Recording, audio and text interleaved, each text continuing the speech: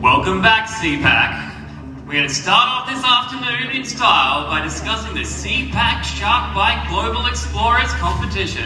Please welcome to the stage Australian entrepreneur Steve Baxter, alongside CPAC Australia General Manager Barclay McGain and Global Explorers alumni Camilla Bailey.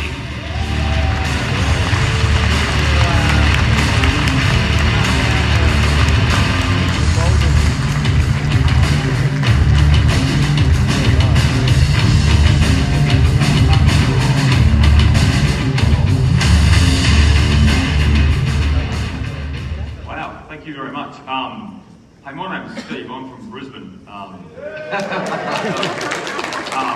Look, I actually had a great time here so far, especially last night. I want to thank all the volunteers. We've had like 60-something of you, and absolute smashing job. Thank you very much. Couldn't have done it any other way. So, for those here last year, we did something a bit different. We did a bit of a pitch session. So this is a bit more of a Q&A. But on the way to the dinner last night, I was actually walking over with a lovely couple, and as we were navigating that maze that is the star, we got lost 3 times. We were talking about how do we bottle the energy and enthusiasm that comes out of CPAC and do something on Monday. What happens on Monday after we have the enthusiasm hangover, and probably the real hangover as well. And so, and how do we work with that energy and do more with it? And a lot of the speakers were imploring us, I suppose, to get involved in a political party, pick your own, get on the ground level, all the rest of it. That's great. But I'm an investor, and I'm a bit like a hammer. So to an investor, everything, to hammer everything looks like a nail. To an investor, everything's sold with an investment. So that's sort of what I do. I'm not sure it's right, but that's what I do. So I invest in young teams, taking on big problems in big markets. Currently, I'm laser focused on defence. We have a looming issue. We've had a 30-year holiday from history and tyrants on the mark. So we have some massive problems there. But I invest in Aussie teams, young teams, taking on massive markets in the European and US theatres, I suppose, and producing things that I hope our soldier sales team would never ever have to use.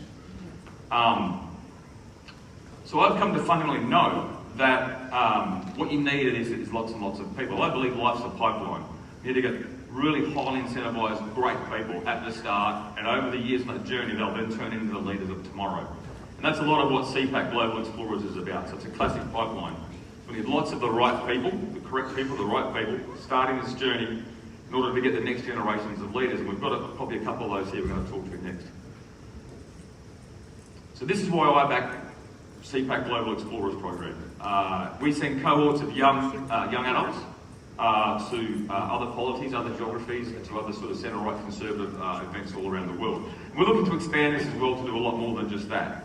So far we've been to US CPAC 3 times, and we've been to ARC I think twice or at least once with some people as well, so ARC in London. So we're really out to get these people, these young people, exposure to these markets, get them enthusiastic, come back and get other people enthusiastic. So it's a really, that's the benefit of the program. So I'd like to introduce Camilla and Barclay, and we're going to go through a bit of a Q&A on what's happened in that program. So I'll start with you. Which events did you actually go to with CPAC Global Explorers? So I went in 2024, I was 17, it was truly life-changing. And your mum was with you? Yeah, mum was with me, my biggest supporter. But yeah, CPAC USA, truly life-changing. Just the conference, it's a 3-day conference, we went for a week. But just to see, the lineup of speakers, it was an election year, so last year, 2024. It was, just Donald Trump came out, to see all the stalls, all these different think tanks that are joining up. And they're just there to share conservative values, especially for the youth. I think we're at a stage where it's not cool to be conservative if you're young, especially if you're going to college or university. But to have those think tanks, to have these conferences where Michael Knowles, where formerly Charlie Kirk, rest in peace, things like that, you can go in, learn things, and also express, your opinions. And that was amazing. That I do recall President Trump speaking, and he told, it was a, if you ever go to one of these things, go to the toilet way beforehand, don't drink. He turns up 2 hours late and speaks for 4 hours. Exactly. And as I found out, if you stand up to leave to go to the restroom, the Secret Service just don't have a sense of humour. But he told this joke. It was actually 4 jokes bracketed into one, and there was not a single lecture where he had no notes at all available. He was just the most amazing speaker. So about yourself, Barkley, what was your experience in this program? My particular highlight, so I've been fortunate enough to do the Global Explorers program twice, last year with Camilla in 2024, and then also this year by circumstance I happened to be over in the US at the time, and particularly attending earlier this year was remarkable. Of course, it was essentially a victory lap for President Trump, the 47th president, 45th and 47th. And I guess seeing on stage, Elon Musk come out bringing a chainsaw to Javier Milei, the president of Argentina, just surreal scenes to see this all playing out on stage. And I think it's awesome seeing the scale at which politics is done over there, Steve. And it's something that we're trying to emulate here in Australia with CPAC. Of course, it's a uniquely Australian flavour when we do it here, because we do believe in Australia first.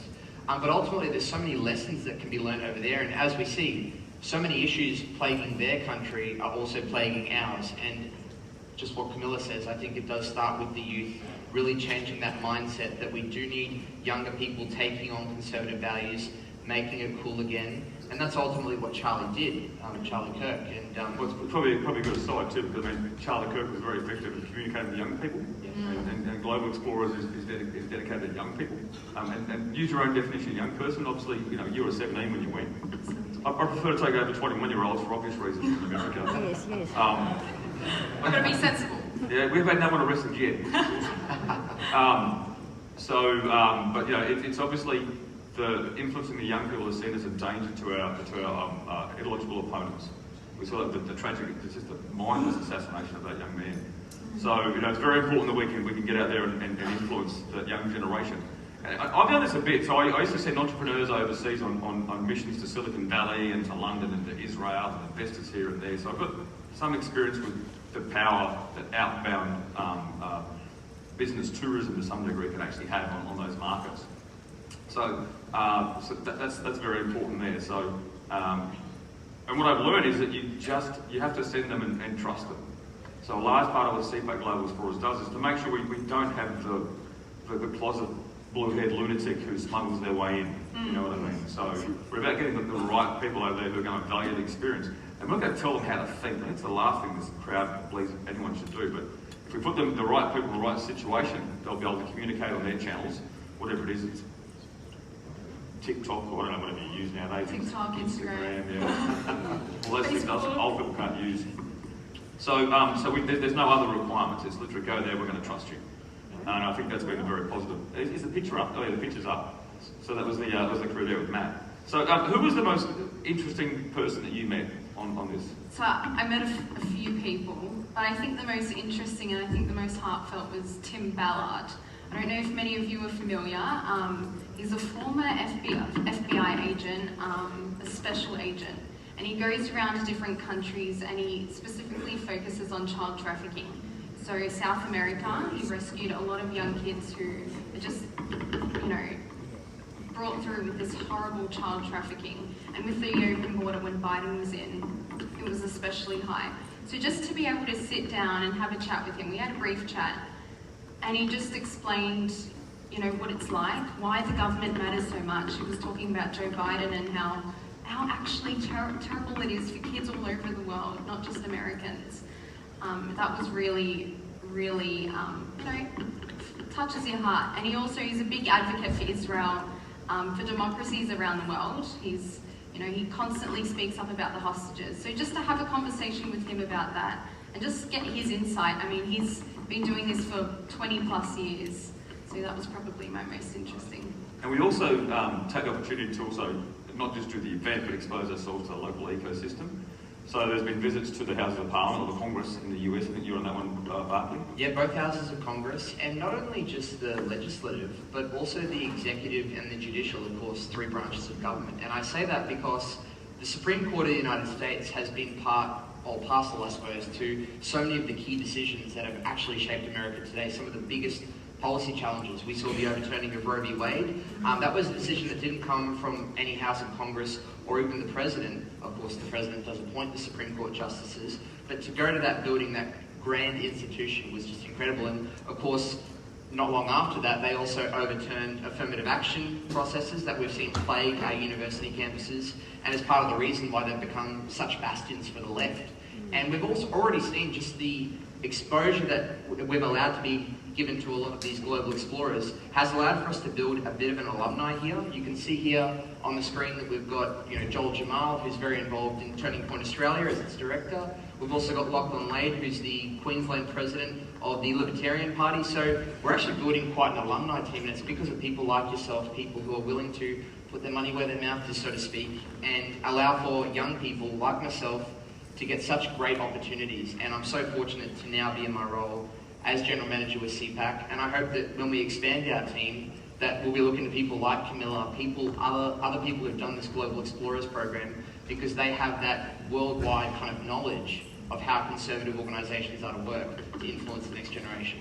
And I think you did one of the think tank visits as well, Camilla, is that right? Americans for Tax Reform. Yeah, which is very famous. They get the elected leaders to sign pledges not to increase taxes, I believe. That's who runs it again? Grover Norquist. Grover Norquist, yeah. So how did you find that experience? So we went for the famous Wednesday meeting. So people from across the world go in for this meeting, and to see what each country has done. So Andrew Cooper spoke on the voice department and how we defeated it, 60%. Good on us.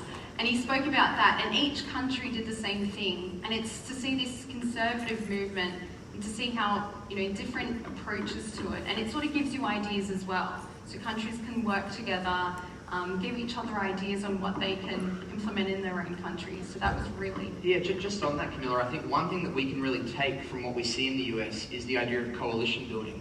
When we went to CPAC, they had a whole foyer of different organisations, even someone with a podcast with 50 followers, but they gave them an opportunity, a platform, really to grow themselves, grow the broader conservative movement, and it wasn't as fractured as it seems to be here. I think that's something that we can really try and push towards, and you can see that we're trying to coalition build here today with a lot of our corporate stores out the front. We've got Connor Court, an Australian book publisher, we've got Citizen Go, the IPA, Red Union. So we're really in the spirit of coalition building, and that's something that I think has been pioneered by CPAC USA, and also with organisations like Americans for Tax Reform that really do try and bring everyone together with that Wednesday meeting. So it's building in that spirit, Steve. It's good. It's not all just work over there either. We also do a little bit of socialising. So there's now, I think, the third year in a row we've run it. There's something called the Australian Party, where we essentially just took over Matt Schlapp's presidential suite. Got some blow-up kangaroos, some Tim Tams, a bunch of lollies, and some booze we smuggled in from Australia. And proceeded to get pretty loose, to be honest. Now that's the polite description for it. We call it exporting Australian culture. This is modern imperialism, actually. So it gets to the point now where Matt Schlapp gets angry requests from people, why weren't they invited to the Australian Party? And he's like, I didn't know it was on 10 minutes. So that was an amazing opportunity there. So we did some other stuff as well. So I'm not sure UK, but UK, we tend to experience definitely the Second Amendment rights in the US while we're over there as well. Definitely, and I know it's something that's not much of a political issue here in Australia, but you do see the kind of appreciation they have for something like the Second Amendment and the right to bear arms over there. And yeah, we were able to go and do some shooting. We were your guests that day, Steve. We went to a gun range. We fired lots of machine guns. I couldn't name to you what kind of guns we fired, but boy, oh boy, what an experience. It was fun, wasn't it? Definitely got to experience the entire that. So with CPAC Global Explorers, it's not just the US. We've done ARC as well, and ARC's on again next year in June in London. We'd love to be able to get some people into that. There are other polities around the world that they can aid with the diversity of how we think about our politics in Australia and their sort of Western values. We can think out loud here about Hungary and Argentina are two standouts. So we'd love to get people into that market to understand what ideas we can infuse back through our system. Now, all this costs money, essentially, so there's been 4 years of rampant inflation in the US, and the US CPAC ones are... I'm a wealthy guy. It makes me wince when I see what it costs me to go to the US at the moment. It is truly terrifying, to be honest. But it's very important we do that. So in the past, it's been somewhat of an ad hoc project, CPAC Global Explorers. But I was thinking last night, you know, I can spend all my money at CPAC on pinball machines and hats. Bit of a billboard too. Worthy investments. But there's probably some more important things I could be doing as well. So, that's pretty cool, I shouldn't say that, it's a lot of fun. So I'm investing back in, so I'm putting up $100,000 into the CPAC program, into the Global Explorers program.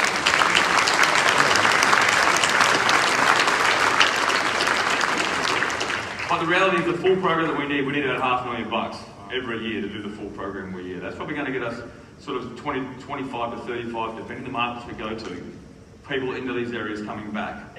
If we do that for 10 years, at the end of 10 years we might have 5 to 10 leaders.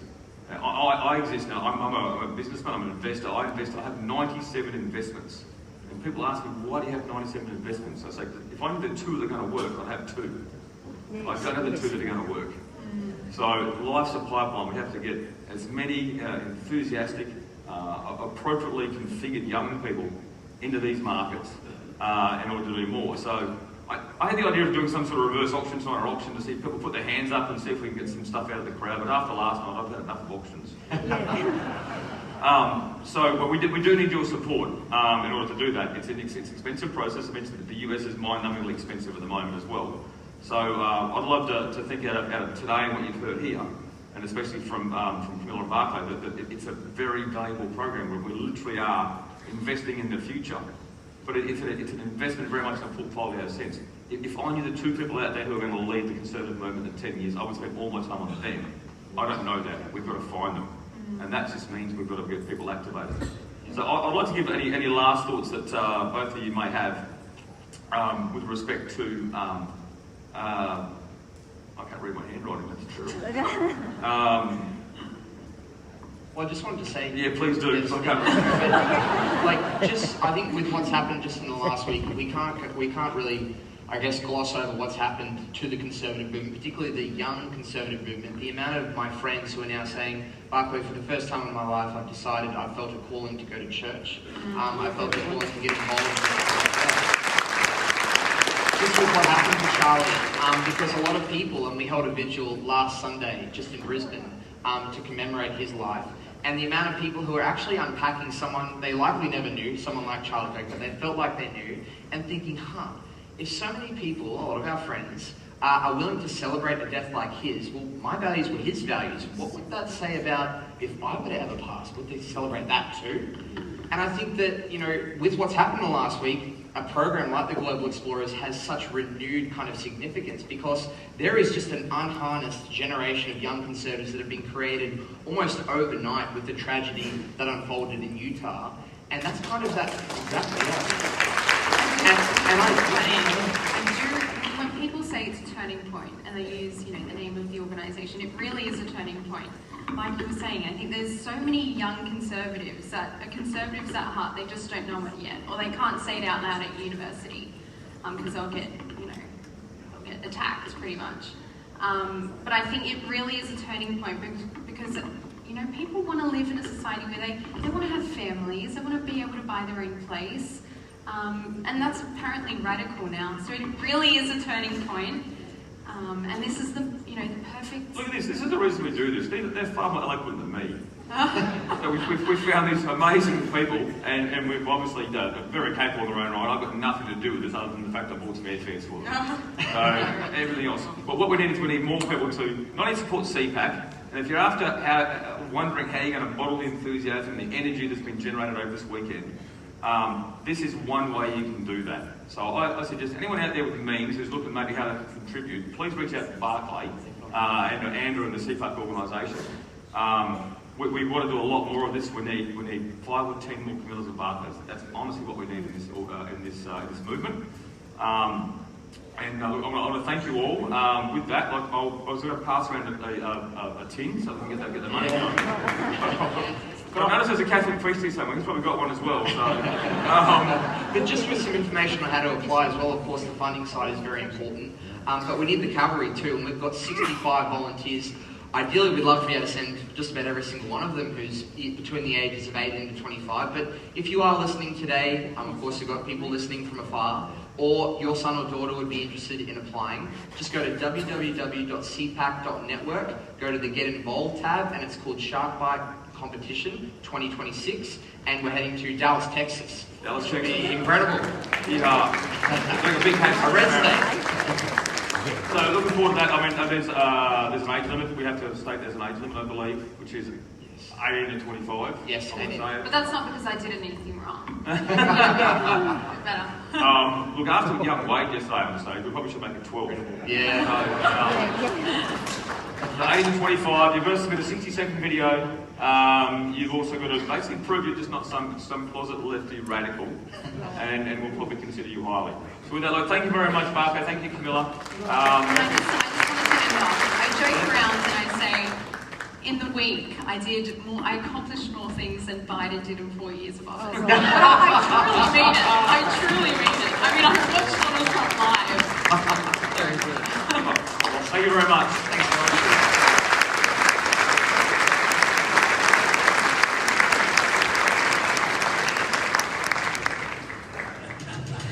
And now, she's one of the most recognisable faces in Australian politics and has the fortitude to say what you're all thinking. As seen on Pauline Hanson Please Explain, welcome to the stage none other than the founder of One Nation, Senator Pauline Hanson.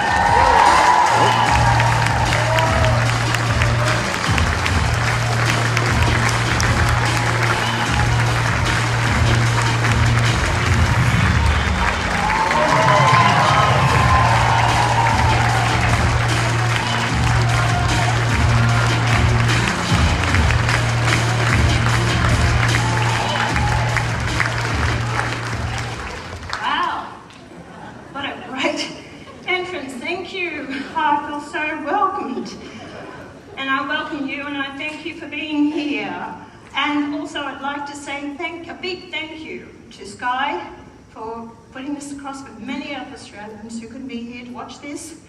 I'd also like to be a big thank you to Mrs. Gina Reinhardt as a sponsor.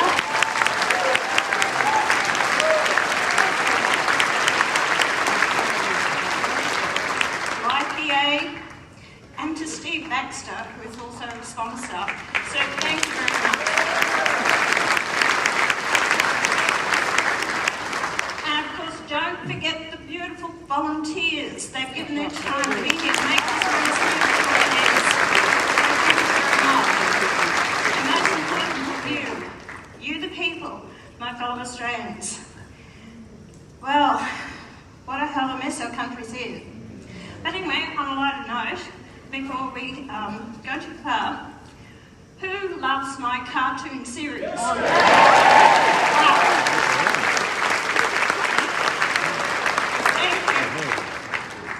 I'll tell you who started all that was James Ashby. He's to blame. But he came to me with the idea and he said, look, I've got this great idea. He said, I want to do a cartoon, but I want to run it past you, see what you think. I said, okay. I said, sounds great. He said, why are we going to do this? He said, we're actually going to try and capture those people between 18 to 35 to enlighten them about politics. What it's about. Great idea. They're all brain dead, most of them. Because they've been brainwashed by the universities and the educational system. That's why. So anyway, I said, no, great idea. So we launched it, and can you remember the first one? They're all in the classroom, and Morrison comes in, g'day, douchebags, how are you? Or Beetroot Barnaby, or Elbow. What about, he's out of Parliament now. Who's that one, the Greens? That was a plus to see that the back end of that man and some of the others. So anyway, we actually have had 3 years of running the cartoons. Over 100 series have been put out. But the big thing now is, and people are saying, Pauline, where's your cartoons? We want to see your cartoons. Well, the big surprise is we're actually putting out the movie. So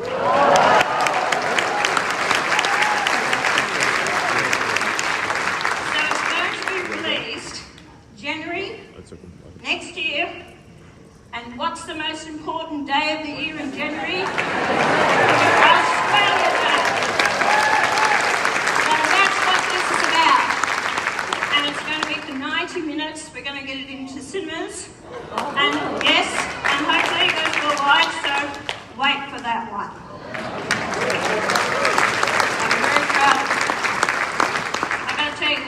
time they had a picture of me, they drew me, I'm out here like this. I thought, that won't do.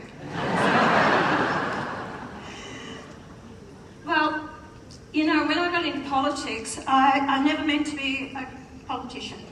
And I've always said I'm not a polished politician, but I can't keep saying that now after nearly 30 years in it, so I've got to move on from that. I should have learnt something by now, and I think I have. I wish a lot of these other politicians in there would have learned as much as what I have.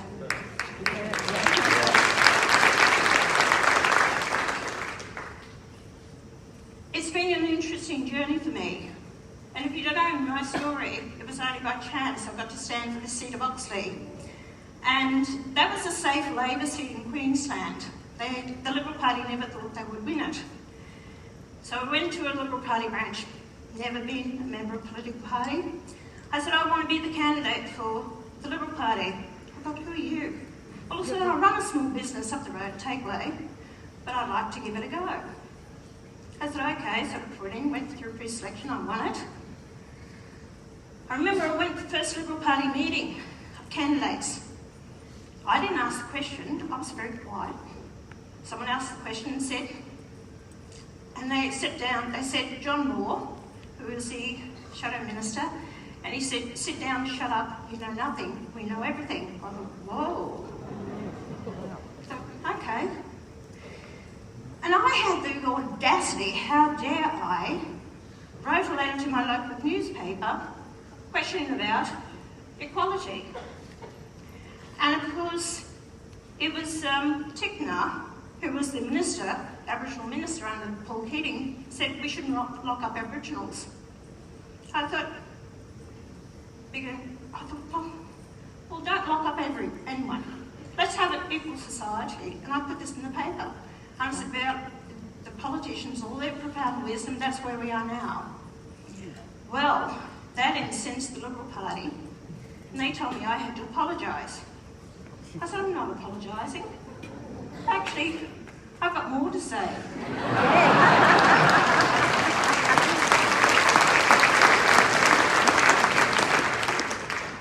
And boy, did I get it. And they called me down there, paced the floor and said, she's gone too far now, she's got to go. So anyway, sat there before all this, ones in suits, you know, they got me straight from my shop. And I was there and I had grease on the front, you know, working the cookers all day, my boots on. And I had all these ones in their suits, and they said, she's gone too far, she has to go. Excuse me. And I said, no, I'm going to resign. I said, I'm out of here, but I stood. No one knew me. Labor, the seat of Oxley was the safest Labor seat that withheld the overthrow of Whitlam in Queensland. That's how staunch Labor it was. It was held by Bill Hayden for 27 years. Wow. And it came from John Howard. She had to go.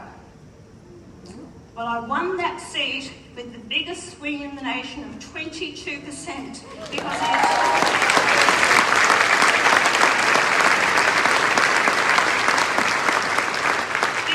the Australian people got behind me. They backed me. They supported me. And I didn't back down and what I truly believed in. And then, it was only a few years ago, I was at the airport. Peter Costello was there. I said, something came up and I said, well, Peter, you certainly know who Pauline Hanson is now, don't you? And he said, actually, I remember that night I was with John Howard, your name came up, and he said, I didn't know who Pauline Hanson was. And I said, well, you certainly know who she is now, don't you, Peter? So, to me, to be a Member of Parliament is the greatest honour that you can have. That people put the trust and respect and belief in you to make decisions on the floor of Parliament to do with legislation that is going to impact their lives and their futures. That's the greatest honour. I don't take this job, you know, without realising the importance of it and how many people rely on me. That's why I don't back down from my convictions, what I believe in. And I've stood by it.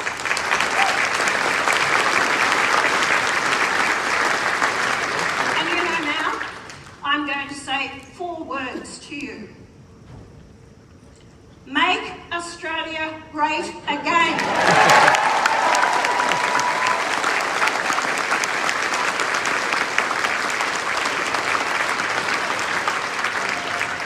And I will keep repeating that, and I will not back down from that. It is who we are as a nation. You know, I've listened to some of the speeches here yesterday, and I hear the speeches on the floor of Parliament. And sometimes I get so disgusted, I thought, where have you been? Why haven't you said this before outside of here on the floors of Parliament? Why do you say things here that you feel safe about, but you won't go out and say it beyond these walls?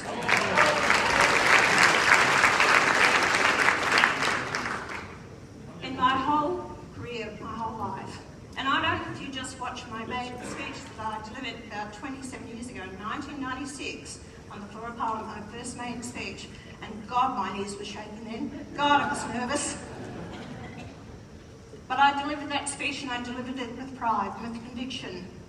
And a lot of things I spoke about then was about multiculturalism, immigration, the economic sector of the country, defence. I wanted to know, excuse me, bloody old age, I'll tell you what. And then you have, it was about the economics of the country, the way it's run. It was about, I wanted a national civil defence force so that people, before going straight from high school into university, must do that 12 months away. Do something. I spoke to them about, guess what, it's too late, they're not interested. They said, you can't have this one going into that, they will disrupt the whole military force. And they know their rights. They said, we will not be able to control them. And we see things that I've said over the years. And people say, what is it with you? I said, because I have a vision for my nation. And that's what politicians should be doing. It's like running a business. I ran my business. You have to have a business plan. You have to have a future and plan where you want to be in 5 or 10 years' time. No difference in politics. I don't wait to see what the polls are telling me. It comes from here.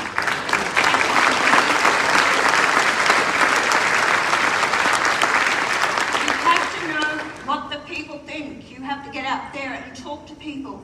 You have to be a part of it. You have to breathe it. You have to experience it.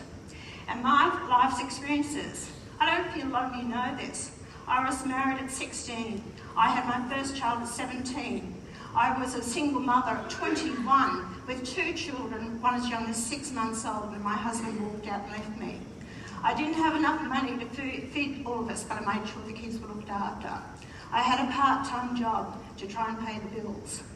I had no assistance, no help, nothing, not a cent. Just completely distanced myself from myself and the kids. And it was just, you know, and then I've been in the farming sector, I've had cattle, so I understand the farming sector. I've been in small business. I've been a plumber's wife, ran a business. I was up there doing the guttering, doing blockages, going to the neighbour's place, changing, re-tapping, re-washing taps. So I learn't it. You think you took him out to my husband out for lunch. He said, do you mind getting up here and helping me put the gutter up? So that was another job that I did. And it came from the work ethic. I'm one of 7 children, the 5th youngest. Anyway, between you and I'm the quiet one of the family. You laugh at that. Heaven help John Howard if he had the rest of my family in there. But I watched my father work 106 hours a week for 25 years. And it's called the work ethic. It's taught me resilience, to stand on your own 2 feet. No one owes you anything. The world owes you nothing. And I'm sick and tired of seeing people out there play the victim.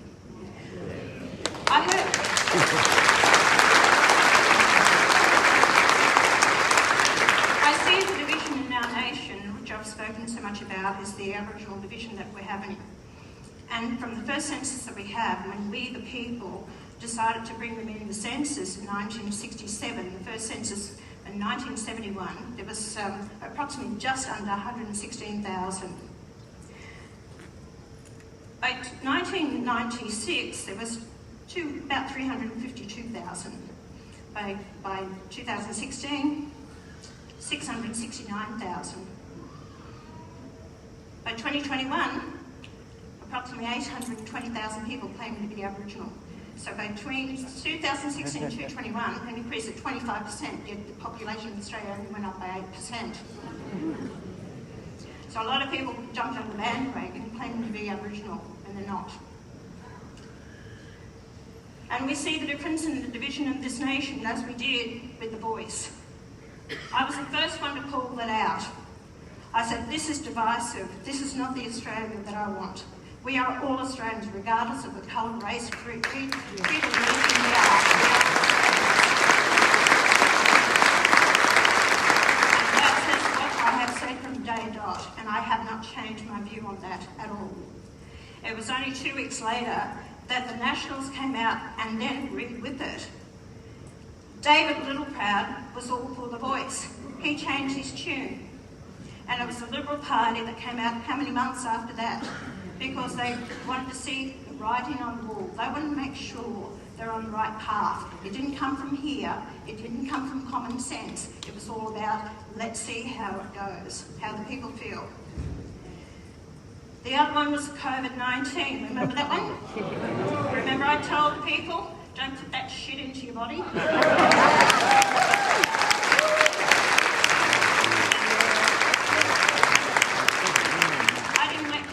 Research, because what told me, normally when you have a vaccine, it goes through a process of 10 to 18 years before it's processed, not having some international organisation telling you you had to take this, and then had your lives disrupted, or kids now that are psychologically damaged because of the problems that we've had, or people with health issues. That didn't take some, wait for polls to tell me. It was a gut instinct, because you do your research, you know what the hell you're talking about.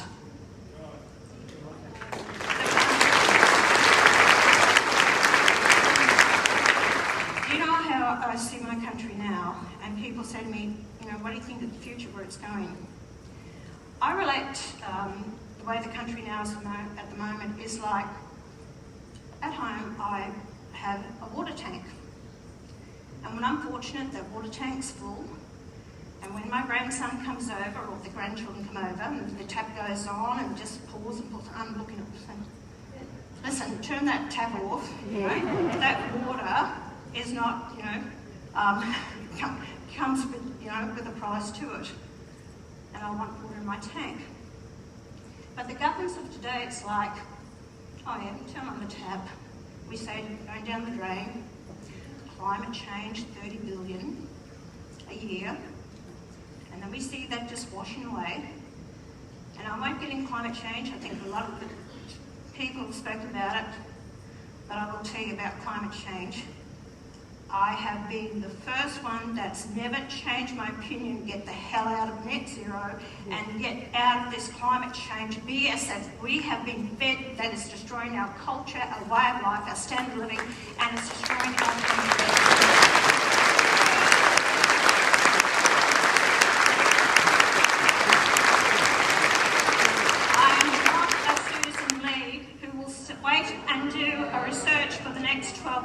It's not me. I know. If you don't know, if she's been in politics for this long and she doesn't know the results that it's having on our country, then get the hell out of the kitchen.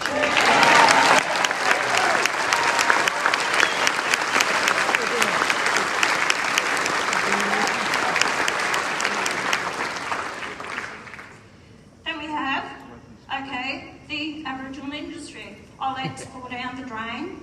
Okay, so your tank's going down. Then we've got the Aboriginal industry, another 30 billion a year. That's going into it. What have we got? Sexual abuse, domestic violence, alcoholism that's going on. No jobs, no productivity, absolutely nothing. And division. And then we've lost nearly 60% of our land is now under native title. And still they're going after more and more. And what? We're to blame. You whiteys did it to us. I hear it on the floor of Parliament from Lydia Thorpe all the time. You're a racist, you're white privileged. No. This is my land, and I was born here, and so are my children. I will not give up this land.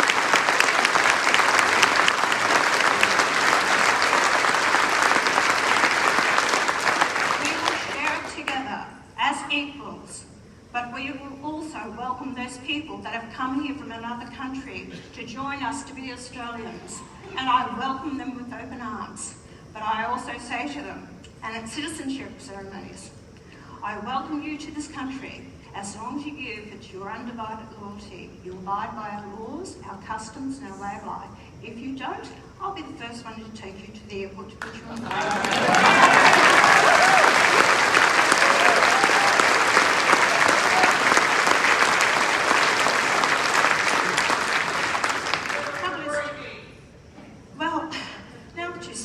I just remembered that. Trouble is, I told someone to piss off back somewhere. And they were offended by it. I don't know why. If you're not happy with everything this country's given you, then surely, find somewhere else to live. But anyway, that's just for your information. That's going to trial in November. So it's a 3-day trial, which I am through the appeal court. So anyway, I've got 5 judges. Hopefully, they're a little bit better than the last one that I had out with his decision. But who knows how our judicial system is going to go. But anyway, that's another fight that I've got to take on. But guess what, people? If I win this case, then I am actually going to get rid of 18C, which our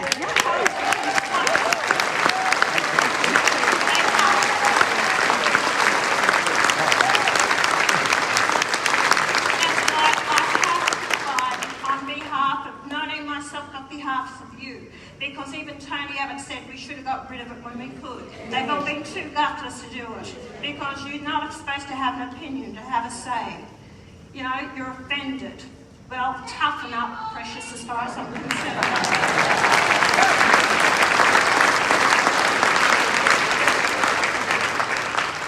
But the tap goes on again. And what else have we got? Tanks draining, NDIS, 52 billion a year. By 2032, it's going to cost around 95 to 100 billion a year. That was meant for people who were truly disabled. Parents came to see us and said, we look after our kids constantly all the time. But what are we going to do with them, when we're gone? Who's going to look after them? I said, fair enough point.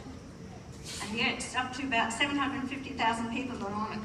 That many kids have been diagnosed with autism and with issues or chronic fatigue should not be on NDIS.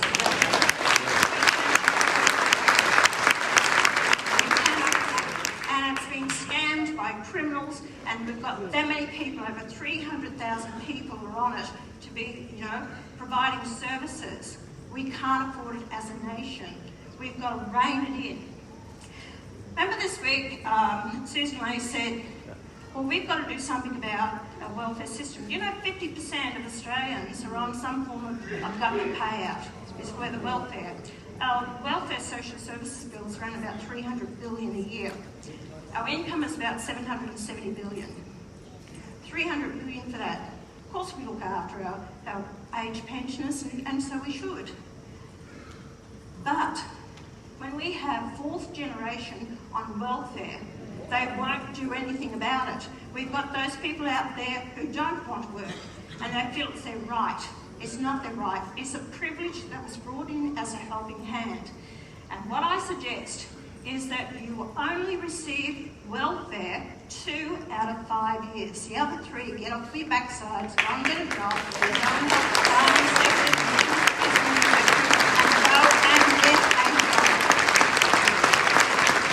That's where the safety net will be. So I hope that Susan Lee picks up my policy there with that one, which they have done with many other policies as well.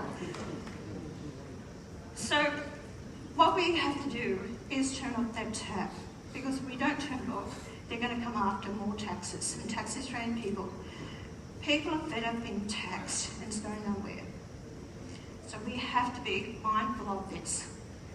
We've lost industries, manufacturing. That's nothing I've been saying for years. Where has it gone?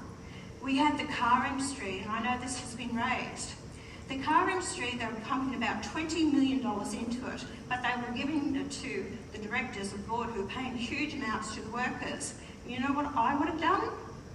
I would have said, right, okay, we'll subsidise you, but we're going to subsidise the Australians who buy the cars. So if you actually buy a car, an Australian car, we're going to refund you $5,000, not to the company. So when you that encourages Australians to buy the car and give it back in the pocket of Australians, and not for these directors of boards to give them bigger pay rises to pay out all this money coming through. That's how I would do it.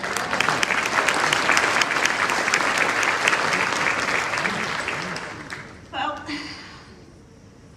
there's a few good eggs on the floor of Parliament, very few. That's a few. And I want to acknowledge that my senators and the newly appointed, he didn't win the election, but appointed Senator for New South Wales is Sean Bell. Now, I thank you. He is here today. So he'll be on the floor of Parliament, be sworn in at the next sitting of Parliament. And of course, this week, both houses of the New South Wales Parliament had to pass it. And guess what? Who tried to stop it? Mark Latham and Rod Roberts. They're two people who won seats, the One Nation seats, and yet they walked away from me and from the members of New South Wales and those people who voted for them, and they're standing there holier than thou, hypocrites, to stop him from taking his seat because he's not from New South Wales. But I'll put it to you this way. I've had a lot of people that have walked away from me over the years, and loyalty means so much to me. Loyalty and honesty is two most important things to me. And Sean's worked with me for 9 years, and I can tell you he wouldn't be there unless he was doing a good job. You don't be around me for too long if you can't do a good job.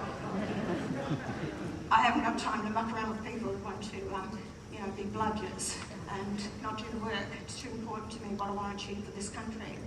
So anyway, Sean got the job, and I'm so proud of him. And he's moving to New South Wales and work hard for the state. And I'll tell the people in New South Wales, if you've got to complain about it, go and talk to Minns or go and talk to Albanese, because they're quite happy to let the people from other countries to flood into New South Wales, and yet you're worried about someone coming from a border who is an Australian across the border.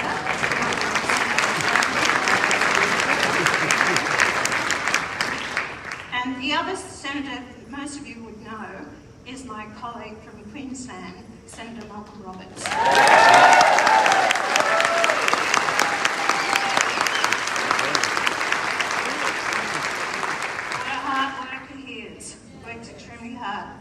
And the other one who's newly elected to Western Australia is Tyron Whitten. And Tyron is, again, a champion man who works extremely hard for the people of Western Australia. And I'm going to call ourselves the A-Team. And I guess what? I'm not going to leave it there. This week I've been given the honour of being called the true opposition of this country.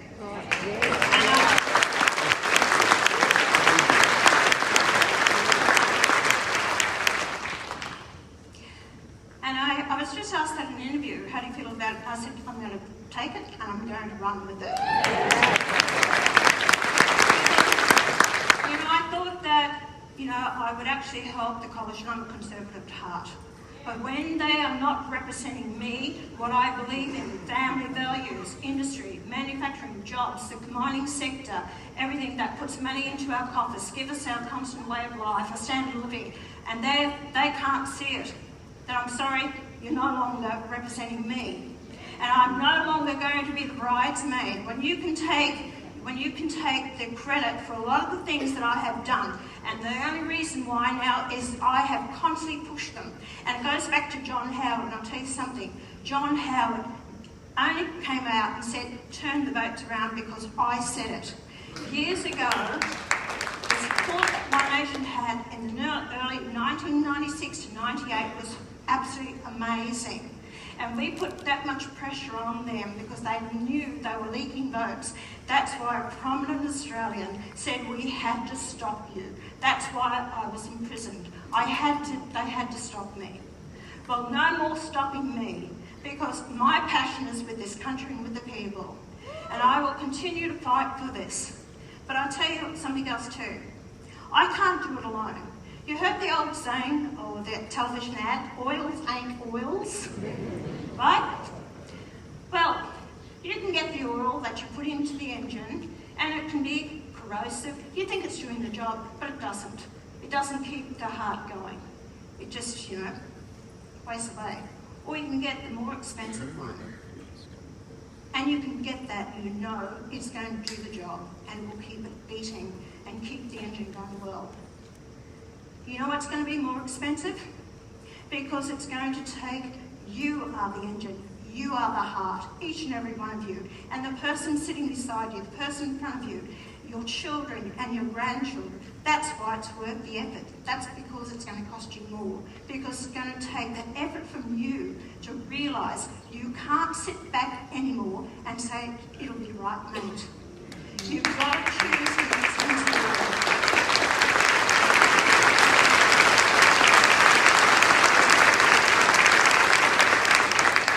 We have to keep the heart beating of this nation for the future generations. We've heard Liz Truss talk here and tell us what's happened in England. We know what's happening to France and Germany and other Netherlands and other countries. This is not the country that I grew up in. It's not the country I want to hand on to my children. I'm calling on you, my fellow Australians. Get behind One Nation. We are the movement that is going to make a real difference. We will work together, fight together, as candidates, as volunteers, as members, people in this movement, that we can do it. I know we can do it.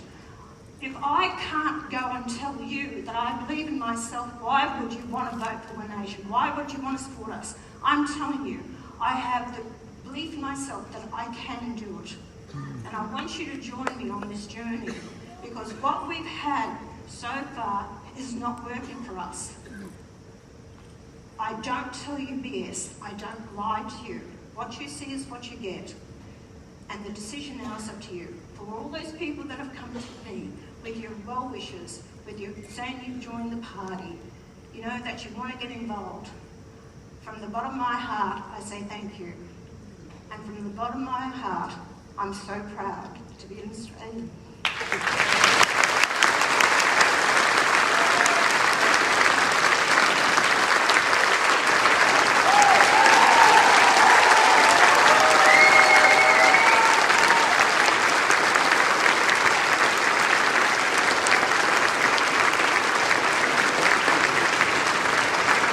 You know him as one of the most staunch advocates against the COVID-era madness. Please welcome to the CPAC stage, Victorian Upper House member and Libertarian, David Limbrick.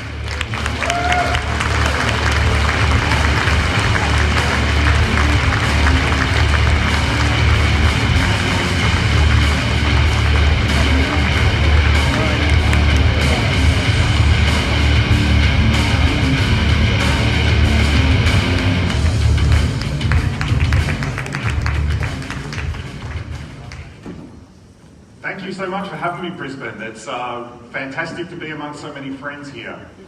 I know some of you are going to be disappointed that I'm not going to be talking about machete bins today.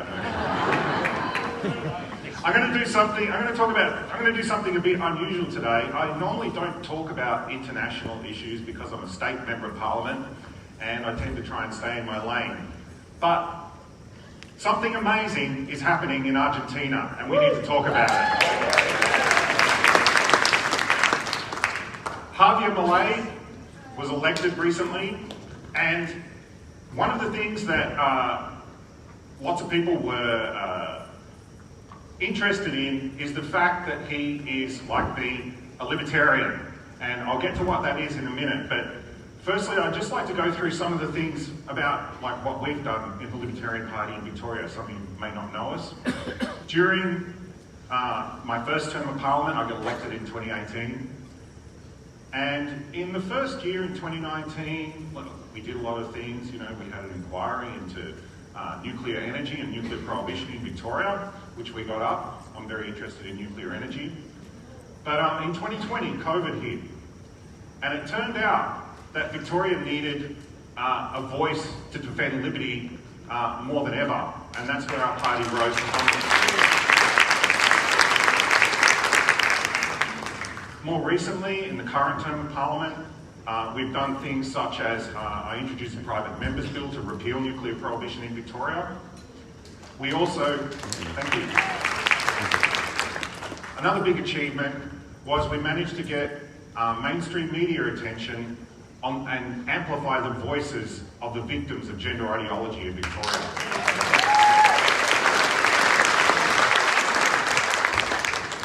And of course, energy. We've been talking a lot about energy, but we're one of the few in Victoria that's been standing up against this net zero madness.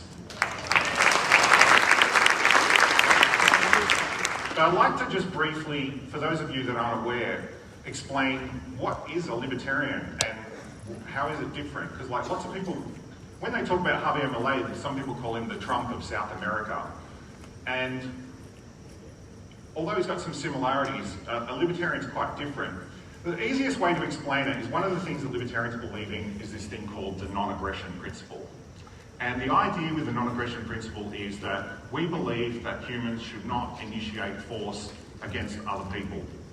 And we believe that this maximizes freedom, maximizes prosperity, and the type of world that we envisage, if everyone actually adhered to this principle, there would be no assault, there would be no theft, there would be no robbery, there would be no murders, because people respect other people's rights, and that's what we really believe in.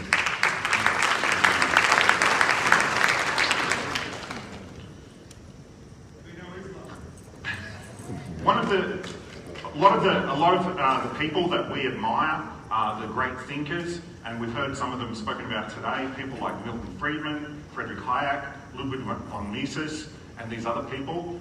The people that we look to for inspiration and guidance on things are many of the same people that people here would look at. And another thing that conservatives and libertarians have in common is we share an opposition to what many people would call the left. In Victoria, of all places, you know, we've had these Marxist ideas have spread like a virus, and they don't just spread into people's minds, they also spread into our institutions, and we've heard a lot about that yesterday, how institutions have been taken over. What Milei did is, before he was elected, he reframed the enemy. The enemy wasn't really the government, the leftists on the other side. The enemy was much wider than that. And this is what I believe too. The enemy, in many ways, is the state itself. And what Milei did is he said the solution here, the way to deal with it, epitomised by his famous chainsaw that he carried around, the way to do this is to delete parts of the state. And that's exactly what he's been doing in Argentina.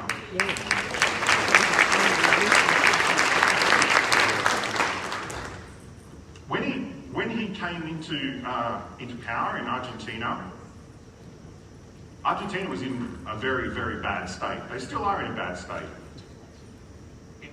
It's such a sad decline for a country that in the late 19th century, they were one of the richest countries in the world. And after decades and decades and decades of socialism, they got to the point where in December 2023, their monthly inflation rate was 25%. About 40% of the population lived in poverty.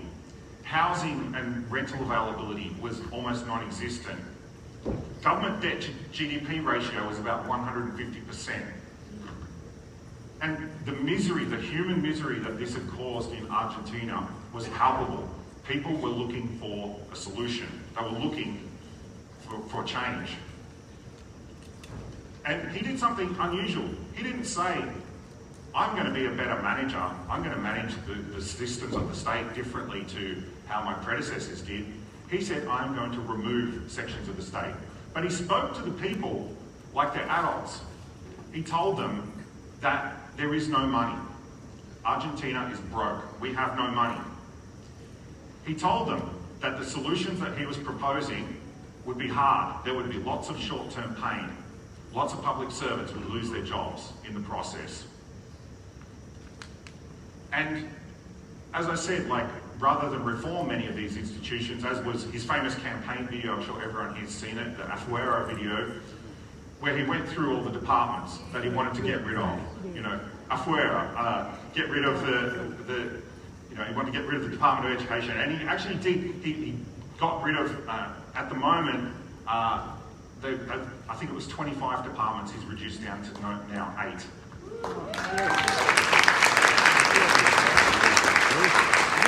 The very first thing that he did, he knew that because they were broke, they needed foreign capital really fast.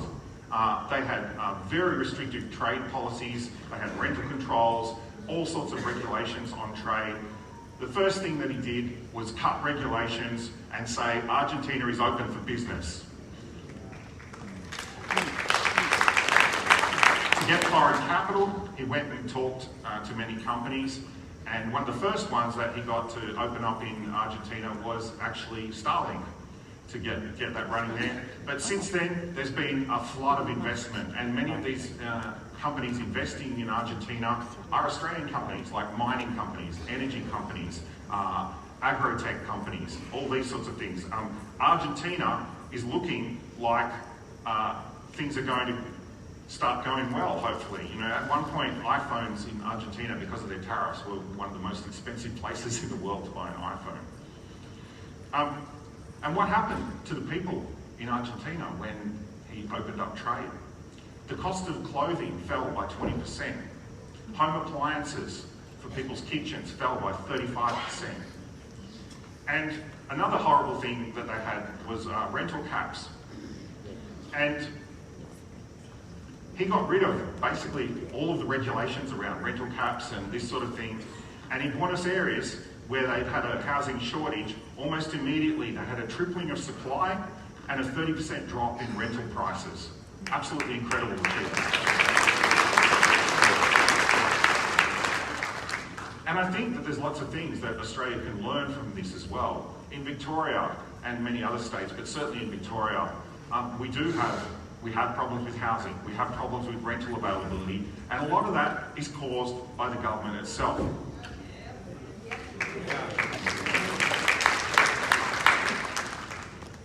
Energy. He said, we're not doing this net zero thing anymore. He promoted exploration for coal, gas and oil, made certain that foreign companies that wanted to invest, they would have stability and regulatory stability and certainty in their investments. And he also did something which is really amazing. He recognised that there's going to be a huge demand in AI products and services in the future, but the limiting factor to AI is energy, because you need computers to run AI. And so what he did was he announced that they're expanding their nuclear program in order to become the AI capital of South America. He even did something amazing when he was asked about the Falkland Islands. Of course, everyone would be familiar with the war between them and the UK. And they asked him whether he would want them to come back to Argentina. And he said, why would they want to come back to Argentina now? He said, I want to make Argentina so great that they will volunteer to come back to Argentina. That's what he said. But we have problems of our own in Australia. And I think yesterday when I was hearing Dan Wootton talk about the UK, and this could really be a warning to Australia, and indeed Argentina's fate before Malay could be a warning to Australia as well. We have problems here that can be addressed by looking to freedom-focused solutions. And one that I've been focusing on is organised crime. Organised crime in Victoria, and indeed throughout Australia, much of it is driven and incentivised by government policy. And the one that we've been talking a lot about is tobacco excise. Tobacco excise, which has been supported, had bipartisan support for many, many years, going up and up and up, because we have a public health bureaucracy that's been captured by people who are giving advice to government, that has led to an explosion in organised crime. In Victoria, we have arson attacks almost every week because of this tax, because of what they've done. These bureaucrats that have given this advice to government need to be sacked. In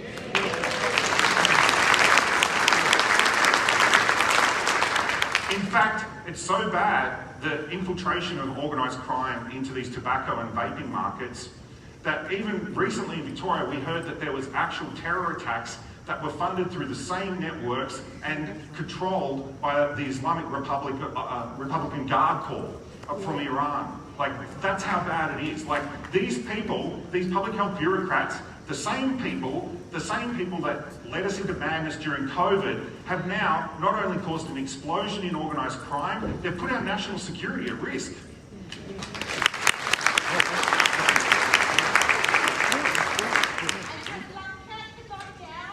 No, I don't think so. Tobacco excise, yeah. But housing, another issue. There is so, like in Victoria, we got a stamp duty inquiry in Victoria in 2023. That was the Libertarian Party that got that up. And one of the most amazing stats that came out of that inquiry was about 40% of the cost of a new house is government taxes, fees and charges. Like, no wonder we have a housing shortage. It's absolutely crazy. Planning controls that are insane. Like, if you want to redevelop property, it's so difficult. It takes years for planning applications to go through. It's just a nightmare. And we need to look at deregulating this entire sector because it's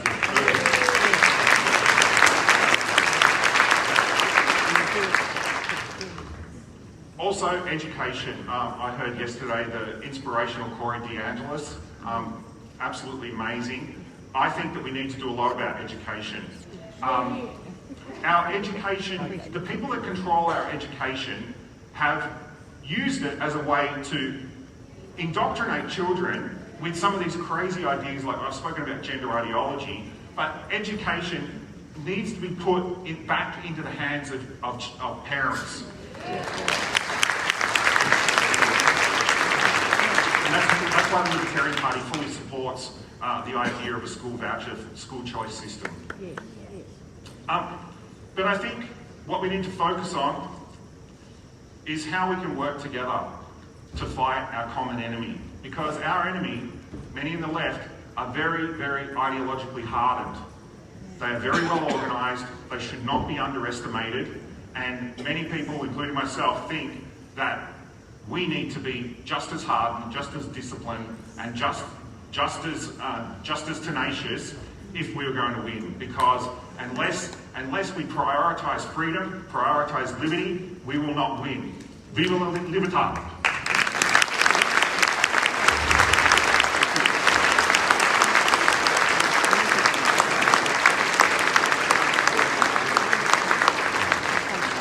Ladies and gentlemen, she's one of the great civil rights defenders of our time. Please welcome to the CPAC stage the CEO of Giggle for Girls, Sal Grover.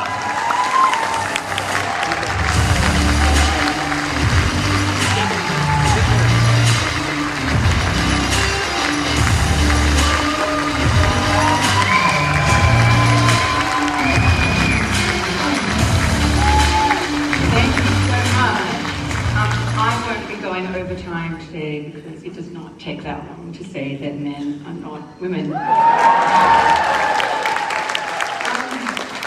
So some of you may know me as wine girl number 2 from the gala dinner last night. But otherwise, I am the giggle in the Giggle versus Tickle legal fight that has been going on in Australia for the past few years. Also, sorry about my voice, I've lost my voice. Tickle v Giggle was as it started, and now Giggle v Tickle was the first sex versus gender identity discrimination case in the world. And Australia had a real opportunity last year to lead the way with sanity and rationality and reality, and went in the complete opposite direction, unfortunately. So basically how I got dragged into all of this is I started a social networking platform exclusively for women called Giggle. It was where women could connect to find roommates, freelance work, we had a lesbian dating component, pregnancy, anything specifically female, also sort of a Twitter, Reddit style forum where women could speak without any male interruption or have conversations where they might not want men to be involved. It was a response in response to the misogyny and sexism that women do face online. It was actually not in response to the nonsense that is gender ideology. In fact, I didn't know about it before we'd even officially launched. We were on the App Store and Google Play doing beta testing, and I woke up one morning to thousands upon thousands of men on the app and leaving one-star reviews calling us transphobic and TERFs, and I'd never actually heard that word before. One of the things they also said was I had to go and educate myself, which is probably the only fair comment they ever made. So I did. I went and Googled what a TERF was, and I found, especially in the UK, these women who were speaking out about the fact that not only were men claiming to be women, but governments and institutions were taking them seriously. I still didn't know at the time what had actually happened in Australia, but I soon found out.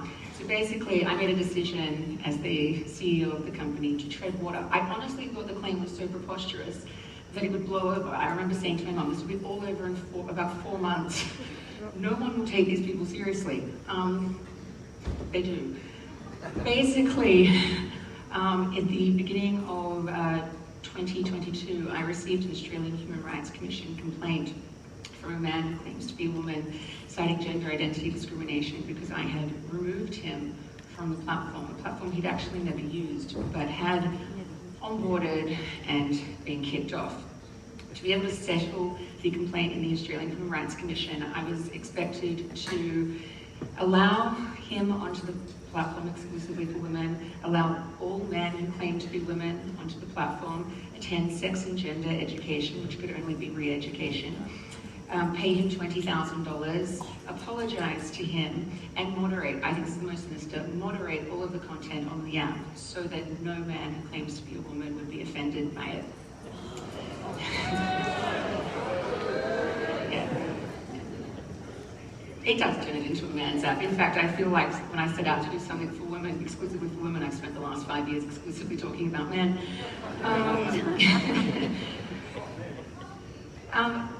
I felt very much that from the first day that I got this complaint that the Australian Human Rights Commission / the Sex Discrimination Commission was never at all considering the fact that I also have human rights, and by extension that every other Australian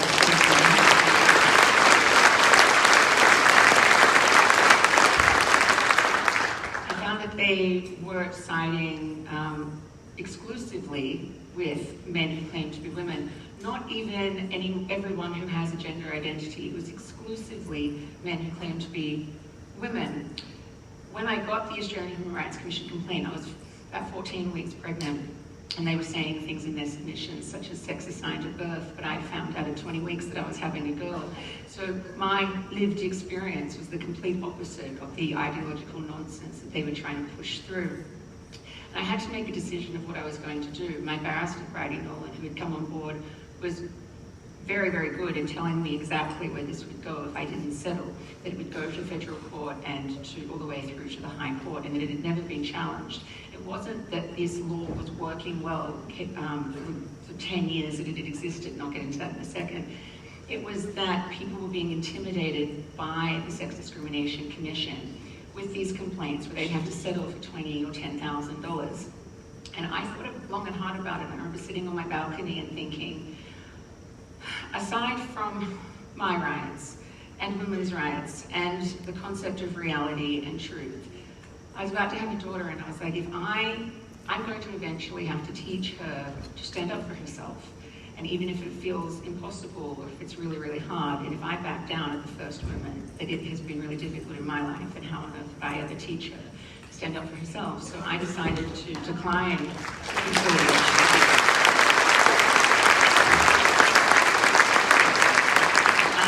and not settle in the Australian Human Rights Commission, and so it did escalate to the federal court. Now, what essentially the problem is here is that in 2013, Australia's first female Prime Minister, who has dined out on that fact for the better part of a decade, allowed amendments to the Sex Discrimination Act, which took out the definitions of both man and woman and put in the definition of gender identity. Yes. Which, I mean, the problem is there wouldn't be so much of a problem with that because if it wasn't for the Sex Discrimination Commission itself being so captured that their interpretation of the law, which law is always open for interpretation, is so ideological that they have completely forgotten that the Sex Discrimination Act should favour sex first and foremost. So the Sex Discrimination Commissioner intervened in the court case as amicus curiae, which they have a statutory right to be able to do. They intervened, they're supposed to amicus curiae as a friend of the court, they're there to interpret the law and to help the judge. They intervened completely on the side of gender ideology. From the very first moment they intervened, they were saying absolutely ludicrous things like men who claim to be women should be entitled to pregnancy protections in case anybody thinks that could happen. So the first round in the federal court was long and stressful, which culminated in the decision from Justice Bromwich saying that sex is changeable, siding with men who claim to be women, that they can be women under law. That's a lie. It is a lie. It's 100% a lie because, as we all know, sex is not changeable. Documents can be changeable, but sex is not. This is not even a correct statement in law of how the law even works. No human being on this planet has ever changed sex. One of the problems is in this country is in state law, people are allowed to change their sex marker on their birth certificate. In this state, for example, any of you could go tomorrow to the birth, deaths and marriages office. It's $126, and you can change the sex marker on your birth certificate to the opposite or anything so long that it is under 100 characters and doesn't include swear words. And that's a lie too. Yes. And not only that, you can do it annually. So, of course, we appealed. And the appeal was heard this year in the full federal court in front of 3 judges. And we're currently waiting for the decision on that, which hopefully will come sometime before Christmas. It usually takes about 3 to 6 months to get a decision, and our hearing was in August.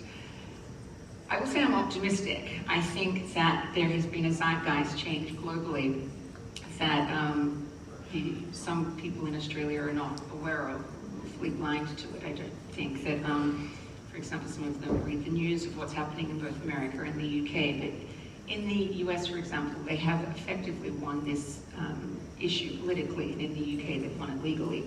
So in Australia, because we have next to no real political pushback on this, it's going to have to be won in the courts, and that's why we're here. So all of this obviously does sound completely crazy, but it actually, if you can believe it, gets a little bit crazier. The first round in court cost $560,000 for me in legal fees. The appeal cost, when it's finally said and done, will be $1.2 million. When we go to the High Court, it will be anywhere between $1 to $2 million in legal fees. Being able to do this, raise the money for this through crowdfunding, through the generosity of moms and dads and concerned citizens and women and men, everyone all around the world, but especially in Australia, with $10, $20, $50, $100 donations. We've never had any big backers. We don't, to this day, have any big backers. I know there's a lot of people who think that J.K. Rowling is paying the bills. She is not. I currently have $500,000 in legal invoices sitting on my desk that have to be paid. The other side, meanwhile, has no financial stake in this. It is all pro bono plus funded by the Grata Fund, which is a social justice legislation initiative to give money to people for legislative change in the direction that they wanted to go, and we all know what that direction is. So yes, it is very, very expensive, and we can litigate in a different conversation about how expensive lawyers are. It's definitely a conversation to be had, but I actually, my position is not only the fact that people who are doing their profession should be paid, but the people who have been on my team and supporting me have actually been doing the work. I was talking to a senator not long ago, and she was just sort of quite flabbergasted at how expensive it is. And I said, yeah, but at least they're doing the work. Politicians could fix this for free in a week.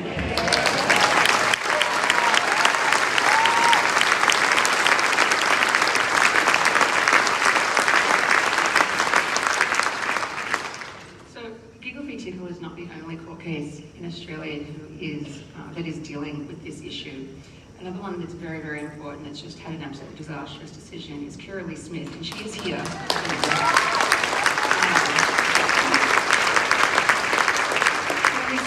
Is the spokesman for an organisation called Binary, which exists to fight gender ideology in law and society. And she put on Facebook that there are a few posts about men in women's sports. These two men have dragged her through courts for vilification and have ABOs taken out against her, and she's now lost and is preparing to appeal. This is probably the most chilling case in Australia that everybody should be focusing on, and it is not getting the attention it deserves. If Kira Lee Smith, who is the spokeswoman for Binary, does not have the right to political communication, then no one in this country does. Not one politician, not one media. It means that every single person who has spoken at this event this week could be done for vilification, and they will lose because the precedent has been set. So Kira Lee needs all of the attention and support that we can give her. Another one is Gillian Spencer, who is a child psychologist in Queensland.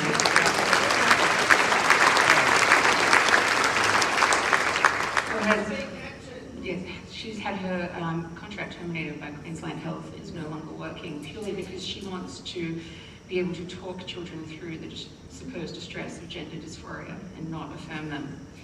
I think it's really important to note that this is not strictly a left or right issue. We can definitely talk about the fact that there's one side of it who is indulging it and one who is not. It's not even just a women's rights issue, and I think it sells it short. It's always sold it short to say that gender ideology only affects women's rights. It affects everybody. Everybody has the right to acknowledge what they see with their own eyes, to live in reality, to have freedom of speech, freedom of belief, and freedom of association.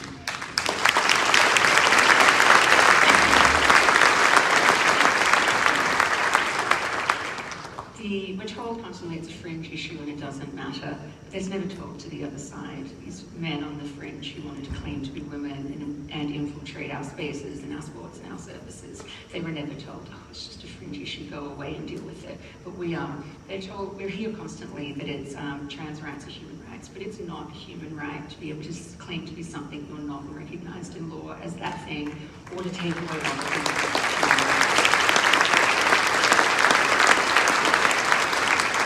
It's very important to remember when fighting this is that if they can make you believe men are women, they can make you believe absolutely everything. And that's why just this past weekend, it was a news broke that there is a male pedophile who abused his own daughter, who is now claiming to be a woman, and he is in a Victorian women's prison. There's no media in this country that has covered this case as of yet. No one has spoken out about it. However, Jacinta Allen, Anthony Albanese, and Anna Cody, who, from all of her submissions into the court case against me, is on this man's side, should have to explain why they are choosing the rights of perverted criminals over ordinary citizens. It is my opinion that Anna Cody should resign as Sex Discrimination Commissioner.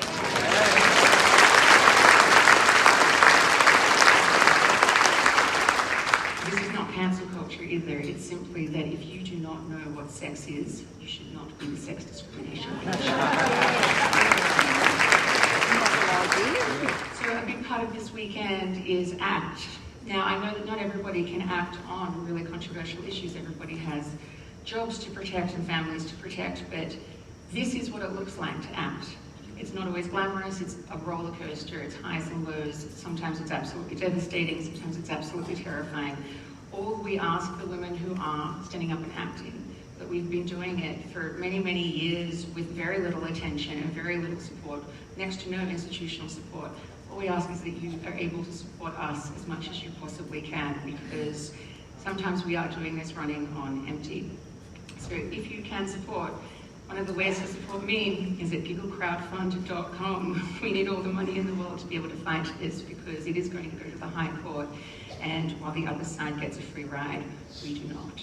So if you would like more information, please never ever hesitate to email me, direct message me, anything you want. I'm always happy to talk to everybody to explain more of the situation, what's at stake, and answer any questions that anybody has. And finally, I just like to say, men can never ever be women, and if we can't say that, we don't live in the time.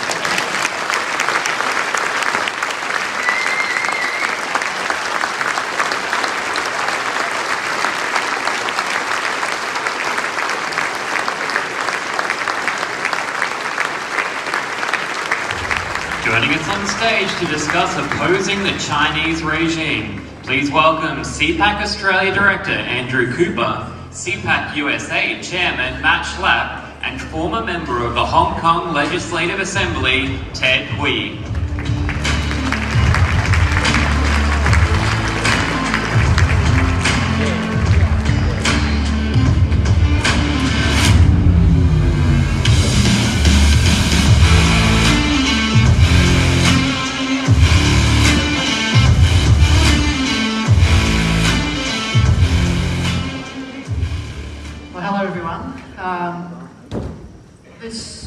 This panel is a panel to discuss, I guess, freedom and authoritarianism. And Matt... Why do you look at me when you say authoritarianism? Yes, sir. We in the West, we talk about freedom a lot. We talk about the importance of freedom, but I think we really... I get the sense that sometimes, particularly the younger generation, we don't have an appreciation of what the alternative is, authoritarianism.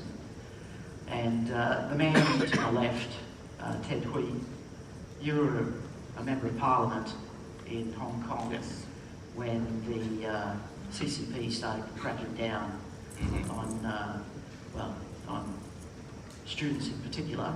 Correct. But can you tell us your experience about being a member of Parliament and where you came from, what changed, and perhaps where you are now? Yeah, I didn't serve in the Parliament for very long. It's only for one term.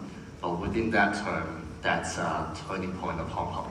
So we went from debating in the Parliament peacefully about public policies, even though we didn't have one man, one vote democracy, but it was fine. But suddenly, the civil society grew very strong in Hong Kong. So Beijing was terrified. So we won local elections, landslide win. So Beijing decided it's time to stop. We can't let you grow. So they disqualified all of us, the Democrats, the oppositions, and put majority of us into jail. So I'm the few lucky ones who made it out of the country, living in exile now. Yeah. And so what does the CCP do? Do they try to influence you now? And you have family back in Hong Kong, and if you don't, those that do, what happens to them? Yeah, now even in Australia, I'm still advocating freedom, democracy in Hong Kong because they can't speak up. They are too scared. I still do it, but not without trouble. So the CCP's long arm is after me, so they issued arrest warrants against me, 23 criminal charges, bounty over my head, and bankruptcy orders, confiscation of assets, everything that we can do. And my relatives back in Hong Kong, they are still harassed by security police of Hong Kong very constantly. So they would come up to their places, do morning raid, and then take them to police stations, interrogate them for a whole day, and then release them. It must be heartbreaking for you, knowing and love. I mean, most Australians travel to Hong Kong before the handover, and I think it'd be fair to say we loved Hong Kong, didn't we? It was a testament to me. It was a testament to the capitalist system. There's nothing much there except the ability to trade. Yeah, and they still have the form of it, but the intrinsic value has really collapsed. Yeah, yeah. But we had an experience, didn't we, back in 2019 at the height of the student protests. Perhaps we could share that with the audience. Yeah, I don't know if you all know Gordon Chang, who's on our CPAC board, but he's a good guy. His wife Lydia is a Hong Konger, and they were in touch with friends in Hong Kong. And when the protest occurred, they didn't really want a lot of outsiders. It was a student movement, a young person's movement, and Gordon and Lydia were told that they would actually like CPAC to come over.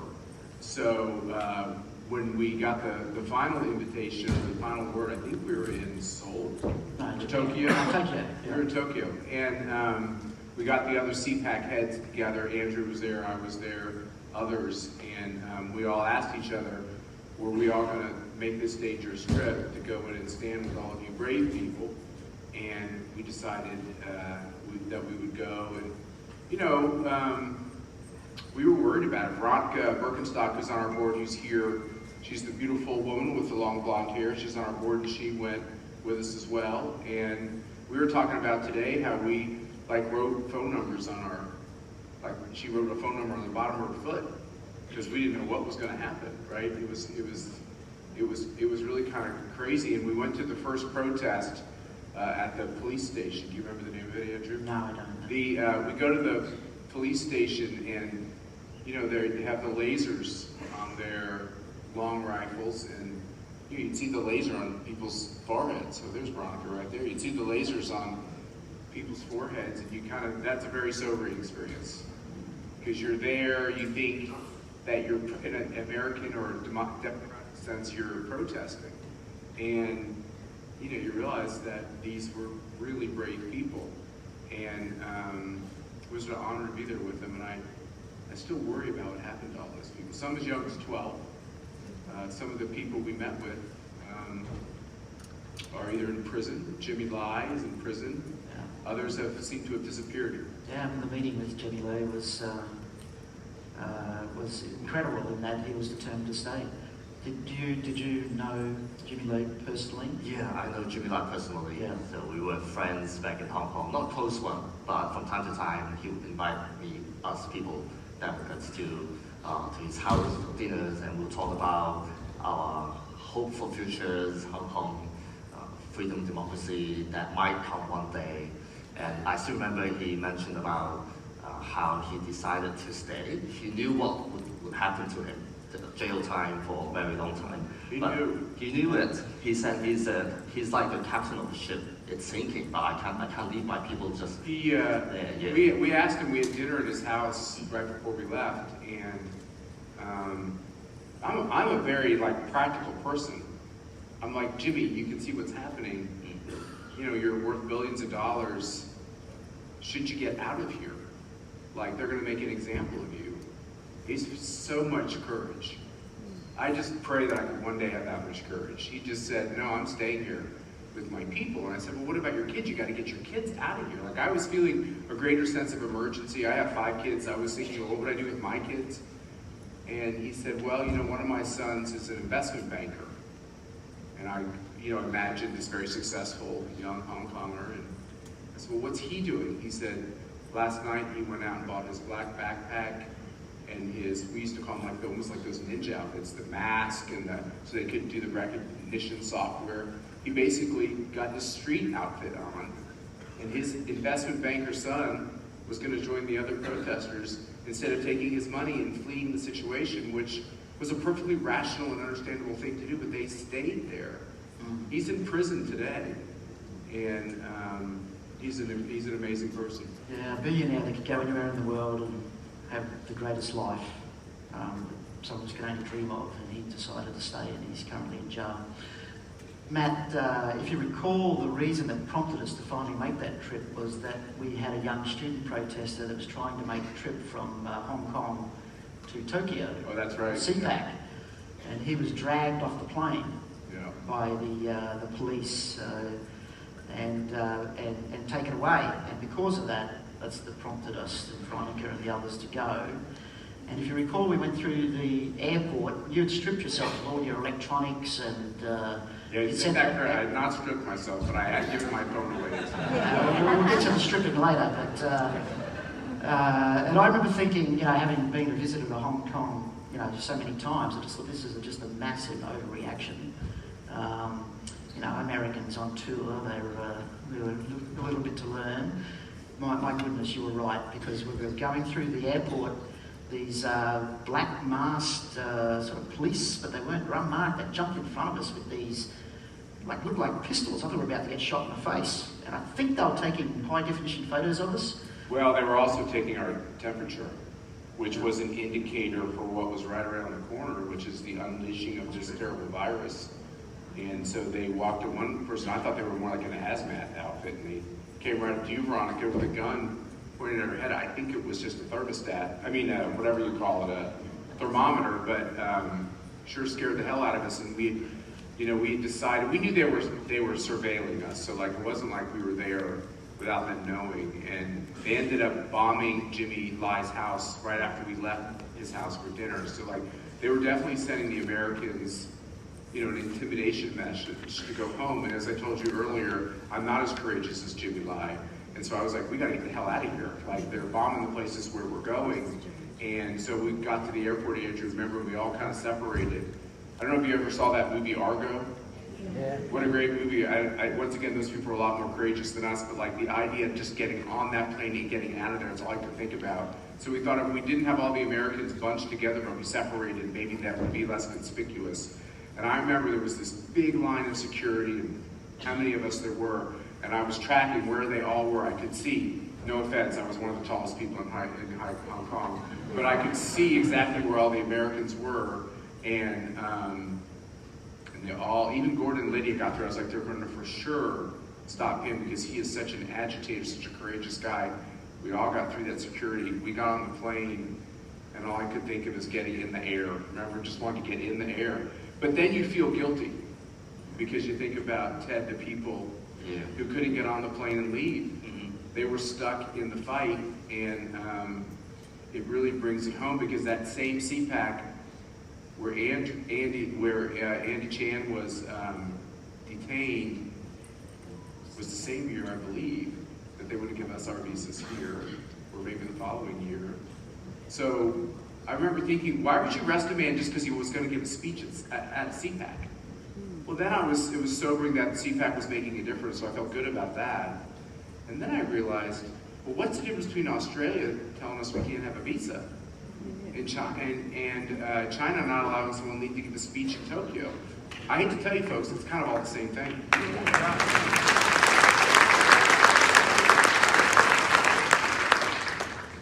So Ted, just relating back to that period where the protests were in full flight, what was your feeling as an MP? Did you know where that was going? Or did you think this was a temporary protest? Where were you at that point? That's historic, and the protest to that scale, that massive, was unprecedented at that time. So we didn't know. People were very angry, and young people, they told people like us that just leave me. If I die there in the protest, I die there. So it's like the last battle, and if we didn't win this time, and that would be the end. So young people were so courageous, they were so determined, but our role. It's hard to talk about that. Yeah, it's bitter. But we try so hard to stand in the front line to yell at the police, don't shoot the kids. Yeah, they are peaceful. They just love Hong Kong. Yeah, that's why they were doing it. I still remember that feeling. Yeah, Matt and I went to a couple of protests and stood with the kids, and I have these two enduring memories from that in the rain.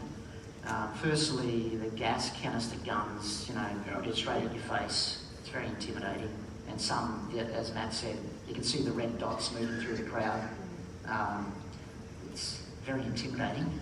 And the other... That was the train station, right? That's right. Where it was raining, and the kids were lined on this staircase. That's right. And they started singing their songs. And then as an American, it gets me a little emotional. They started singing my songs. They knew my songs. Yeah. And that was right in the middle of America, saying that my songs were racist. And people of another race are singing our songs because they think it represents freedom. Yeah. That's how insane it was. Do you remember how that came to pass? It was raining, and you put your CPAC umbrellas up, Yeah. and they started singing Land, Hope and Glory. It was incredible. Yeah. You know, it's just incredible. Yeah, it was. That's very sad. You think about that. It's like begging for freedom. Yeah. Anything that represents freedom, we'll do it. Yeah. So we're at this train station. The kids are young people. Everybody looks young to me these days, but they're up the stairs. And then these commuters would walk by and see the kids singing. And I remember seeing one guy, older guy with a briefcase. He was clearly just trying to go about his work. And he kind of turned around, got on the steps with the kids and started singing. You saw grandmas come, join them. You know, and this is why the police are really bustling around them. It's a very, dangerous thing to do. But it'll be indelible in my mind. And I hope that we all understand where we are as we have our civilization, we have our Western civilization, we have what did Tony Abbott say? Our Anglo-Celtic tradition. God, I love that. That's a great phrase. I'm going to borrow that one. We have to stop letting them demonize it because everybody all over the world really wants that in the end for their family. And Ted, what do you think? You've been a Hong Kong MP, you've lived that, you've got arrest warrants out on you. If you travel back there, you'll certainly end up in jail. What do you think? What's the message you want to give the Australian audience, leaning back on your experience? I think we had a lot of imagination about future, freedom, democracy. We thought we would get there. We thought even though we can't achieve that, we would just stay there. That would be the status quo. So we took it for granted somehow that freedom would remain, but it doesn't. It collapsed overnight, in days and months. So I think that's a message to people living in freedom that we need to keep fighting for it.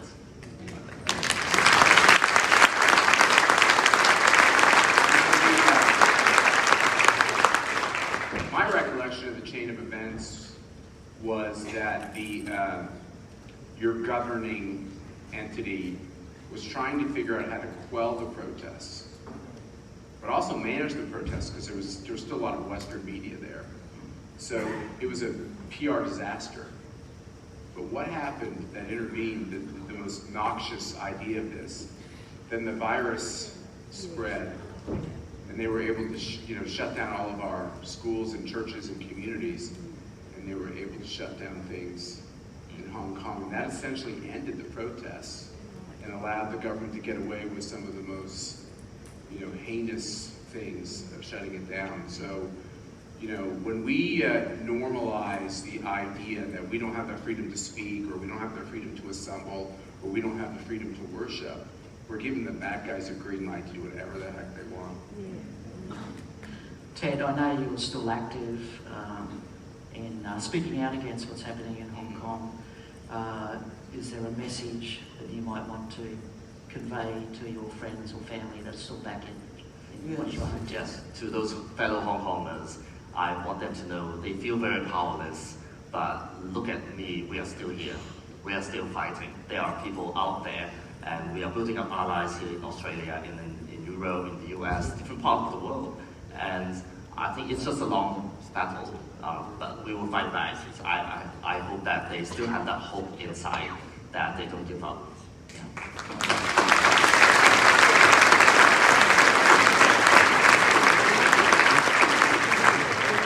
Ladies and gentlemen, please thank Ted Yu again. Great fighter.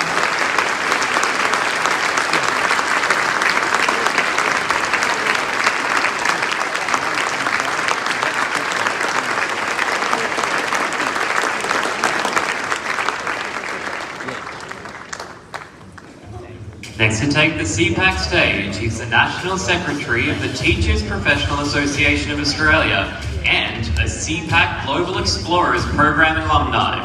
Please welcome Edward Schuler.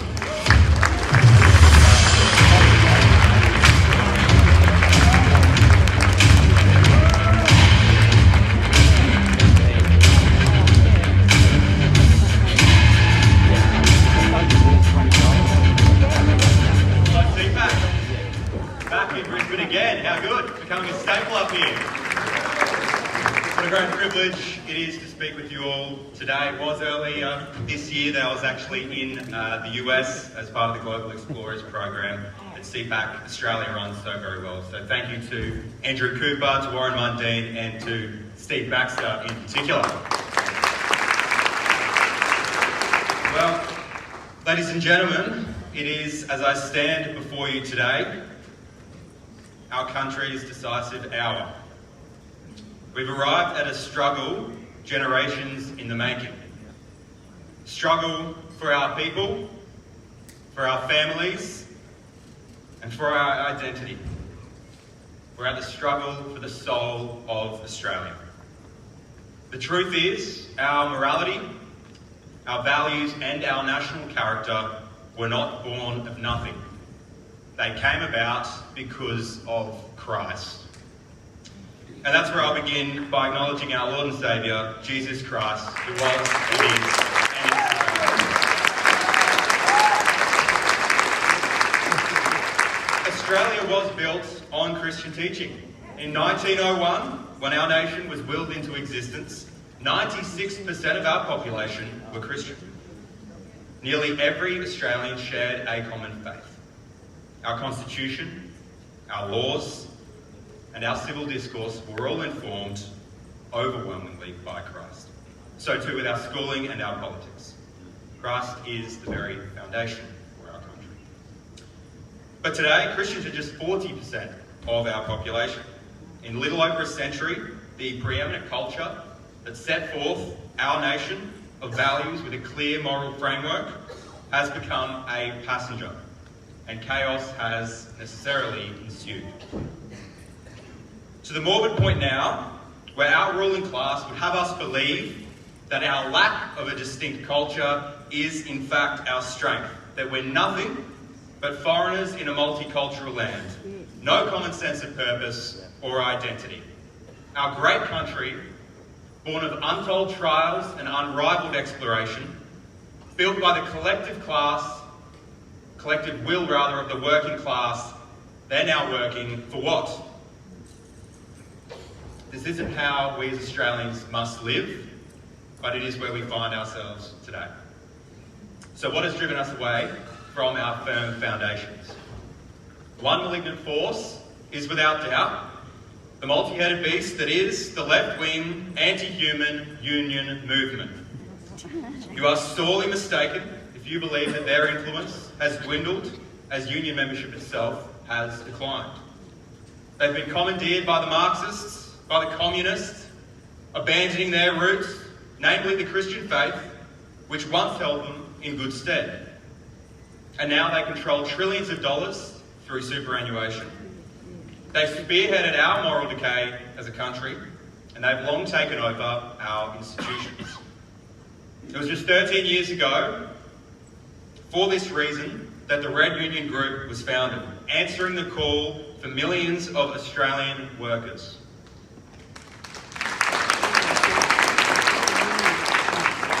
A group of alternative unions across education, health, policing and trades, Red Union is at the forefront of reversing our civilisational decline. We fight for Australian values, for the strength of the family unit and for the freedom of the individual. The very need for our existence attests to the betrayal of the working man which has befallen our country. It's a betrayal so deep, so duplicitous, that the story and resilience of the Australian worker is wearing thin. As they suffer at the hands of commercial and financial oligopolies, the union movement is fighting tooth and nail to maintain a monopoly of their own, a monopoly on the working class. In the face of this, the the Red Union has grown to represent tens of thousands of Australian men and women across our country fighting for the right to freely associate. To the point now where we represent 30% of frontline nurses here in the great state of Queensland.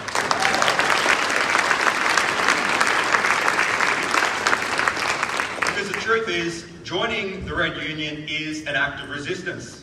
In doing so, you're turning off the tap.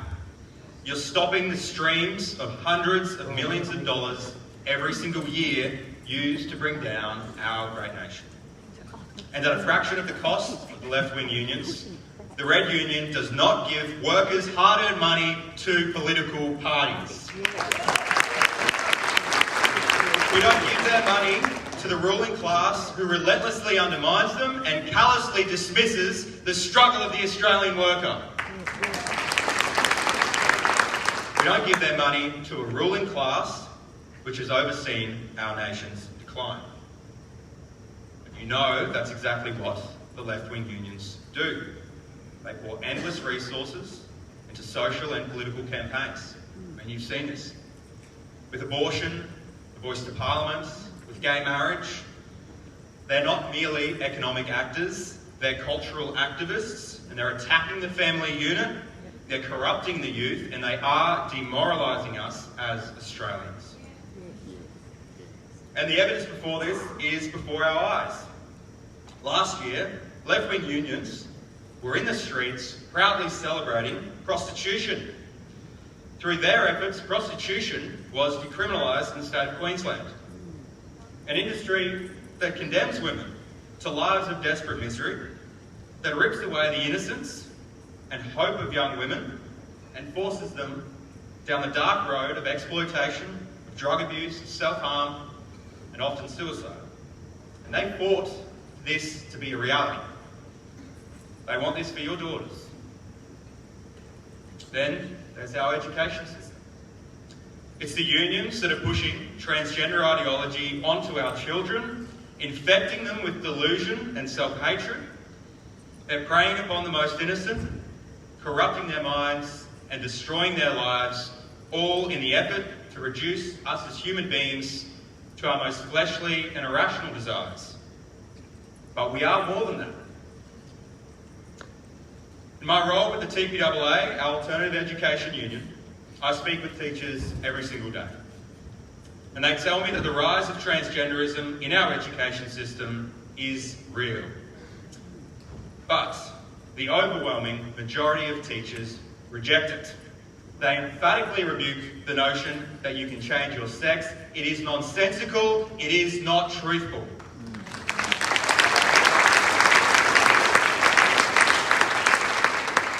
But it does have real-life effects. There has been a marked rise in sexual incidents in schools. Children as young as 6 are watching pornography.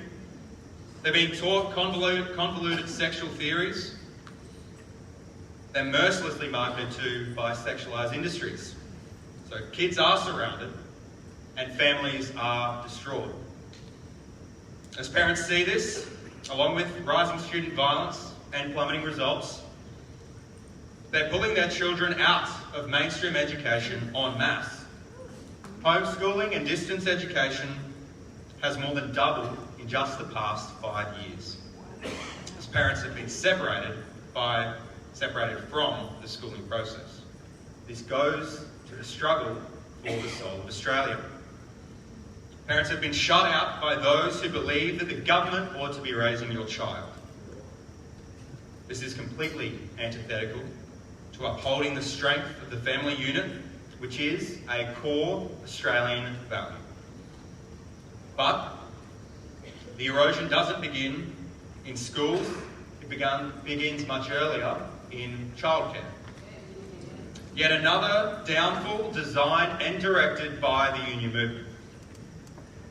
The childcare system in this country is inherently anti-family. It treats children as commodities, mothers as economic units, and it undermines the authority of fathers. It is. At an innately human, but also scientific level, we know that children are better served by being with their family, particularly their mother, in the early developmental years.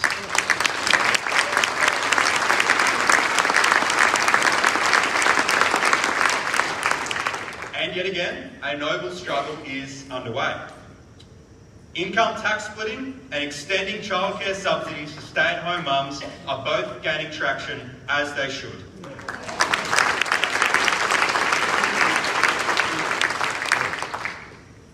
These are essential steps toward restoring the primacy of the family unit, measures which give genuine choice and power to the Australian worker. Which does lead me to the elephant in the room, the measure which must be taken, one that is unavoidable: ending mass migration.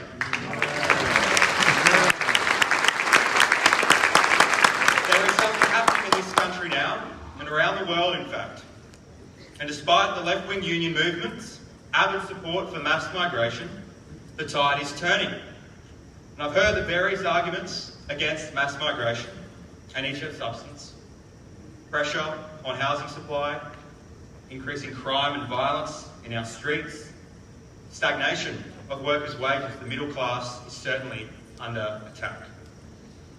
But I believe, at the core of it, mass migration is eroding the Australian way of life.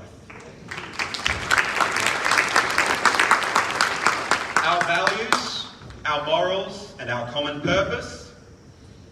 Our country, Australia, is not a land of foreigners, it's a land of settlers, of explorers, and of stewards, people of a common culture.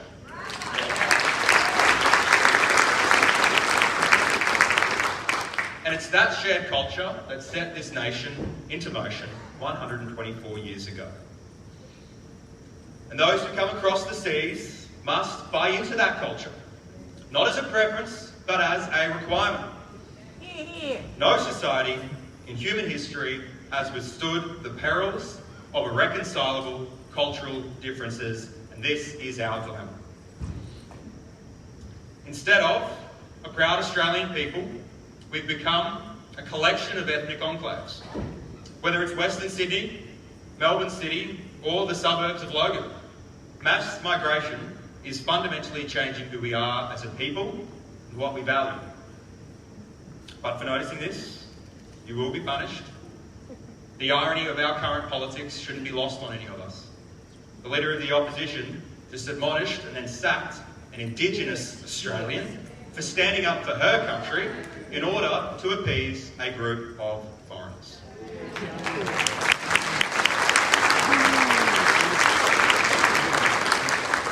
This is the uncomfortable reality of what's transpiring here in Australia. We have an identity crisis, and we're told to stay silent about it. So therein lies the task, my friends, our identity crisis. What does it mean to be Australian? My answer, on which I've long reflected, is to be intrinsic to the rich body of Australian heritage. It is to defend and embody our foundational values, to progress the culture our founders forged. To be Australian is to honour the spirit of those who fought and gave their lives for our great southern land. It is to stand in front of one flag and be unashamedly Australia first.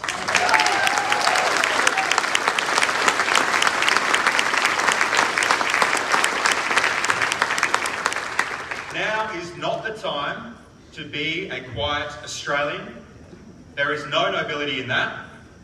We mustn't cower to those who seek the destruction of our nation. We must transcend the fear of labels, labels which change not one thing about the fact that our country is in great peril. Peril which I must remind you is not final. Our country can be resurrected. I can see an Australia which holds a proud national identity, of common values, of vibrant education and strong families, where children are proud to be Australian and adults are proud to defend Australia.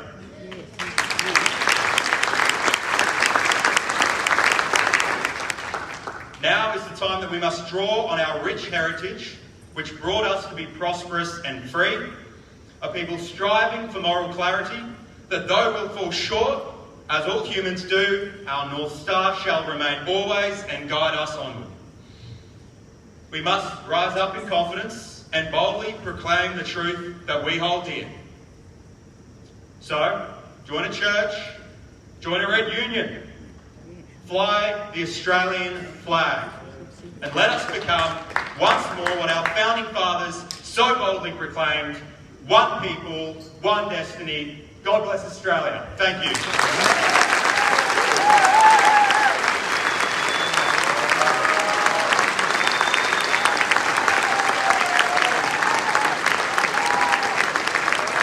Coming up next to the podium, she's a beacon of common sense and a staunch advocate of women's rights. Please welcome to the stage Victorian Upper House member Moira Deeming.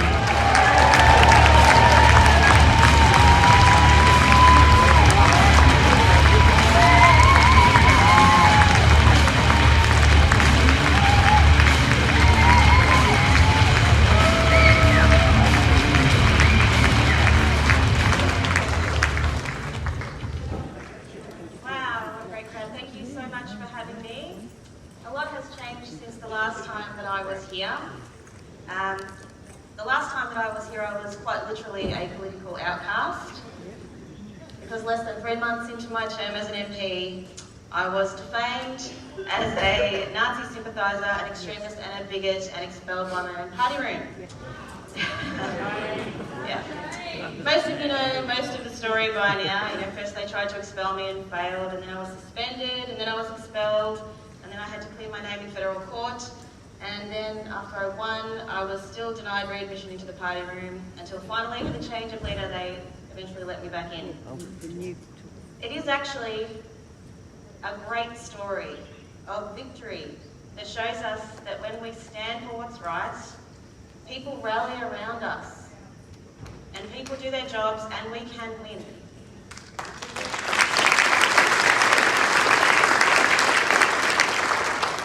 And I especially want to say a big thank you to CPAC and everybody who supports it, because you were one of the first to bring me in from the cold and to give me a platform and hear me out, and it was just amazing. Especially Warren Mundine, he was the first person straight out of the gates to say it wasn't true. So thank you.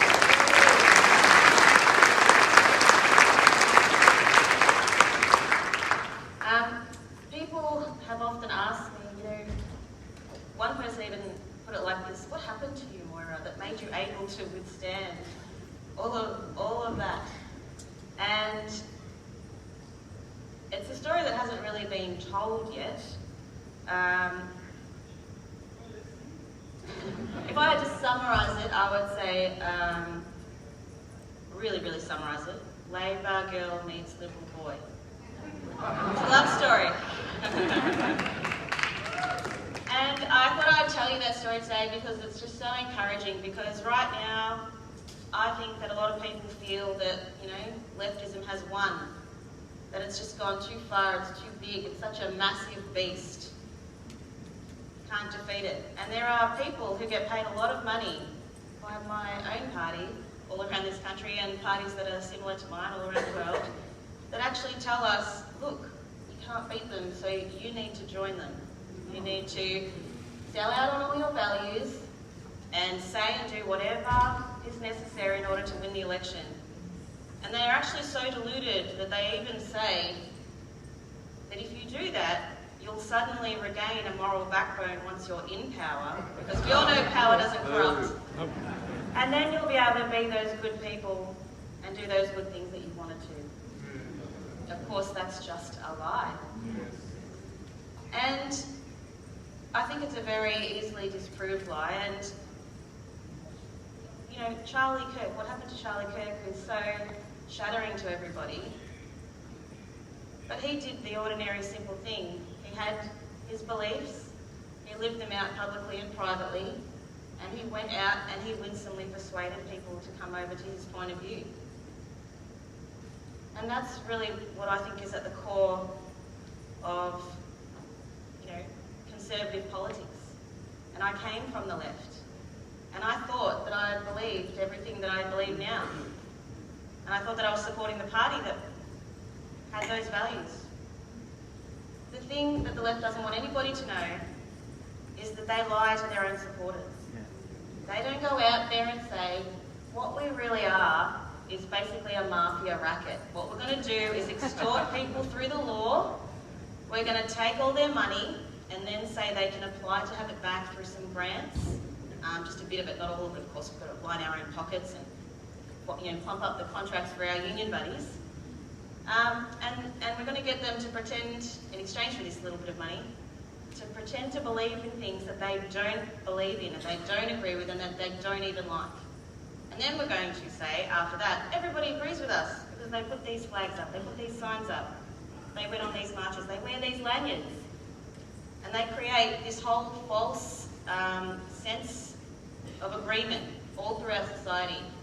But it was so easy for it to come tumbling down the minute they had to answer questions. The minute that someone who knew what they believed on the other side, had moral conviction, had intellectual rigour, and actually cared about the people that he was trying to persuade. And I have to say, my husband is just like Charlie Kirk, actually, in many ways. And I was a uni student when I met him, and he did answer my questions, and he took me seriously.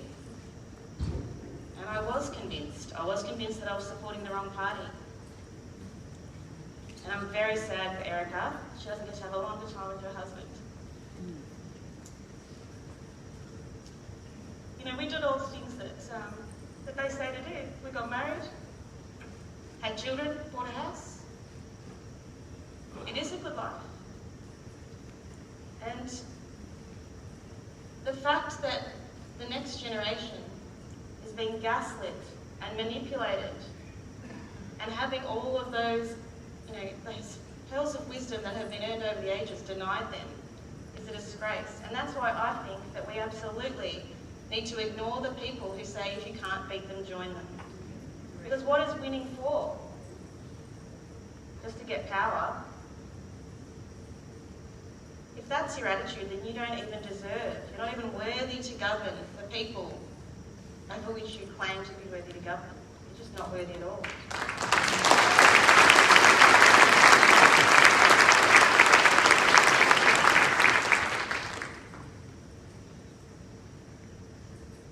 So I came from a left-wing family, as I said. My mum, I was basically raised in a matriarchy of Labor unionist, very high-paid unionists. And my husband made the mistake early on of calling my mother a Chardonnay-swilling socialist. Yes, they still talk to each other. But the truth is, most Labor voters are not Chardonnay-swilling socialists. When I met my husband, I had come to the point where I had seen union corruption up close. But I still believed everything that I was told about the right. So in my head, there were these two unpalatable options. There were the fat capitalist bosses who exploited workers, and then there were these fat cat exploitative union bosses who also exploited workers. And again, we have the answer. I was confused and demoralised, and I had questions. And on the left, when I was growing up, you ask anyone who was raised in Labor, you say, Mum and Dad, what's the difference between Liberal and Labor? Labor for the workers, Liberal for the big end of town. That's not an answer. And the minute that you poke at it, the minute that you ask further questions, they can't sustain it. The minute that you talk about how to protect rights, it all falls apart. Because the left, whatever name they call themselves in every country, it's always the same. They extort people through the law. They take away their rights, they take away their money so that they're dependent and that they're easy to control. And they promise nirvana, they promise this utopia, and it always, in every era and in every place, ends in misery. And so, if we are going to actually campaign and try and win elections, I don't want it to be just because we want to take government to win power. I want it to be because we care about people and we know that our values are the only ones that are actually going to be good for people, that are going to protect children. We get accused of being involved in this culture war. We didn't start this culture war, they attacked our culture. And what have they presided over?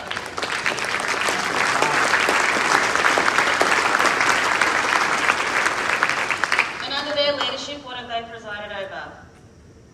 Scandalous child safety failures. Poverty, increasing poverty everywhere, homelessness.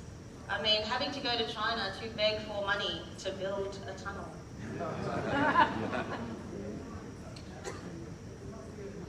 You know, it's predictable.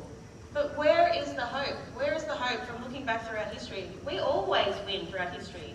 The freedom fighters, we always win because we align with human nature. You cannot treat human beings like units of production. That's not what we are. You can't sell us like cattle because that's not what we are. There's something about human beings, about our inherent dignity and our inherent worth. And we weren't made for that, and we never ever put up with it for long. So I just want everybody to take heart that we will win in the end, but we have to get ourselves organised, decide what we actually believe, take a stand. You know, you ask people, you go and see your politicians, and I notice you bring up an issue, so you'd say sex-based rights, and they say, oh, nobody's interested in that. Not only is it a lie, I didn't ask whether people were interested in it. It's wrong, and I expect you to fight for what is right.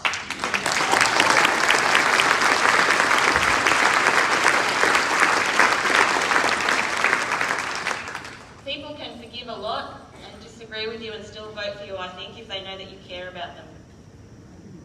And if you don't lie to people, and if they can tell that you believe what you say, they'll come along with you. And they'll start to think about the other things that you believe that they think they disagree on. It's not actually that complicated. And I don't know why there is so much cowardice. But this is a fight we have to have. It seems like every generation has to have it. And I think the first institution that we need to win back from the left's long march through the institutions is our own party.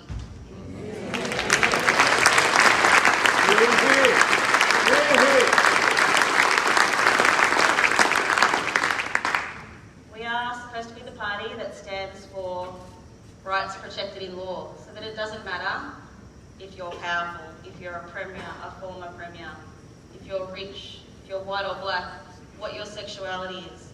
None of that matters. The law is supposed to protect what's right. It's supposed to protect on the basis of principle. We don't extort people based on whether they paid their union fees, based on whether they paid their party fees.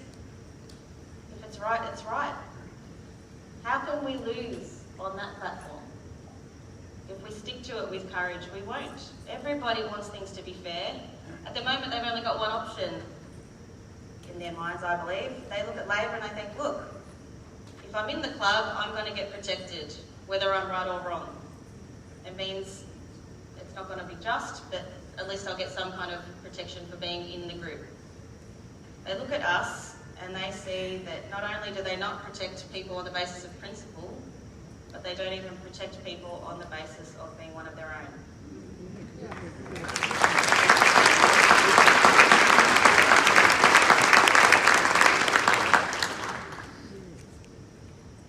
So, as I said, it's time for us to take back the first institution that we need, which is representative political parties, so that we can change the law.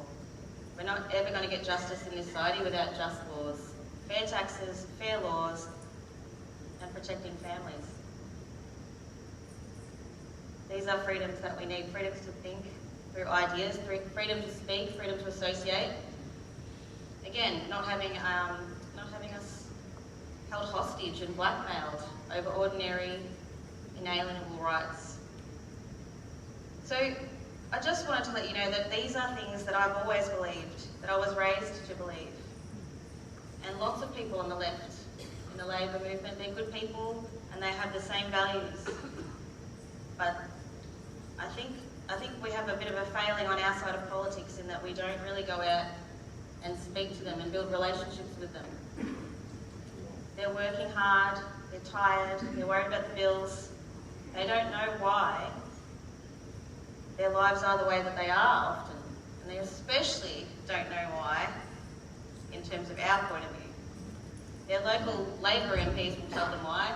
It's because of the racist Liberals, or it's because of some kind of bigoted Christians, or it's because of colonisation or climate change, or, you know, a virus that somehow, it's always some amorphous, external, untouchable, unfathomable, unmeasurable thing that you can't quite touch. It's always very convenient, isn't it? Whereas, I'm sorry, if we look around, they are in power at the left. They're tangible. It's actually their fault. And we have to hold them to account. We have to educate people. That's the culprit right there.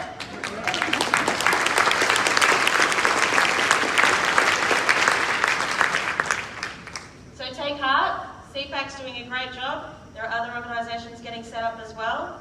We can win, we should win, we need to win, and nobody gets to bow out of this fight. Doesn't matter how hard it is, doesn't matter how much it hurt my family, your family.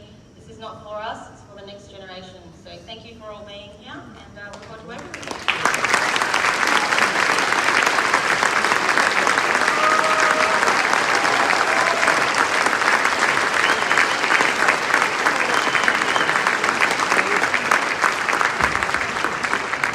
You saw him on Outsiders this morning, and now he's returning to the CPAC stage. He's the man with all the facts and figures that trigger the radical left.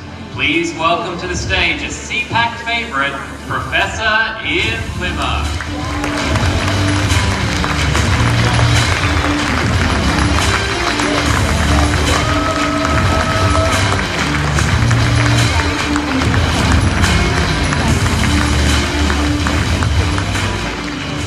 Well, ladies and gentlemen, the producers have told me they've cut it down to 15 minutes and 20.2 seconds. So we need a big boo for the producers. Now, I'm also terribly disappointed with CPAC. Not one speaker has given a welcome to country. So that onerous duty falls upon me. And I want to pay my respects to the explorers and pioneers who, under great hardship, opened up this country. They didn't know what to do. They took boats and horses inland. And they were followed by the pastoralists and the miners who, under great hardship, they were outback. Many of the pastoralists took out all their teeth in case they got an infection and died. These people had to get out of bed early. There was no dole, there was no welfare, there was no flying doctor. They had to survive. These people built Australia. It was the miners. The miners who went out back, and I go to many old mining camps out back. You find graves, isolated graves, places called Dead Man's Hill. I wrote a story in the Specky, and it's repeated in this latest book of mine, about a grave I found, January 1866. 3-year-old child. Now, whoever carved that grave could actually write, which was very unusual for those days. It was an Irish name, so they probably came from the potato famine. There was clearly only work for fencing, mining, being a shepherd. There weren't shiny bums. If you didn't work, you didn't eat. It was really, really simple. And these people built our country. And on top of that, we had immigrants. And some of us, people of my age, remember these people who came with the shoebox. And that was it. They were their possessions. And they built their family here. They learned English. They fitted into our culture. Most of them came from Christian countries. And they embraced it. Just think of the Italian immigrants and what they've done for this country. So, I'm paying homage to those people that came to this country, took huge risks, and actually failed and succeeded. but they actually became part of our culture. And for me, that word is extremely important. And they built a social structure. And that social structure rotated around the church, around family, around the community. And we had thousands of these risk takers later go to war. And we had tens of thousands of people went to war. Many, many didn't come back.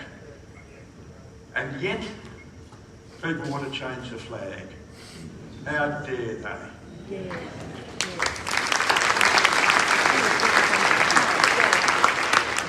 We also went from a situation where states used to collect taxes, and you paid those on goods and services when you crossed the border. We now pay income tax. And we now have a situation, as we've heard a couple of times, where half of the people in this country are supported by the other half, who actually get out of bed, who actually work, that terrible four-letter word. And we also have a country now where we have twice as many public servants per capita as the US. Wow. So what has happened to our country? Well, we've now, and we need the word courage a lot in this CPAC meeting, and that's against the people on the left who I would claim that we use the word cowardice. We have those like me who use facts, and fighting against feelings, a very hard one to win. Yeah. We don't have battles with government. What we have battles with are bureaucrats. They're forever. Governments change and go, but the bureaucrats are expanding and changing your life. We have battles with me giving you a scientific fact, which is repeatable. That's called the truth. And one of the incredible things about telling the truth is you never have to remember what you said. You just tell the truth. And we are battling a society where there are lies.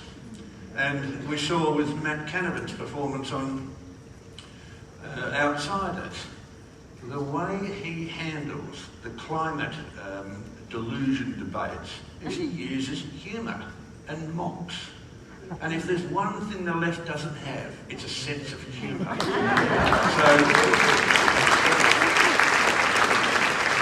I want to come to a little bit later. I haven't got too much long because they've reduced the time, remember? Boo!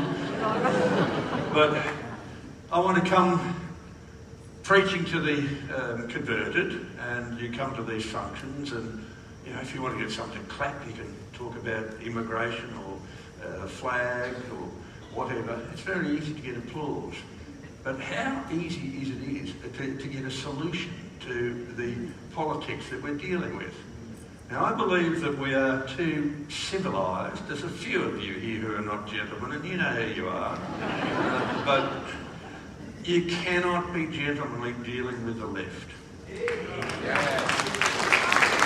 is a fight, and the only thing you aim for is to win, and you end up facing up in the gutter. Oh, right. That's how you win. You have to fight this, and you have to get away from the capture of the language. For example, with climate, they talk about carbon pollution. Now, I answer that by saying carbon is black. If the air's full of this black stuff, you couldn't see. They've captured the language by using the word carbon pollution. Don't roll your eyes and say, oh, you should think about carbon dioxide. Call it out for what it is. That's fraud. Tell them what it is. And what we are doing is we are defending. We should never defend. We should be bowling the bounces the whole time and get them to defend. We hear about terms such as carbon pollution, this terrible pollutant carbon dioxide. But at the same time, at schools, kids get taught that carbon dioxide is plant food. It's the basis of photosynthesis. You can't have both. You can't have pollution and plant food. So again, you have to call it out. Before any phrase can be used, you have to call it out. If someone says, oh, we've got climate change, don't argue. Just say, show me. And they can't. Because this is the new religion. This is a new religion where the language has been captured, and there's a different language used by the high priests compared with the followers. The Holy Book is the IPCC reports, and like most holy books, they haven't been read, but people still are believers. And the latest IPCC report was 3,950 pages, and none of you have read it. I've tried to read it, but I can't sleep forever. It's just terrible. And then they have sin. You have redemption. You can buy indulgences. So at the same time as they're destroying Christianity, they're setting up another religion. Now, I don't have a problem with change, and I don't have a problem with change if something better is put in its place, and that's not what's happening. We are having change, and what we are getting replaced with was just a vacuum. There's nothing there. So we're, for example, frightening our children witless. They have fear. Now, I spent a lot of the time in communist countries, especially in the 70s. I had my 31st birthday in the Soviet Union. I didn't even get a card from President Brezhnev. So wait for it. Now, the one thing I remember about spending months and months in communist countries was fear in people's eyes. They couldn't look you in the eye, and they didn't dare talk. And that's how we're evolving now. We're coming to that sort of environment where people are frightened to speak the truth or to talk. We hear about Pacific Island nations who are going to be inundated, and if you just pay up, that'll stop the oceans rising. Well, there's a problem with that. We have known since 1831 the work of Charles Lyell and the book by Charles Darwin in 1842 that as sea level rises, so does the coral, and the coral atolls get bigger and wider. We've known that for well over 100 years, and we get this same BS just repeated time and time again. We have conniptions about sea level rise. Well, we geologists look back in time at sea level rise. If you want to find coal, or if you want to find oil and gas, you have to understand sea level changes. In the dim distant past, the greatest sea level changes were about 600 metres up or down. And the global temperatures rises were tens of degrees Celsius. But in the time when we've had complex life on Earth, our sea level has averaged 200 to 300 metres higher than now. The temperature has been warmer than now. So if people say, oh, this is the hottest summer since, well, you say, since when? Because since the time of Jesus, the temperature's gone down. Since the Viking times, the temperature's gone up. Since the time of the medieval times, the temperature's gone down by about 5 degrees. Since the time of the Little Ice Age, I mean, imagine it. It's going to warm up after a Little Ice Age. I mean, you heard it here first. So, as soon as you hear this, you don't, in your mind, say, oh, that's rubbish. Ask the question back. Hottest temperature, since when? Biggest flood, since when?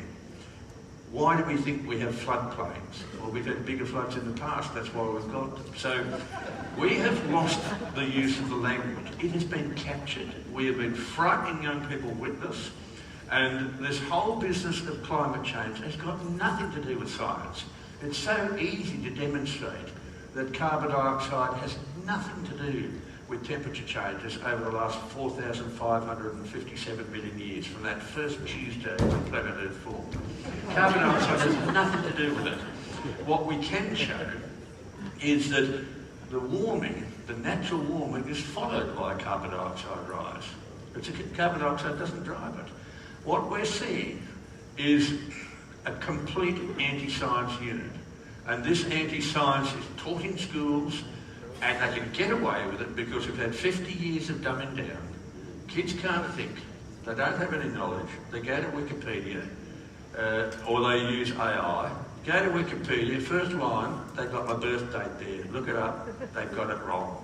And if they've got the first line wrong, how can you believe anything else? I often use AI on subjects that I'm an expert in. I look it up and I say, no, there's something seriously wrong there. They've got it wrong. So kids don't know how to interrogate knowledge. They don't know how to think, and so you can do anything with it. So we've destroyed the education system. We have no critical thinking.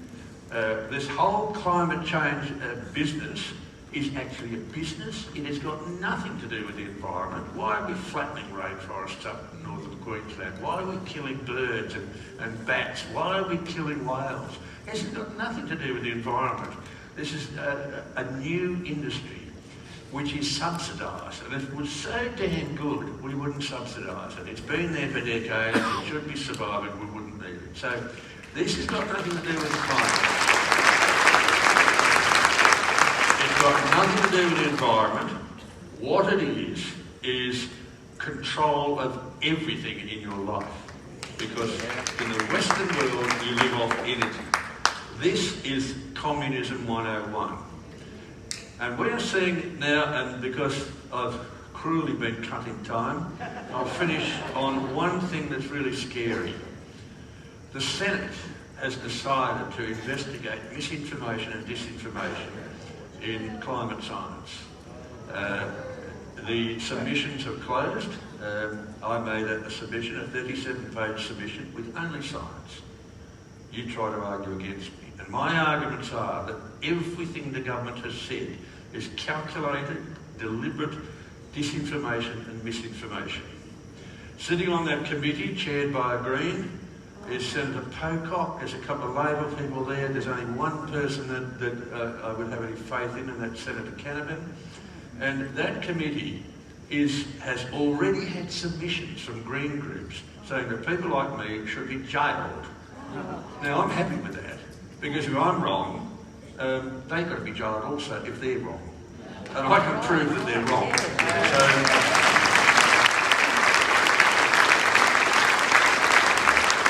I think, unless we fight this tooth and nail, we're heading towards totalitarianism. And much of my working life has been in totalitarian Muslim countries. In that book on flogging, I give a story about how I was kidnapped by the Mujahideen in, when was it, January 1977. Didn't get a big ransom. We have to fight. And we've got to play the game they play, which is tough and with no rules. Time is up. Thank you very much.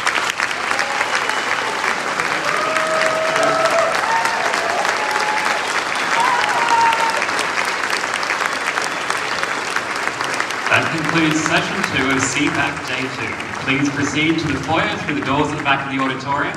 CPAC will resume for our final session at 3 p.m. We'll see you then.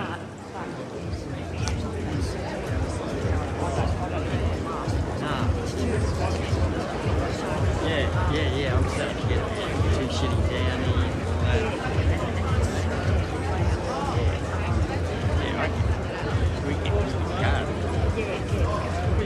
We know what.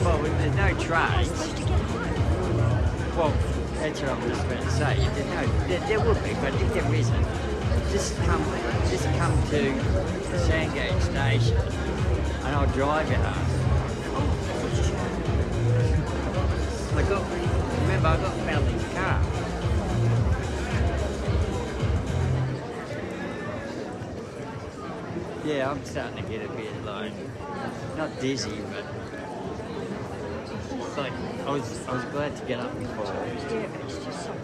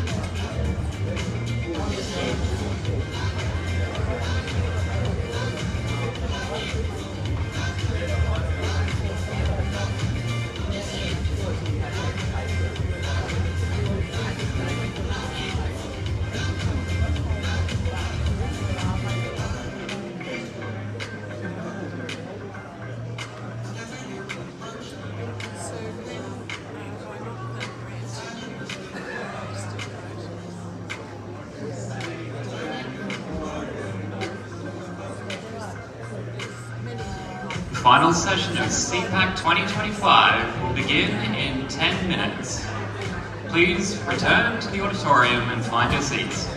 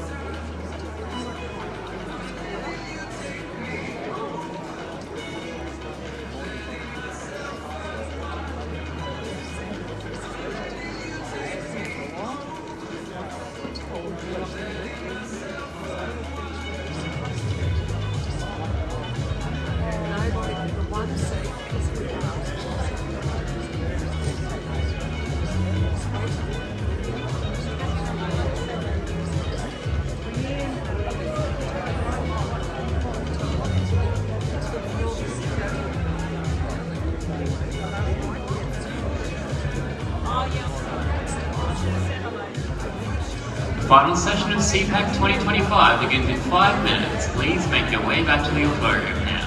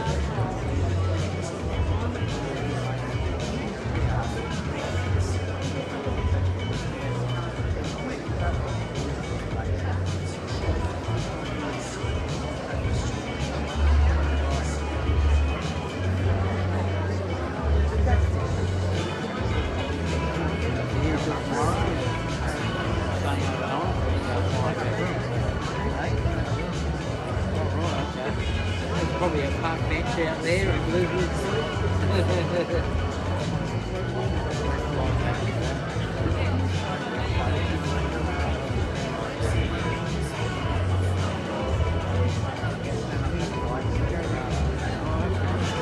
We're saying that walking into the city earlier or after. It's nice, very old world sort of place. My wife found it. Oh, it's very cultural.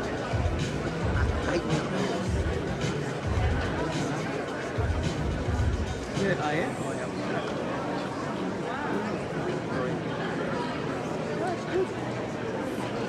That's good.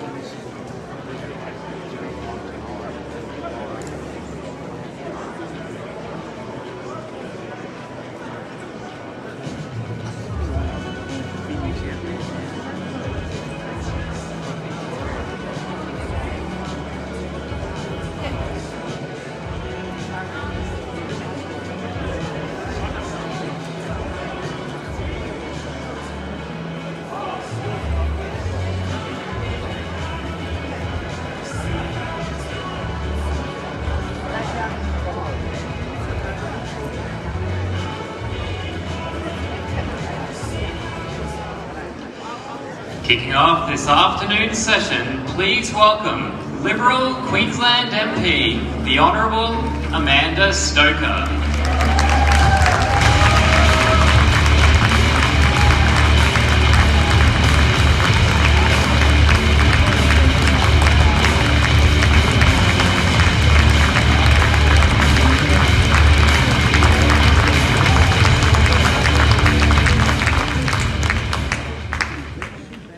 Hello CPAC, it is such a joy to be with all of you again.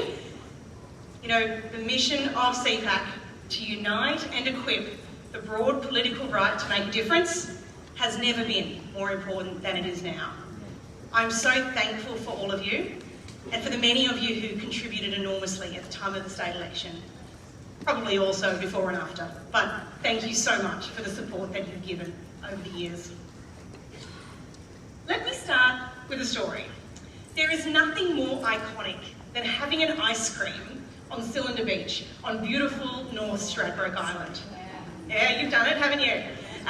For over 40 years, parents and grandparents have made it a ritual to buy one for their kids as they sit on the sand after a day of swimming in sand castles, maybe while watching pods of whales arch past. And for Deb and her family, selling this ice cream was her family's livelihood. They did it year in, year out, making a modest but reliable income in a place they loved to be. They adored being part of other people's family traditions. But her family had been told by the local council that it would no longer be allowed. And you might wonder why. The answer she was given was safety. Now, you might be wondering whether you have missed the copious media coverage of the dangers of selling or indeed eating ice cream on the beach. Had there been some nefarious problem with poisoned ice cream? Or maybe a dangerous brawl between armed ice cream vendors? I'm afraid, well, I'm pleased to say, none of those things have happened. There have been no safety incidents. But a heavy-handed bureaucrat and the local council decided that it was no longer safe for this business to operate on the sand. The only casualty at the beach has been Deb's family's livelihood and some fun times and memories for kids. This kind of madness played out in ways big and small right over Queensland over the last decade, and it's costing us more than lost good times. I'll give you another example. Not long ago, I got a phone call from the owner of a seafood store at Amity Point. His practice for decades, something you've probably all done from time to time, has been to occasionally collect a bucket of seawater from the ocean with which to defrost frozen prawns on the days when the catch is light. There's no better way to defrost them if you've tried it, and it's never before been a problem.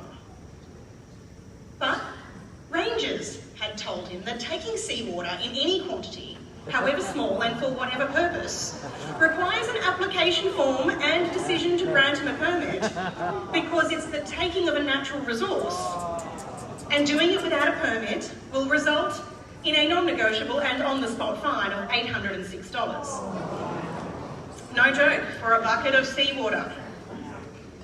There is zero environmental harm. And last time I checked, we're not running out of seawater.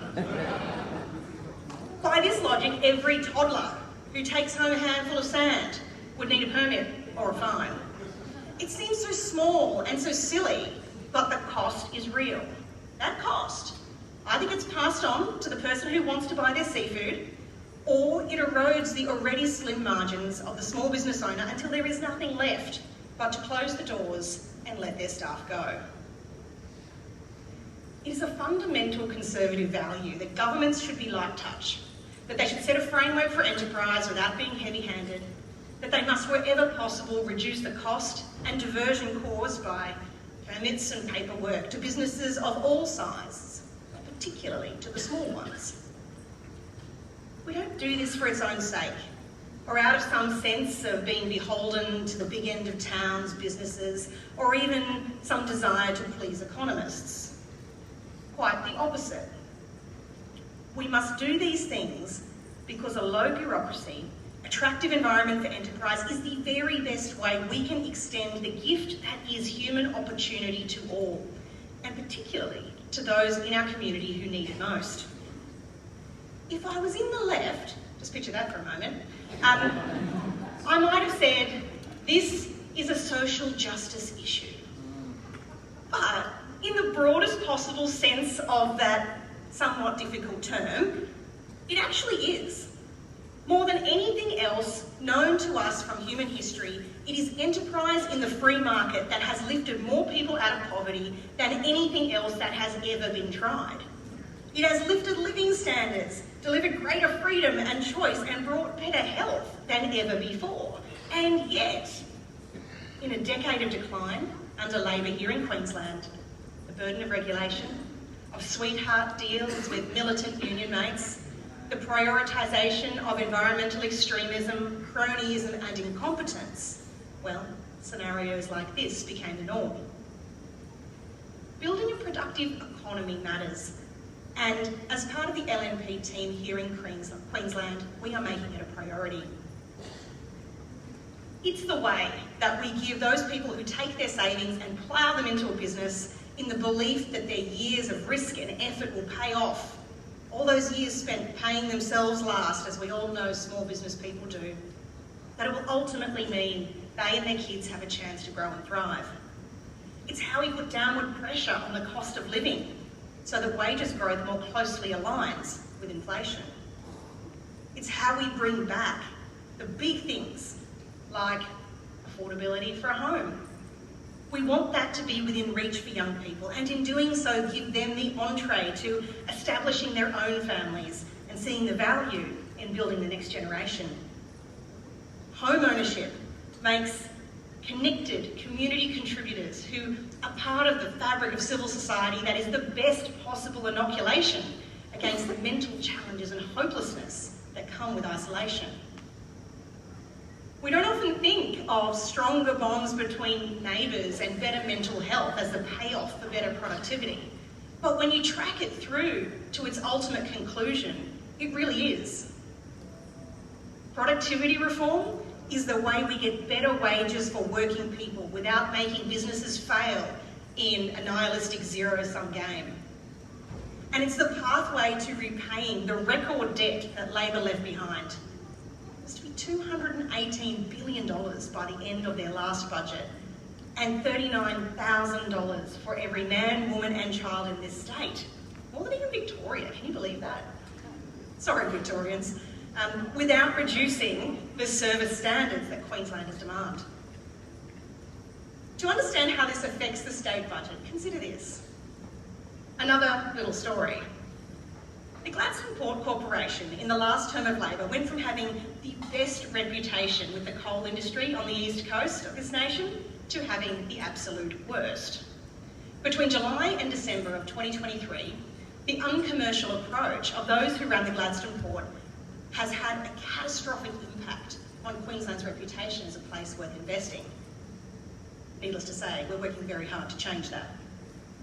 As the major mining industry port for Queensland, publicly owned, it should be working 24 hours a day with rolling shifts. But during this period, because of a failure to staff it properly, it was lucky to have 1 8-hour shift running a day.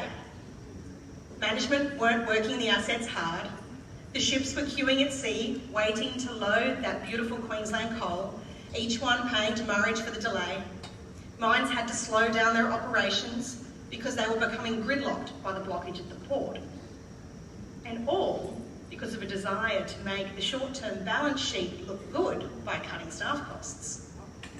The port's take-or-pay contracts meant that miners had to pay the same amount, whether the port held up its end of the deal or not. So what that meant was that the port earned the same fee in the hand in the short term, whether it moved 1 million tonnes through the port or, say, 6 million tonnes. The lady just went, oh, no big deal, the port got paid. For now, at least. But here's the kicker. The balance sheet might have looked fine for that upcoming budget cycle, might have made the former Treasurer happy in the short term. But an independent report commissioned by the port revealed that 4.4 million tonnes of loading opportunity was lost. You might say, so? Well, that cost Queensland some $200 million in royalties it did not earn, as mines were forced to slow down their operations because goods couldn't get through the port. It's lost productivity, not through the failure of works, but through the failure of leadership, the failure to see the big picture. It reduces investment and means high-paying jobs go elsewhere. $200 million in royalties gets you a lot of doctors, a lot of nurses, or a lot of police officers to keep our streets safe. It's a lot of roads and bridges we won't get. It's debt that isn't repaid. And all because the government-owned enterprise wasn't running with an eye to being productive for you. They weren't hungry to deliver for Queensland. In fact, they turned business away. It's incompetent. Let's call it what it is. And it costs you in the interest bill, in the services that you didn't get, in the missed opportunity for lower taxes, in the debt you shouldn't be paying, in the inflation in the cost of everything. Productivity matters. And an LNP government that respects your money will drive for it. So, whether you're an ice cream seller, a fish shop owner, a builder or a coal miner, we are taking action to conquer over-regulation, to equip government-owned enterprises for better performance, and to hunt down all of those little 1%ers for improvement that will transform this economy into one that is productive.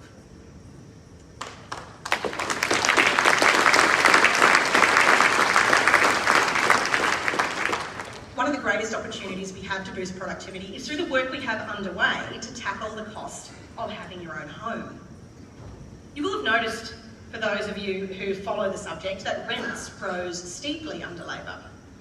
Now, given they like to talk about social justice, you might contemplate what their response was. Well, first it was to propose a new investment tax on properties, as well as a suite of additional regulations so complex and heavy-handed that property investors wanted to exit the market. And of course, it doesn't take a genius to know that fewer rental properties is a curse on the most vulnerable people in our community. The very opposite of what was needed. I can only be grateful they stopped short of doing what they had foreshadowed in the form of rent controls.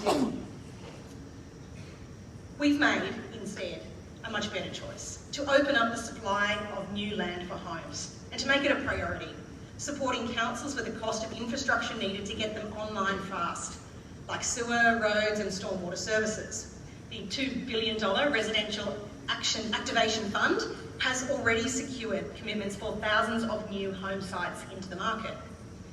We've deployed our newly established Productivity Commission to examine the opportunities to improve the construction sector to deliver more affordable residential homes and better taxpayer value in infrastructure projects. If you saw its interim report, you'll know that the industry was actually producing less than 35,000 dwellings a year. That's dropping down to the number that were being produced, a little less than the number that were being produced 40 years ago, in the 80s. when Queensland's population was half what it is now. In fact, labour productivity in the construction sector is only 5% higher than it was in 1995. And you might say, well, Amanda, 5% is an improvement.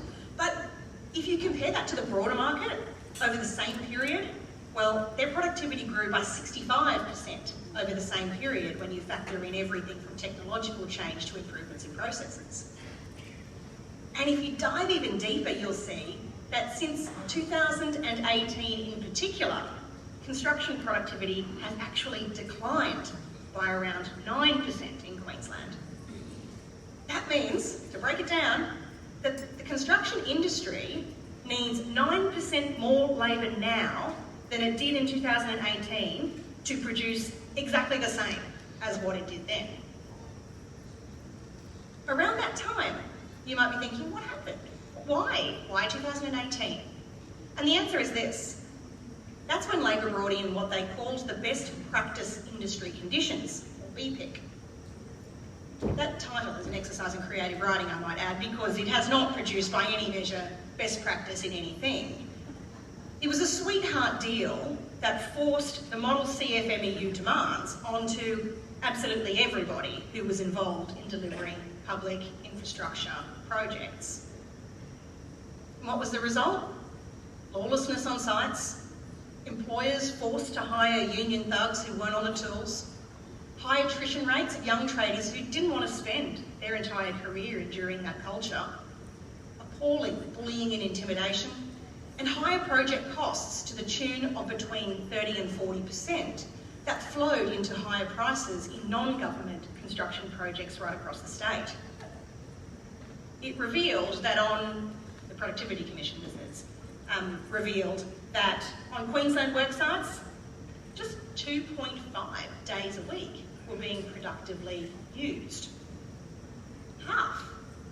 And so we've taken action. A commission of inquiry has been appointed to tackle lawlessness on Queensland construction sites once and for all.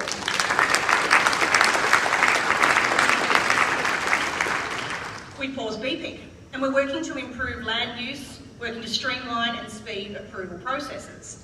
We've done a first round of cuts to regulation in the industry, including in the licensing and QBCC spaces.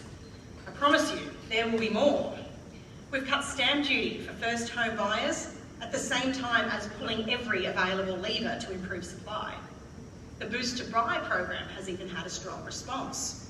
We're working to match training to skills shortages and offering more places for state-supported training in the key areas that are needed in construction, but also in other sectors that are facing extreme shortages.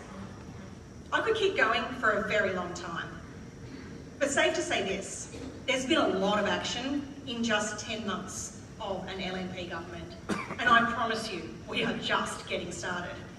After 10 years of decline, we owe it to Queensland and to Queenslanders of all walks of life to fight relentlessly for better productivity. Not because of ideology, not because we want to please economists, but because it is the most deeply just thing we can do to provide opportunity, to provide hope for Queenslanders of all walks of life. Thanks for the chance to be with you.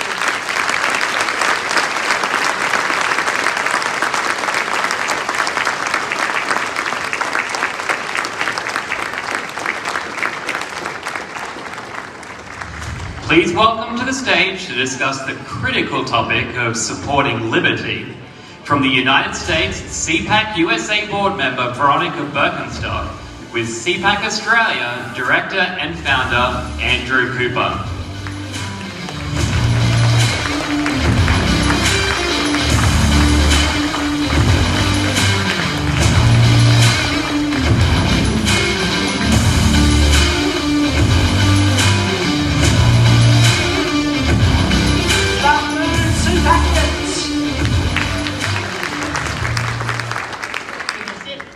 I'd like you to welcome Veronica Birkenstock. Hello, Veronica is a board member of CPAC USA. Veronica, I've known you for some years now. We did travel to Hong Kong together with Matt, which was incredible. And I've noticed since that trip, and you're very much a supporter of CPAC USA back then, but I've noticed since then you've even sort of upped your support. Could you maybe explain to me, what you want to achieve with your support, or maybe the nature of your support, what you're trying to achieve with that support? I'm a mother of 3 children, and they're all different ages. I have a 35-year-old and a 21-year-old and a 16-year-old. And over the time period, I've noticed the differences in the culture just with my children, almost having to raise 3 different families. We didn't have transgender stuff. We talked about boys being girls, girls being boys, or boys playing in girls' sports when my 35-year-old was growing up. Now, my 16-year-old has had to experience some of that. So that was really what got me involved in it, because we grew up in a family that were faith-based. We obviously believed in freedom, and we believed in the right to free speech. And in America, just in the last 8 to 10 years, we've seen some of those liberties, those freedoms, being actually taken away. And so that's one of the reasons why I got involved with CPAC. Faith, family, and freedom is how I live my life. Our family verse is Jeremiah 29:11. For I know the plans I have for you to give you a hope and a future, to prosper you and never to harm you. And that's how I raised my family. And those values that are found in that verse is basically what CPAC does. We believe in freedom, we believe in family, and we believe in the right to free speech, and we believe in the right to be free people. God created us with that special seed in our hearts to be free. And evil came in and took that away in the Garden of Eden. And then we saw all the other bad things happening. Murders, sexual sins, and so forth and so on. So nothing's really changed since the earth was actually created. But we have to protect those freedoms and those rights. And CPAC is the only organization that I have seen, and I have been close enough to see the impact that we're making, not just in America, but this is a global movement now.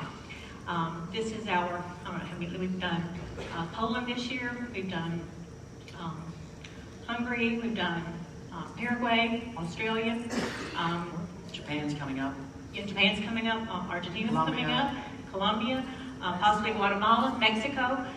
So it's a global movement in every continent. And actually, just this past week, we were actually going to be in 3 continents in, 10 days, something like that. There's hardly a week that goes by that we don't have someone from some country asking us, we want what you have. And this is a platform we can share it. Australia can share it. You have a message here. Look what you've done here, Andrew, just in these few years. You really started to change the culture. And you have a wonderful attendance here. And from what Matt and what Andrew told me, he's seen the growth here. So, but freedom is something other that is not geographical. It's in your heart. And if we don't keep it alive and keep the spark alive, we will lose that freedom. It's just only one breath away. It can be taken away from you. And if you don't fight for it, you will lose it. We saw what happened in Hong Kong. When Britain turned over Hong Kong, they thought they were going to be a free country. And they were for quite a while. But that freedom was taken away in a matter of months, just months. And we saw children as young as, 8, 9 years old on the street singing our national anthem of the United States. I remember saying, give me liberty or give me death. These were 8, 9, 10-year-olds that knew more about the American culture of freedom than my own kids did. So when I came back from Hong Kong, I wanted to instill that love of freedom, that freedom of speech, to live and be free and practice the religion that means most to you. Because when you know what matters most, you will always do what matters most. And if you have a platform where your faith is centered, then every decision you will make will be based off of what's true to your heart. And again, I'll go back to Jeremiah 29:11. And if you don't have a family verse, get one. There's lots of verses. You can pick the one you want. But mine has always been Jeremiah 29:11, for I know the plans I have for you. God knew you before you were actually conceived. He had a plan for you even before then. I have a plan for you to give you a hope, to give you a future, to prosper you, and to never harm you. I say that verse probably like 15, 20 times a day, sometimes more. So pick your verse, and then use that verse as your guideline. Through every decision that you make. When we make major life decisions in our family, we look at, well, is this going to harm our family? Is it going to prosper our family? what can we do to make it better the next time we were in this situation? Because sometimes you do actually have the same problem come up again. So that's why I'm involved in CPAC. Yeah. Now, I just want to make one clarification. We're a global network. We're not globalists. Okay? No, good Lord, no, good Lord, no, we are not globalists. And so you're very supportive of CPAC. So if you don't mind me asking, what's the nature of your support? You're on the board. I'm on the board. I'm a financial supporter. I am most interested in what we're doing as far as the movement, not just centrally located in the United States, because I think it takes all of us. It takes conservatives all over the world to be able to save we have to save our world, not just our countries. And so I've taken a larger interest in the internationals because I really truly love to see people that are outside your culture. You don't know these people, but you immediately, when you walk into a room, you have a connection because you know that there's faith, family, and freedom somewhere in one or two of those people, and that's why they're here. And you're with like-minded people. I always say after CPAC, I go through withdrawals because, I'm all of a sudden back in the world, and I miss my people that I was with 3 or 4 days. And it is eye-opening because not everybody believes outside this room what we believe. Yeah, that's right. And you say you're a financial donor. The way I look at this movement, there's really 3 types of people. There's the people, and it relates to whether you have time or money. If you don't have money, you can donate time. And we have all these volunteers and all the people that have helped. You said that, look what I've done, it's not me, it's literally probably 1,000 people that have helped us get CPAC running over the years. And then if you have money and not time, well then you need to consider making a financial contribution because that's the best way you contribute. And of course, if you come to a CPAC and buy a ticket, that's bloody fantastic too. So I love that. So thank you. Congratulations for your contribution. I want to take this opportunity while we're here, as I know we only have about 2 minutes left, but we are doing a major event in November. We can get you the dates, and Andrew will actually probably email it out to you, but we're doing a fantastic event at Mar-a-Lago, and President Trump will more likely be there, along with a lot of wonderful invited guests. We'd love to have you come to that. But if you can't come in November, we'd love to see you in Dallas, Texas in March. And we're no longer in D.C. We are now doing alternate years between Texas and Florida. So you're moving from the swamp of DC, yes. freedom-loving state of Texas. Yes. If you didn't notice, I got a little bit of an accent. It's not an Australian accent, right? I think they picked that up. I think I picked up in Texas. I was there about 20 years. So, yeah. So I've got one question. Maybe this isn't for you. Maybe it's for Matt. Why haven't we made this move earlier? I don't know. I've been trying. We actually did have a couple of Texas CPACs. We had some long-term contracts with a bunch of people that really didn't like us. Yeah. They really didn't like us very much. It made it very difficult for us, not only for our employees and our staff and our contractors, but also our guests. So we said, why are we doing this? DC in January or February is never nice. It's always cold. But we just decided that we're going to go to places where people like us. Yeah. We're going to spend our money, and we're going to spend our time, and we're going to invest in our talents and our treasures. So let's go somewhere where the people like us. Yeah. Does anyone here want to have CPAC in Victoria? No, do we? Our time's almost up, Veronica. I just want to make a couple of announcements. Speaking of support, I've got Jacinta's flag here. It's a signed flag. And last night at the auction, at the dinner auction, that went for $50,000. Wow. We should have a couple more of these. Only the Americans can monetize things. You have to. Absolutely. That's the prosper part. Yeah. Earlier today, you would have seen Steve Baxter pledge $100,000 to the Global Explorers program. We've got a matching pledge from someone else that saw the live stream. So thank goodness for that. And I applaud you, well done. I applaud you. If you want to grow this movement and you want to grow the future, we need to be investing in the kids. We need to be investing in your children, perhaps your grandchildren, and generations to come. And I ask you, consider please giving either time or giving some spare cash to help us change the future. Thank you very much. Please thank Brian.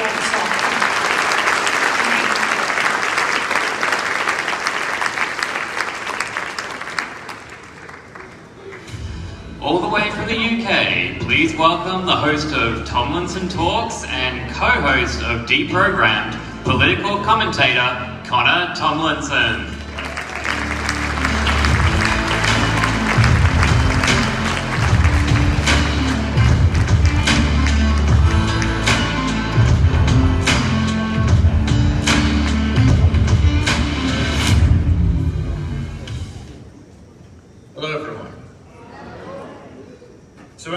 Decided that my remarks at yesterday's panel were not enough to get me banned from your wonderful country, so we thought we'd try again.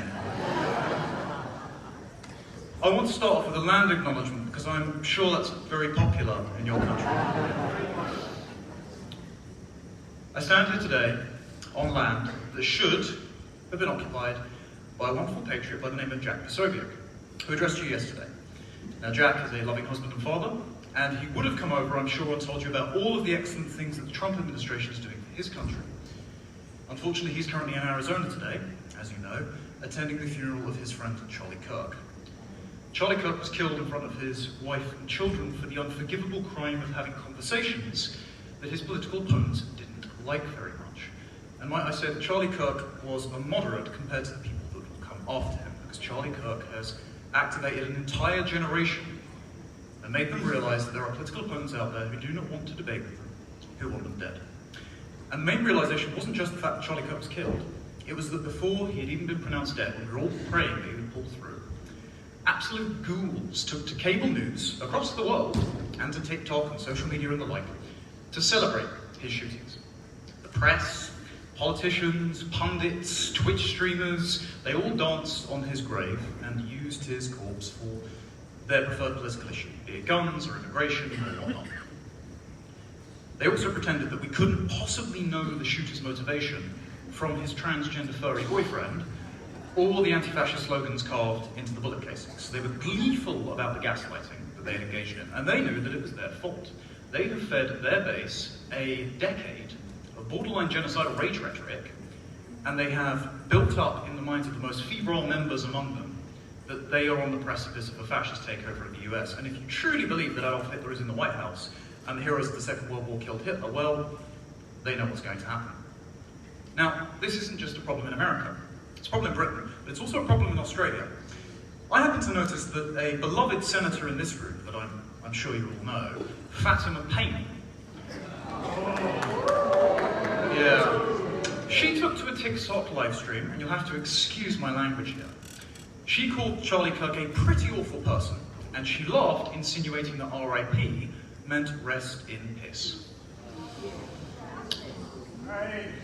So, Payne has a track record for this, as far as I understand. You can correct me if I'm wrong here. She seems to have imported the ethnic grudges and incompatible culture of her home nation of Afghanistan, despite your wonderful country giving her parents refuge from the wars of that region. Well, she was suspended from the Labour Party for supporting the Green motion that would have rewarded Hamas for the October 7th massacre with a Palestinian state. She spouted Iranian state propaganda about how wonderfully they treat women. She constantly whines about racism in Australia and clearly cares more about the Ummah than her fellow Australians. And so I would suggest that if she wants to turn Australia into Afghanistan, the simpler solution is simply to denaturalise and deport her as soon as humanly possible.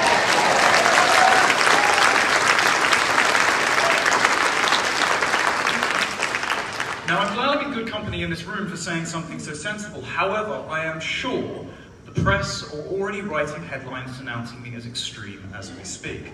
And the reason I say this is because they did this before I even arrived. This is my first time in Australia. I'm only actually staying until tonight, so it turns out that I've been here for as long as it will take me to fly back, unfortunately. However, the next time I do come back, I expect a paper of great repute, the Australian Muslim Times, a contradiction in terms, who can't stop writing about me, to keep going after me. In a piece that they titled Kirk's Murder is being an extraordinary, cautionary tale, they titled it Charlie Kirk and the Dangers of Populism. And they said, authoritarian populism and normalised Islamophobia is taking societies in the US, the UK and Australia. They insinuated Charlie deserved his death. They said his death is a devastating irony that should prompt sober reflection. By our side, not theirs, who shot him. Connor Tomlinson, they wrote, has openly targeted Muslim communities through media platforms. In another piece, calling CPAC a festival of fossils, which is awfully cruel to the charming Warren, I think. They predicted that my speech would, quote, probably explain to attendees why Muslims are incompatible with Western values and should be kept out and remigrated. I would like to say to the author of that piece, a Fadula will not, don't worry, it's way worse than that. Between 2022 and 2023, Australia received over 739,000 immigrants. To 2024, another 667,000. So over 2 million immigrants have come to Australia since you stopped being a prison colony again during COVID. So you locked down, and then you opened literally everything up, to the point where you're now getting an extra 2 to 3% of your population every year. I mean, the UK is on a suicide run, and we're only doing 1%. So you guys are really racing ahead of us. Now, a few 100,000 were temporary students, and some people might not balk at that, though I would suggest chaining the sons and daughters of the CCP in your elite universities is probably not a good idea. The single largest provider of new migrants was India, at almost 100,000 a year. You guys have taken in 250,000 Indians since 2019. I might humbly suggest that if more Indians were the solution to Australia's problems, then India itself would not have many problems. And I would ask, why aren't they keen on keeping this GDP rocket fuel, this high-power, high-skilled labour, for themselves? So, yes, as Fatima has shown us, Islam is indeed incompatible with Australia. You don't get Islam out of Australia. But there are plenty of other cultures that are not compatible with Australia either. You cannot recreate a country by putting a different culture into it. You don't get Australia out of Islam, or India, or China. Now, that doesn't mean every immigrant's a bad person, of course, but most countries are the way they are because of the people that live in them, so exceptions do not disprove rules. Countries are the way they are because of how groups of people behave.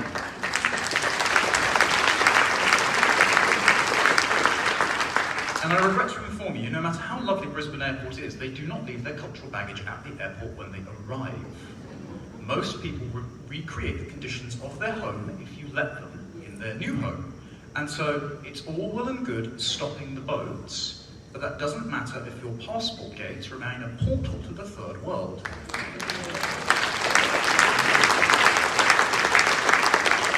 I hear a lot of talk about net zero from your senators, and I'm glad that you're only 5 years behind Britain's national conversation. I might suggest that you can recover from an economic catastrophe. You can recover from an energy catastrophe. You cannot recover from a demographic revolution.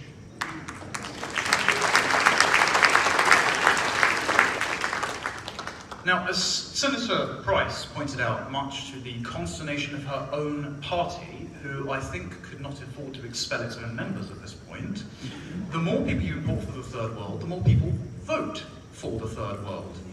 There is a reason that Indians are voting for the Labour Party, because they know they'll let in more Indians. And whether it's Ilhan Omar or Zoran Mandani in America, or the 4 Gaza independent MPs defending cousin marriage in Britain's parliament, the outcome is always the same.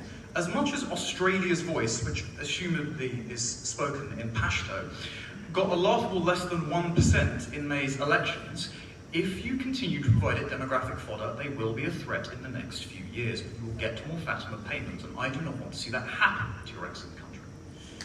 Allow Britain to be a cautionary tale.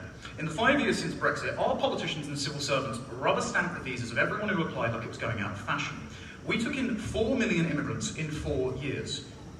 Including 1 million Indians, by the way.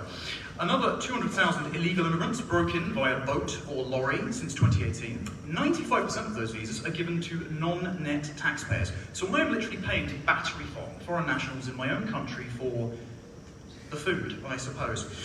Each costs the taxpayer £465,000 by the time they retire, if they work at all.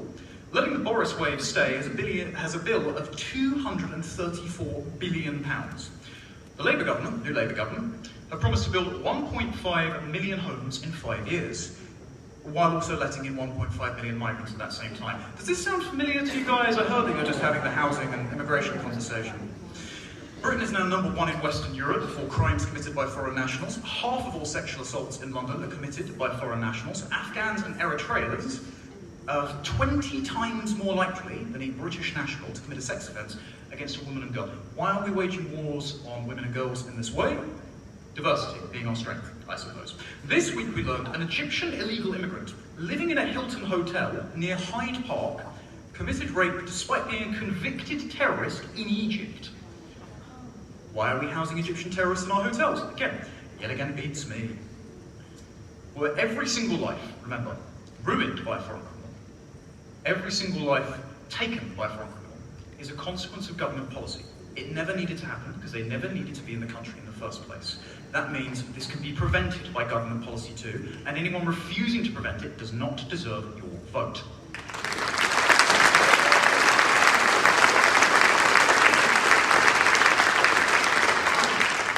But the doctrine of human rights demands we prioritise the feelings of foreign rapists over parents and children in Essex. Our Home Office is entirely captured by a 700-member Islamic network who, anytime there is a terror attack in England, tells the public, don't look back in anger, for example, after the Manchester Arena bombing. Its members have taken bribes to overturn rejected asylum claims. One of them went to a seminar on how counter-terror policy is actually systemically racist, and then she watched an ISIS training video, pointed at the screen and laughed and said, I know that guy, he went to my school. That's who we're putting in charge of immigration in our country. Our new Home Secretary, though, is going to change this. Our new Home Secretary is Shabana Mahmood, who says her Sunni faith is the most important thing about her life. And back in 2018, she endorsed a definition of Islamophobia which said that conversations about the Pakistani rape gang scandal, where thousands, hundreds of thousands of girls were raped, tortured, trafficked, and some even murdered in my country, she said conversations about that were racist. Now, she is being tasked with appointing the head of the inquiry into those rape gangs. Excuse me if I'm sceptical as to whether or not she's going to be honest about that. If we keep up this trend, by 2063, Britain will be minority white British. Whole cities are already majority immigrant. An Islamic party is going to have many MPs at the next election if Jeremy Corbyn can pull that particular cadre of kooks together. Nobody voted for this. We voted against it every election since 1974, and we got it anyway. The reason that Nigel Farage and the Reform Party are currently riding high in the polls is because people desperately want them to stop this, and I hope they do.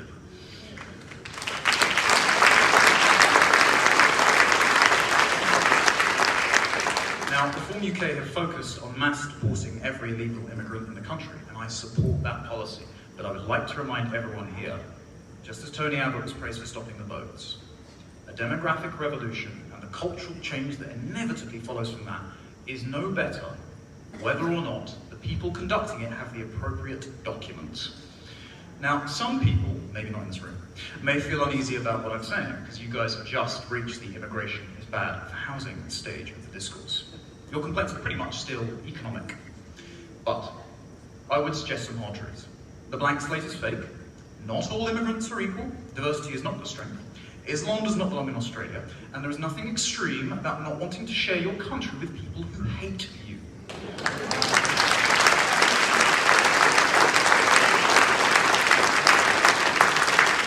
So the question is, how do you argue against this? Because I happen to have noticed there's a leadership vacuum on the Australian right.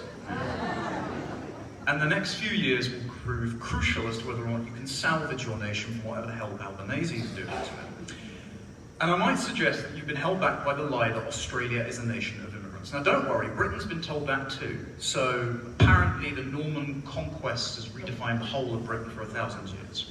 This narrative was invented in America, and again applies to Britain despite us having less immigration between the Second World War and the Norman conquest that we've had in the last 20 years.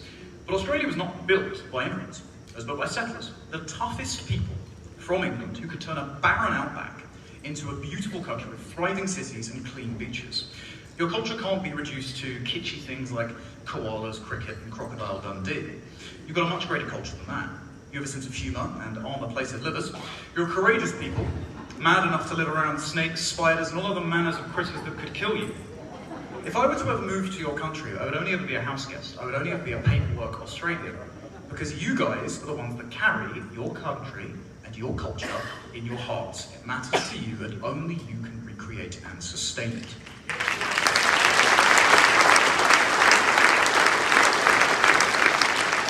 That means any one of the politicians begging for your vote should recognise that people of Australian heritage are the ones they owe their loyalties to.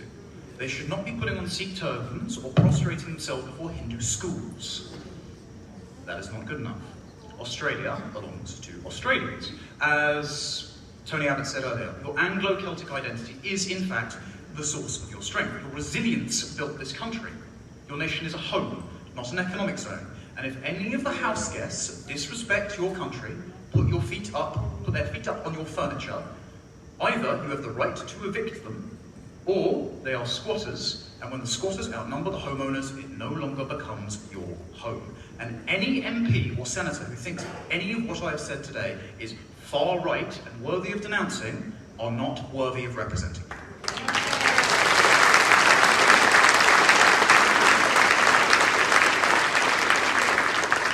So because I'll keep to time, I'll finish with this. Perhaps it takes a palm to say it, but I would like to remind you all that Australia is indeed a great nation. It's being misled right now, but I trust you to pick the right person to lead it. And it should never, ever be replaced. Thank you very much.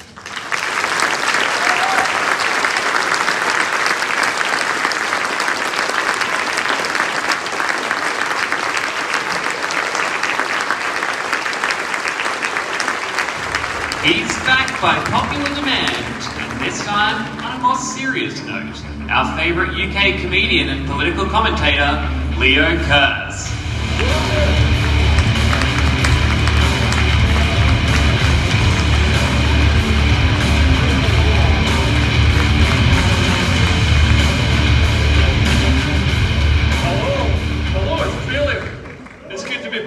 I'm not here to make you laugh, unfortunately. This is probably going to make you cry. I'm going to talk about how democracy is dying in Britain, similar to what Connor was saying. I mean, Britain is the birthplace of Western liberal democracy. It's the garden where it first grew. You're probably aware that the garden isn't doing so well right now. The country that used to run a third of the world can't even run itself. British natives are revolting. That's not just the opinion of left-wing politicians.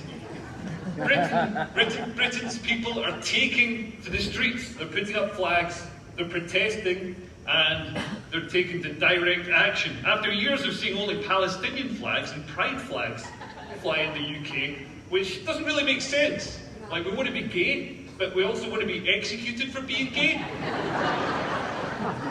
I don't get it. Now we're seeing British flags go up as British people mark their territory. Yeah, you're right to clap. We should be having these flags, but desperate to contain the natives' revolt, the government is cracking down on protests, is tearing down flags, and it's cracking down on free speech as well. It's locking up young mothers for tweets and hoping that this display of force is going to cow the population. But it just makes us angrier. And it's spilling over into open conflict between, on one side, the Islamists and the far left, and on the other side, British patriots. So how did we get here, and how can we fix it?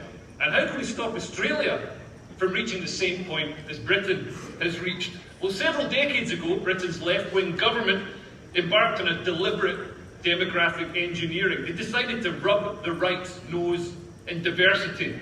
And we've had some rubbing. I'm amazed we've got any nose left, to be honest. Tony Blair opened the borders and migrants poured in, first from Europe, and then after the Brexit vote, which was a desperate backlash against mass immigration, the elites doubled down. They said, well, you don't like those guys from Poland, those culturally similar, hard-working guys? Well, how about a bunch of jihadis from the Horn of Africa? Absolute insanity. These guys from violent, medieval, misogynistic cultures. And look, I'm not anti-immigration. I've just seen the impact that immigration can have on a country. You know, I've lived in London for 20 years, and so many Somalians have arrived that parts of London just don't feel like Bangladesh anymore. And mass immigration was used as a political weapon to reshape the electorate, and it worked for a while. In 2017, 85% of Muslims in Britain voted for the Labour Party. The Labour Party decided the British people weren't voting the right way, so they were going to bring in people who did vote the right way, and it replaced the white working class vote for them. But this wasn't just to gerrymander votes. The left want to destroy Western capitalist democracy. They want to tear down the nation state and replace it with a really rubbish version of communism. This ideological zeal to force diversity on people, whether they want it or not, has led to friction, to put it mildly. I mean, look at Epping. It's a nice, leafy commuter town just outside London. The government dumped hundreds of illegal migrant men there within walking distance of his school, including this guy, Hadush Gerber-Selassie Kibatu from Ethiopia. He'd only been there a week when he sexually assaulted a 14-year-old girl. So protests sprang up. The mainstream media told us that they're far-right thugs. I don't know if you saw the protest. There were women dressed in pink, middle-aged women dressed in pink holding homemade signs. They were told they're Nazis. I mean, I'm waiting for them to invade Poland. They're probably going to hand out biscuits. You know? Absolute insanity. And look, when we say asylum hotel, these aren't people fleeing war zones. You know the Ethiopian man, you know how many safe countries he came through to get to Britain?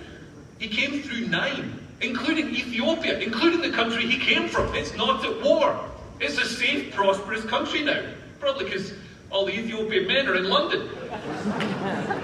And what happened next is very ominous for democracy. So the residents didn't want the asylum hotel, so they got the council to go to court to get an order to stop the hotel being used for illegal migrants. So the government then went to court to overrule this court order.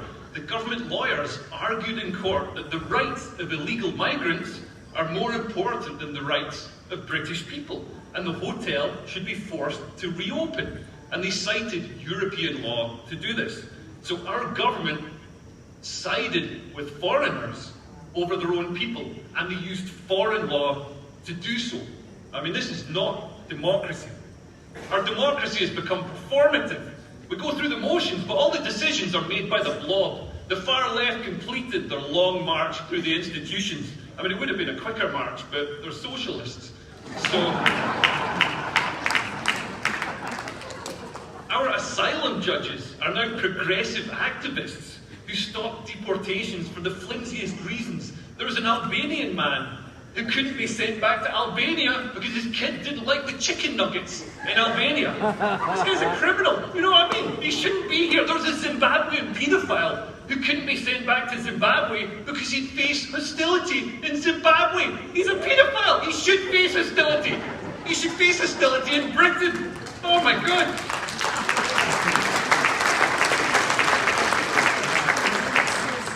And Epping isn't the only place that's showing how democracy is fraying. In Ballymena, in Northern Ireland, there's a strong, stable community with a fair few immigrants from Poland and the Philippines. They're hard-working, good people. They've integrated and they get on.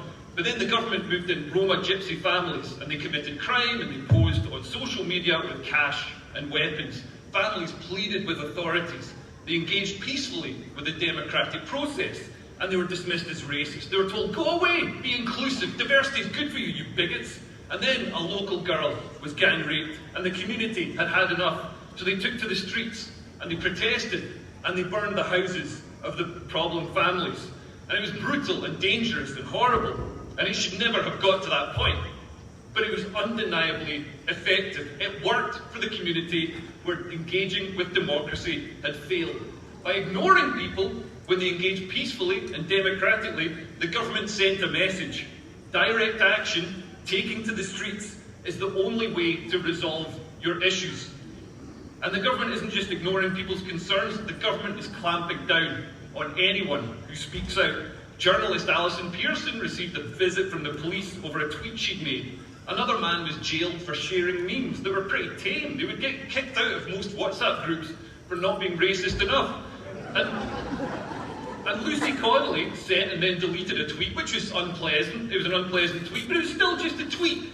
You know what punishment this young mother got for a tweet that was deleted? 32 months in prison. I mean, this is insanity. This is, you know, people say, is Britain becoming North Korea? Honestly, in North Korea, you know what you can't say. In Britain, people don't know what they can't say. It's horrific. And compare that to how people on the left are treated. Left-wing politician Ricky Jones urged a mob of far-left activists to cut the throats of their opposition. He got no jail time for that. And while Brits feel the full force of the law, the new demographics are treated with kid gloves. The police consult with community leaders to let them choose what sort of policing they'd like to have from a menu.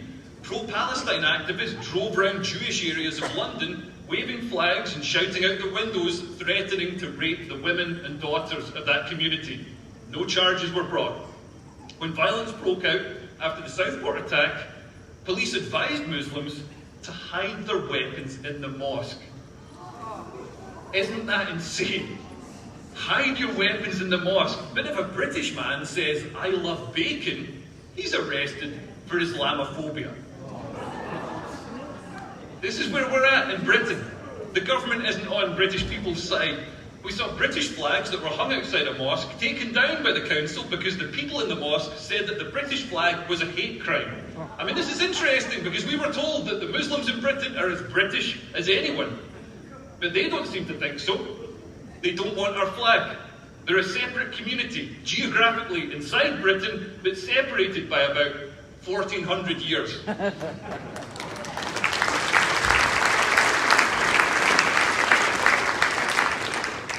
Marking areas with flags has happened in Britain before, in Northern Ireland during the Troubles.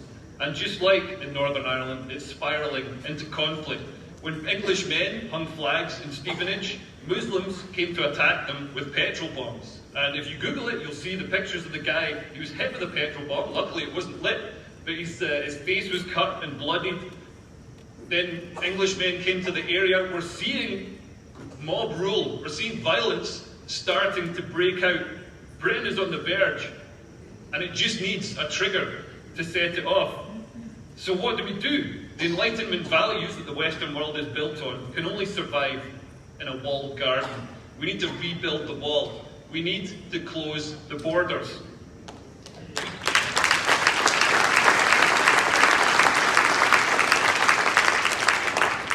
We don't need to import workers. We've already got lots of people in Britain on benefits doing nothing. We can slash the public sector to free up workers for productive private sector roles. As the great Javier Malay would say. And the robots are coming. They can drive taxis, and the best thing about these self-driving taxis is they don't gang rape your children. They're incredible. And we should stop bribing people to come to the West. No foreign national should receive a penny in benefits from the British taxpayer. If we stop giving people money, a lot will just leave of their own volition. There's not much else to stay in Britain for, to be honest. And we need to change the attitudes of left-wing people. The left said they wanted to rub the right's nose in diversity. Well, now it's time to rub the left's nose in diversity. The balkanisation of Britain, the separation of areas, this should actually be encouraged. Illegal migrants should be moved to the left-wing areas. Their hotels should be next to left-wing parent schools. They should defecate in the flower beds of left-wing people. Left-wing people should experience the consequences of their opinions instead of letting working-class girls suffer.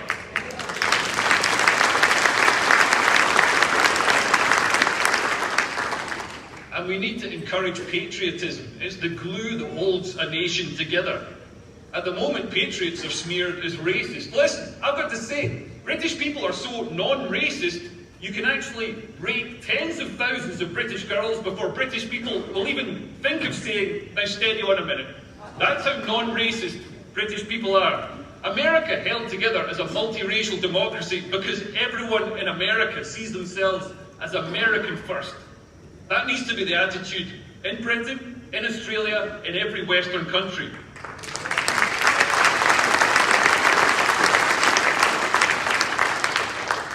Britain and its brother countries, Australia and America, are the greatest countries in the world. Everyone should feel proud of that, and everyone should fight to save it. Thank you very much.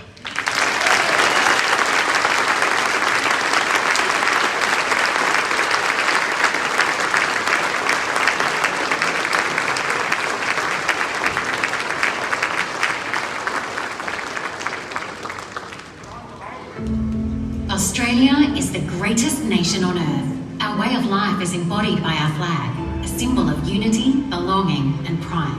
It reminds us that no matter where we come from, we are all Australians. But the Australian way of life is under attack. The elites, the activists and the political class are waging war on mainstream Australians. They want to erase our history, tear down our traditions and strip away our freedoms. The Australian way of life is precious and it must be protected and renewed in every generation. That is why since 1943, the Institute of Public Affairs has been at the heart of the national conversation, championing freedom, opportunity and the values that unite us. With the backing of our 10,000 members, our purpose is simple: to defend the Australian way of life, our freedoms and the pillars of Western civilization. These are the very pillars that have underpinned our nation's prosperity for over a century, and this is why we have stood shoulder to shoulder with CPAC from day one. The IPA is not funded by government or work corporations, but by thousands of mainstream Australians from every corner of this great land.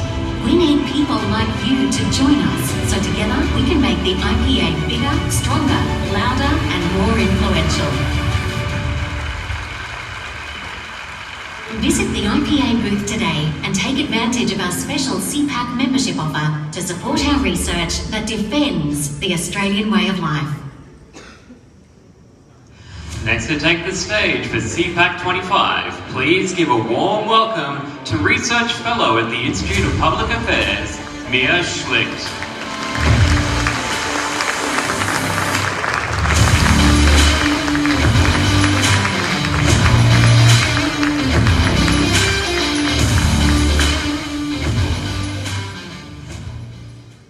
Well, thank you for that very warm welcome.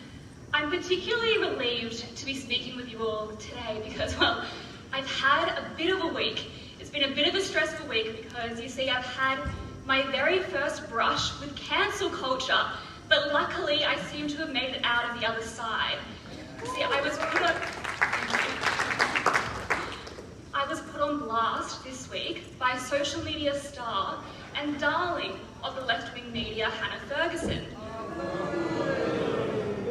So she called me an extreme right-wing advocate, and Abby Chatfield, her lefty mate that jumped online to say how revolting a piece I wrote was. See, the left weren't happy with me, you see, because of a piece that I wrote for the Australian Financial Review. And I started the piece with this line. I said, according to his critics, Charlie Kirk was not assassinated when he was shot in front of 3,000 people at Utah Valley University. He committed suicide. To back this up, I quoted Hannah Ferguson, who in response to the news of Charlie Kirk's murder, wrote on her Instagram, "Do I believe that he empowered the violence that ended his life? Yes." And then she said, "Is violence sometimes necessary? Yes." She wrote that she didn't think she should have to make a choice between celebrating Kirk's death or condemning it, because the conversation apparently is more nuanced than that. What a time we are living in, when condemning a public execution of an innocent man in front of his wife and 2 children is seen as a morally challenging decision to make. The broader point that I was arguing in this piece was that the left will now try to spin the narrative to paint a picture of a man whose words amounted to so much hatred that it justified their use of violence against him. I wrote, his opponents pretended to be shocked by the things he said. In reality, they were far more shocked by the number of people listening to him and by the number of people who actually agreed with him.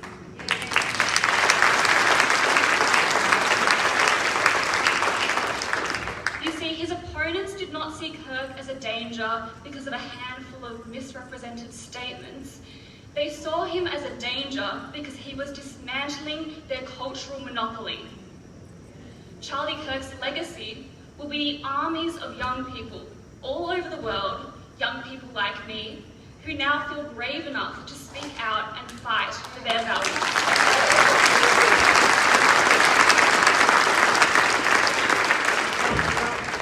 And we must continue this fight, unintimidated intimidated by the relentless attacks by those on the left to divide and silence us. Because the attempts to silence voices on the centre-right are relentless, and it isn't just coming from the outspoken, callous radicals on social media. These attempts are coming from within our institutions. Just recently, the Institute of Public Affairs and other groups on the centre-right have been pulled into a parliamentary inquiry into misinformation and disinformation as it relates to climate change and energy. According to those leading this inquiry, opposition to the rollout of alternative energy infrastructure such as wind and solar factories and transmission lines, and the concern about their impact, is created both externally and artificially. Therefore, the concerns that we've shared based on our dozens of visits to regional communities are not real concerns of real farmers, no, but rather misinformation shared by institutions like the IPA that seek to impose a political narrative. Now, apart from being blatantly untrue, this is a calculated political move. There are many holes in the policies implemented in order to meet net zero emissions by 2050. And there are many facts to support why the transition A can't happen, and B, why it won't happen. The numbers don't stack up when it comes to the costings. There is serious and legitimate doubt as to whether our power grid can actually function the way we need it to. And then there's a question as to, well, what is it all for at the end of the day if we only contribute to 1% of global emissions anyway? And these facts are all very, very important. However, one of the cardinal rules of political campaigning is people vote on feelings, not facts. Facts are needed to build a case and influence public opinion, but unless you can make a voter feel a certain way, unless you can make them feel like they should vote for or against a certain policy, then that groundwork that was laid with facts is lost. And this is why the conversation around climate policies has become so difficult, and why the left has built such a strong base of support, because the public has been sold this narrative that we have a moral imperative to tackle climate change, that it must be pursued at any cost, because if we don't, we are betraying our duty to preserve the planet for future generations. Now, because I have both the blessing and the curse of being young, my Instagram algorithm automatically assumes that as a young woman living in inner city Melbourne, that I must want to receive political content from social media influencers like radical left-wing Greens ambassador Abby Chatfield. You know, the same Abby Chatfield that Albo just loves to sit down with and have a chat with on her podcast. Now, recently, my Instagram fed me a video of hers where she aired her feelings about wanting to have children, but expressing that this is a difficult decision to morally justify, because bringing children into the world at the beginning of the climate crisis is a concern. And she says, these are her words, not mine, we only have a max of 100 years left until things are completely done. She said, we can't have a kid when the climate is collapsing around us. I'm looking at the weather right now. This isn't normal.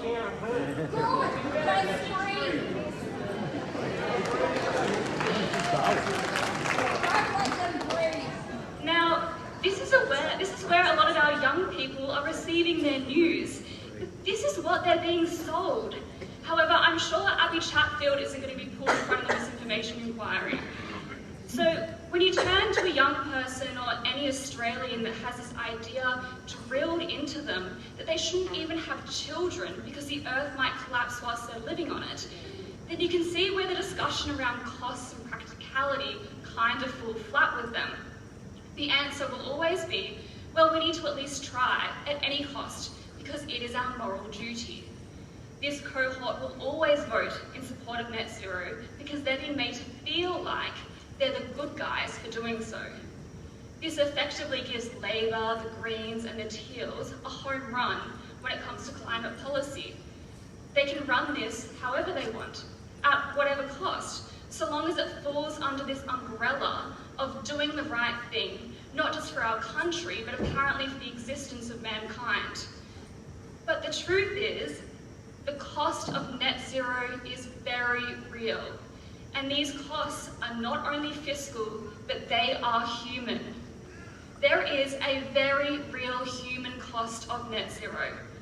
And when you visit, speak, and work with the communities that will be affected by net zero, when you understand the lived reality, you can no longer feel that this commitment is the right thing to do.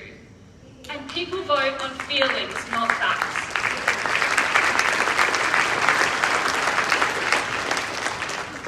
That is why this parliamentary inquiry is adamant on creating a narrative that this human cost is not real. Those politically in favour of the rollout of renewables will try and tell you that opposition from regional communities is not organic, that our farmers aren't wearing the cost. But at the IPA, we've actually been there. We've been with these communities, and this is the human experience of the so-called transition. And I'll give you a heads up. This isn't a transition, it's a demolition.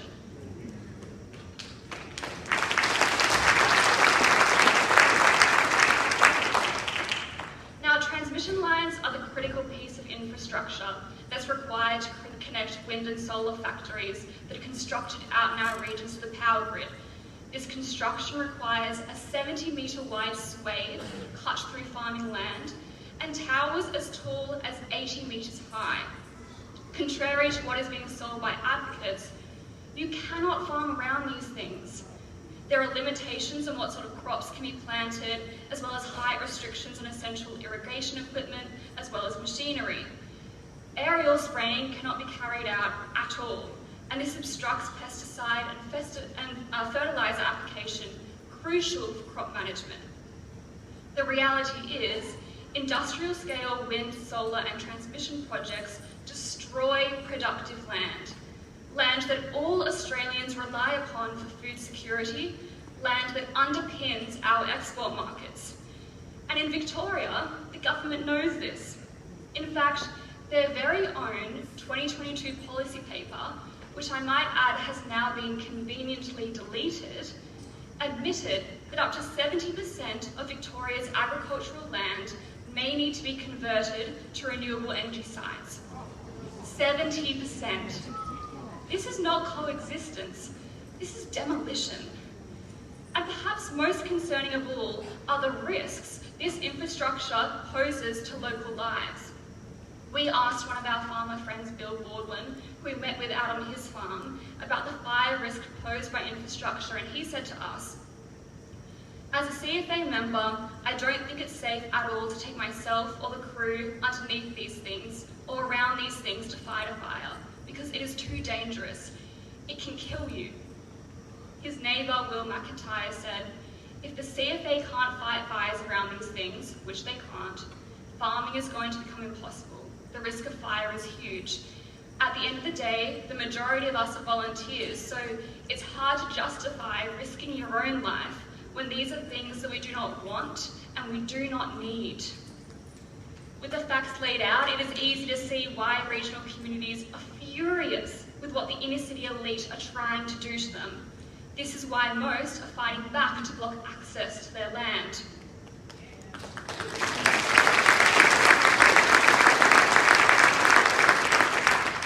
Advocates will say that they're consulting with these landholders, compromising and compensating to reach a middle ground of mutual benefit. This is not true. Farming communities told us stories of bullying, harassment, intimidation by affiliated companies. Stories of widows being targeted because they're easier to get on side. Neighbour pitted against neighbour, and police being called on farmers who question why an intruder is surveying their land in the middle of the night. In Victoria, because the Allen government knows they will never win community support, they have resorted to brute force. When farmers say no, the government's answer is not negotiation, it's legislation. Victoria has passed the most draconian land access laws in the nation. Under new legislation, government-appointed authorised officers can now march onto private land without consent and even use force against our farmers to construct transmission infrastructure. builder who stands in their way, or even any landholder who doesn't facilitate access, will be hit with fines amounting to thousands of dollars. The Allen government's proposals are more invasive and more authoritarian than anything seen in any other state. And why?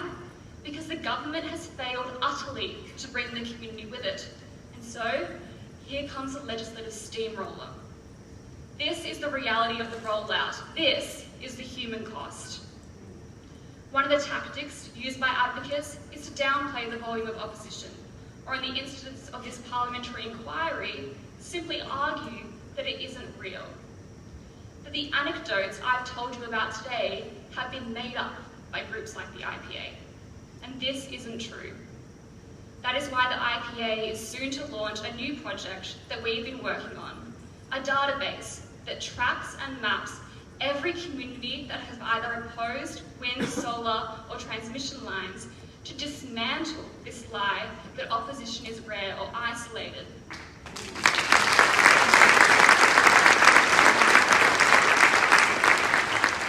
Because when you map these communities, you see something extraordinary that begins to form. A wall of grassroots resistance forming around the inner cities. A wall built by farmers, families, and regional Australians who refuse to be silenced. It shows that this resistance is real, it is organised, and it is growing. And anyone who wants to push forward with these harmful policies will have to push through this wall. As you have seen on signs all around the event this weekend, values matter. Well, the value of sticking up for your neighbours matter. It doesn't matter that your neighbour is hundreds of kilometres away in a country town. These towns are under attack. And the front line of the battle of the net zero war, the inner city elites and the political class are waging on mainstream Australians. It is time to stand up. As mainstream Australians, we have to say once and for all that enough is enough. No more. Stop destroying our country.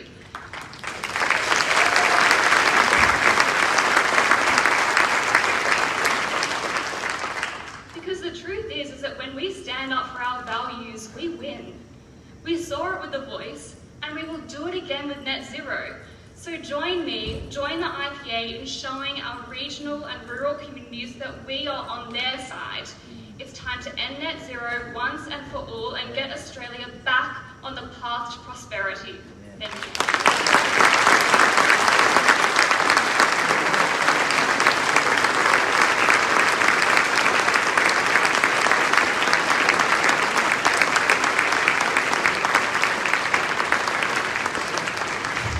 Coming up next on stage, she's one of the fiercest critics of Anthony Albanese's big government agenda. Please welcome commentator and economist Natalia Ilyashina.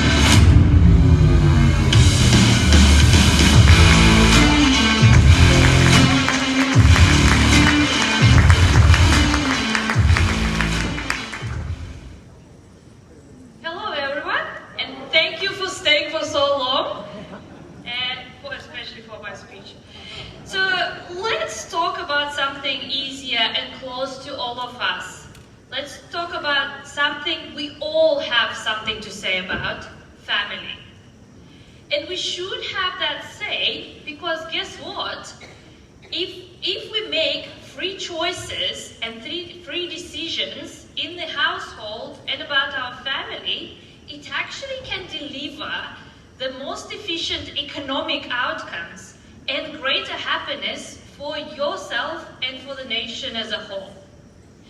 And let me break it down, and before that, let's go down to earth and see where my logic started.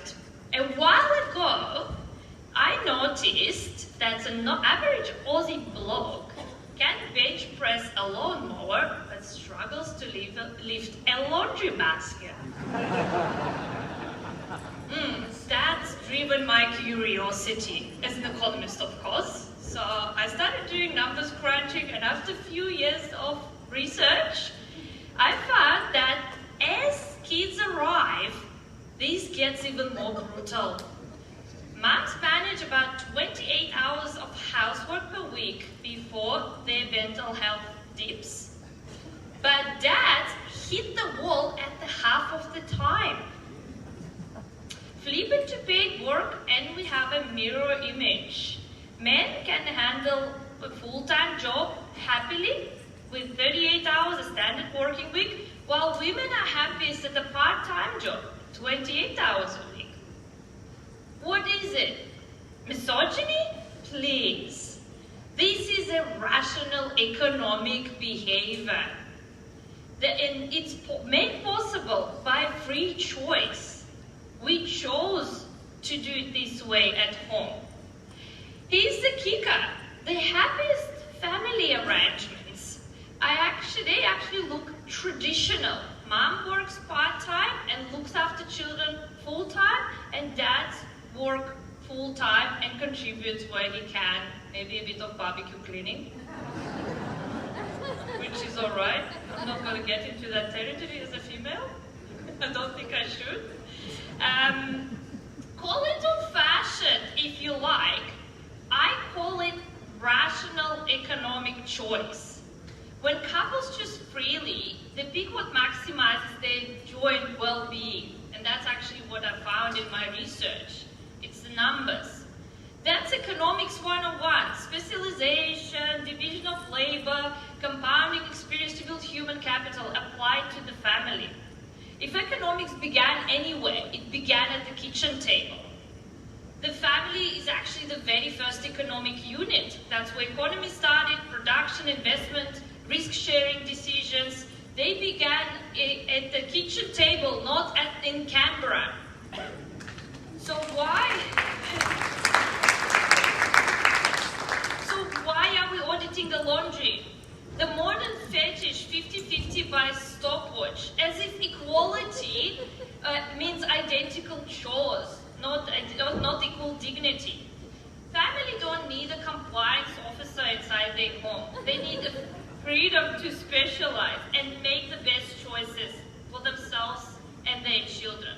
Just let's flip it to another situation. Let's apply this 50-50 equality logic elsewhere. In a business, on the construction site, imagine a foreman insisting everyone must glue exactly 5 inches of pipe and lay 4 tiles each, for fairness, regardless of your actual job. You'd sack him. Yet, we import that logic into the home and wonder why stress grows and joy goes away.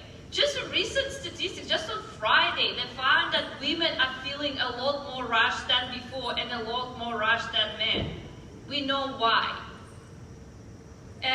It's also well established that happiness of parents is an important determinant of happiness and health of children. So that's if families are happy with their choices, they will produce happier and healthier offsprings. Now, we are told that traditional gender role patterns are mere social constructs that need to be corrected by the policy. What's Canberra's solution? Again, turn up with a clipboard and a tape measure to ensure mopping is split exactly 50-50. Then they'll stand with a stopwatch for alternating nappy changes. And also, I think there could be the next step to propose who gets the good sponge. And the painful one for you blokes, the 50-50 mandate to clean barbecue. I didn't say that, I didn't propose that. But if we don't do anything about it, that could be your future. Feminist apparatchiks insist that traditional gender roles oppress women, regardless of what they say. And meanwhile, we cheer record labor force participation growth. That's all in an intergenerational report. And guess what about it? At the same time as we had a record high labor force participation, that's driven by women joining the labor force, we had falling fertility rates that are already well below the replacement rate. It's at 1.5 children per woman, and the number that needed to sustain the same population is 2.1. And that's not what women want. Again, just this week, the data show that desired fertility is just over 2 children by women. Now to another piece of reporting, the gender wage gap report. Gender wage gap report last year found that there is a 21% that's a difference in pay between men and women. So women are paid 21% less. Terrible, is it? What they forgot to mention, that as a man, you're a lot more likely to die at work. To be exact, 93% of workplace fatalities are men. So I just feel it's a good deal now to be a woman.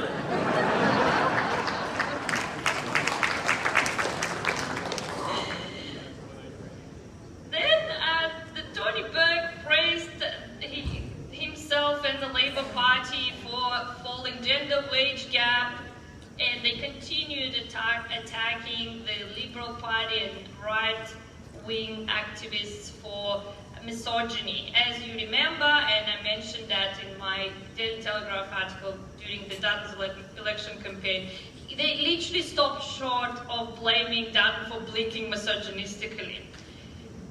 But on the other point, they also mentioned that what right and Liberal Party wants is women work more for less.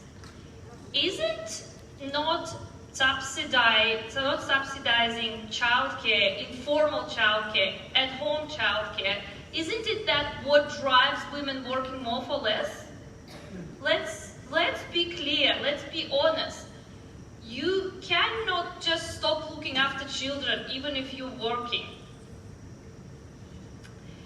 And again, back to the equal pay and gender pay gap. We've had equal pay legislation since Whitlam era, so not sure what exactly that report measured. And at the time, Senator Matt Canavan called it utterly superfluous. I agree about it, but to extent. It did measure something. It measured the freedom of choice how to work, how flexible to work, and what occupation to choose. The choice between men and women.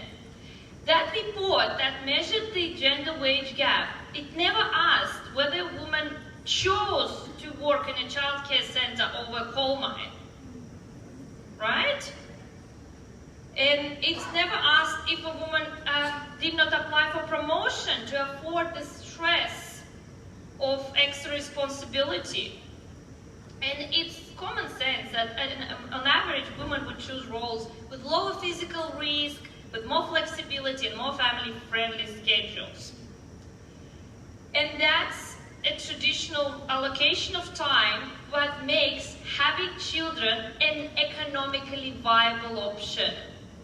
Especially now in a day and age where single income household becomes an artifact of the past. And continuing on gender wage gap, Qantas notoriously made a scapegoat for exuberant wage gap, 38% at the time, because obviously pilots are being paid more as a cabin crew, and pilots are more likely to be men than your average flight attendant. But they pictured it as an example of discrimination. And I did speak to a young, vibrant girl who works as a Qantas flight attendant. She loves her job. She dreamt about this job. And I did ask you, why not a pilot? They paid more. And she said, no, I don't want to be a pilot, even if I'm provided a free training. I love my job, I enjoy it, and I also want to have a family. And the pilot job, with its long shifts, does not allow me to fulfill my dreams. So here we have, there was no discrimination happening in that case. That was her pure free choice, her preferences. She is happy. Passengers on Qantas are happy. Her future children will be happy. And we, as a country, will get more taxpayers and more people. So,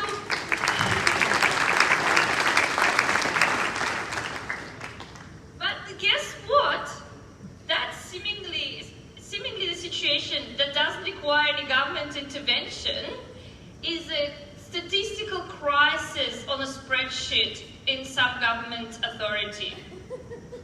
That shouldn't be happening. The bottom line is that traditional gender roles, chosen, not coerced, and I do not believe that most women still are forced to choose between going to fulfill their dreams or their careers. Those traditional gender roles are economically rational behavior, and we should not swap the choices. We should depart from the time where women didn't have choice to work to the time when women don't have a choice to have a family or a big family.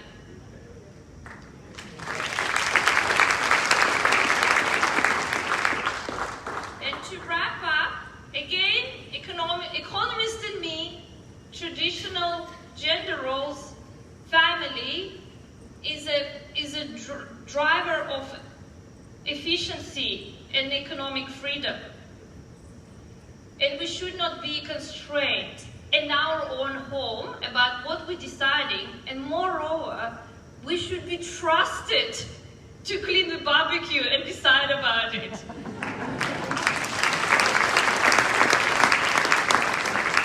Thank you so much for your time, and great for staying for so long.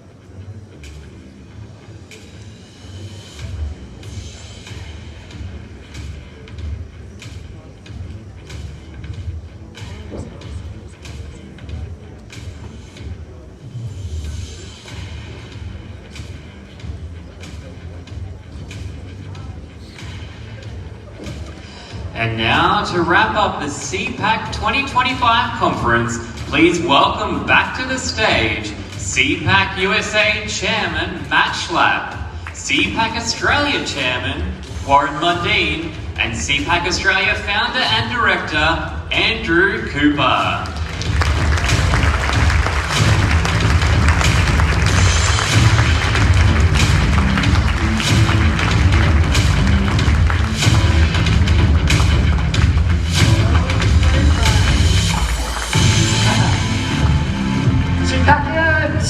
How you doing? Have you had a good weekend? Celebrate. There we go. Who wants an Elon Musk hat? This is the Elon Musk. Oops.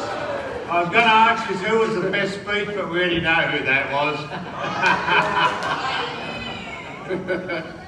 Oh, look out, I just took some Now, ladies fire. and gentlemen, Matt Schlapp. I just hit it, gentlemen. Sorry about that. I got too many. You got too many. Right here. Right here. I'm done. Now, Matt, before we carry on, you know, of all people, that these sort of events don't happen with people putting a lot of time and effort in. Volunteers. Do you think we should acknowledge our volunteers? I think you guys have the greatest volunteers. Yeah. Matter of fact, several of them said they want to come to Dallas. What do you think? Are you going to? Yes. We got a good contract deal. So our volunteers are run by a guy who started as a volunteer for about 3 or 4 years. And then he went on our Global Explorers program to DC, to CPAC. And now he's our general manager. And one day he'll be Australia's Charlie Kirk. I want you to welcome to the stage Barclay McGain. Are you in the house, Barclay? Where are you, Barclay?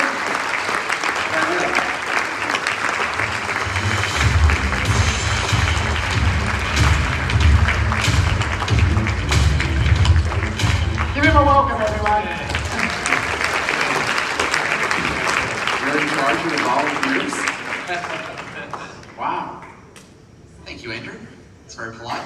And I think it goes without saying, ladies and gentlemen, it's already been mentioned by Andrew, that this conference really would not be what it is and what it has been without our volunteers. And we've had a record number of volunteers this year. Their youthful exuberance has been on show all weekend. We've got a lot of them up the back now, but if you guys would like to please stream up the front, we'd like to honour you in a fitting way.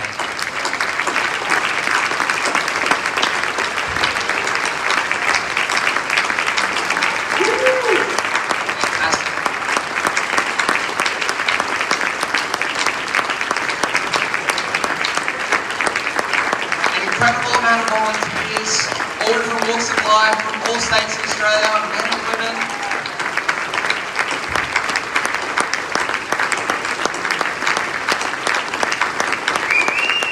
Proudly standing up for their country. And I will also say one final tidbit is a lot of these people have only recently heard about CPAC, and a lot of them have only recently applied to be involved as a volunteer in the last week off the back of what happened to Charlie Kirk. So I think what we've really seen is just an overwhelming array of support for conservative values, and these people have had the courage to speak up and be involved in such an awesome event.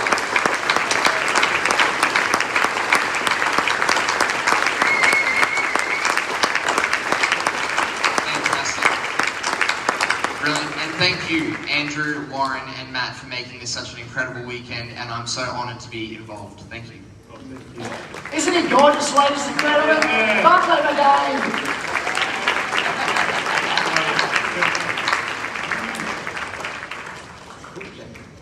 Thank you, everyone. Now, as we know, there was a terrible tragedy a week or so ago, and tonight there is a service for the burial of Charlie Kirk, and we thought that in honour of Charlie, who was very open to questions and prepared to answer any question that was thrown to him, that we would offer you the chance to ask any of us any question you want. So what do you got, ladies and gentlemen? Ask us something. There you go. Charlie Kirk. Don't be shy. Don't be shy. Oh, here's the microphone. Look. Yeah, it's a bit... Yell it out. Thank you. This is so dangerous.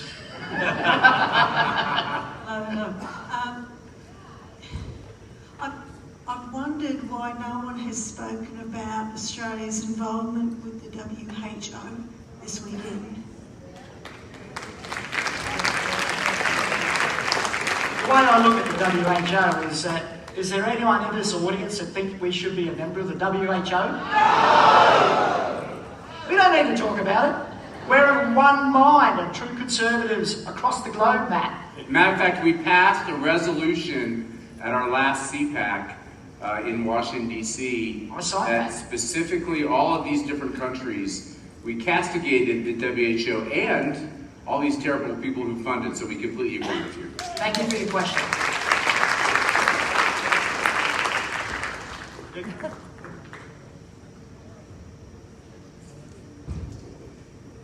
Thank you for such an awesome conference. It's been fantastic.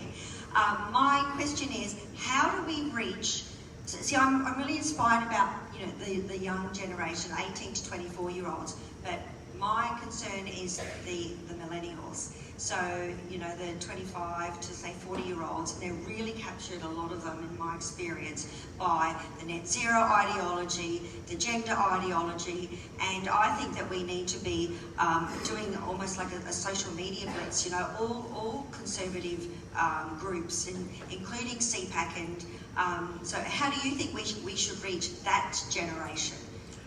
Well, Warren, you're closest to the millennials. Do you want to answer this one? See, I'm only 26 actually, and working on this bloke. We are working on that. The idea for us is, through our social media works, also looking at our regional programs that we're going to be running out over the next 12 months. We'll be definitely targeting that group, and we're looking at youth groups and that as well. We've got these great volunteers out of the universities and under 25s and that. These are the groups that we're going to be really targeting. So then Andrew and I can retire. Yeah. Oh, wait, I'm going to double your salary next year if you stay on. No, what the? Triple it. What I think is that I don't think we should be so negative about millennials, to be honest. Like I can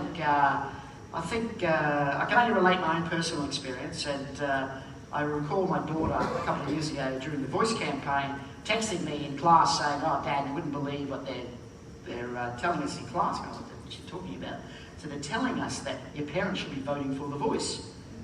This was at a private school. And I said, "Oh my goodness, what do you and your girls think, your friends think?" She goes, "Lol, we're watching Jacinta Price TikTok videos."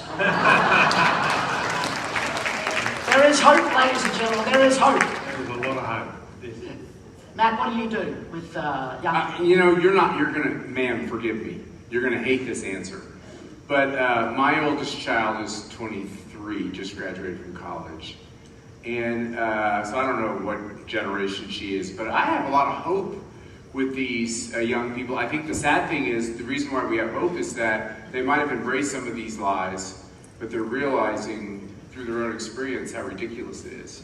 Especially on the gender stuff. I think they just all realize how ridiculous that is. But the second thing is, it's very hard for conservatives to go up to a 30-year-old and have a program to try to deprogram them. Because it's our view as conservatives that they ought to have their own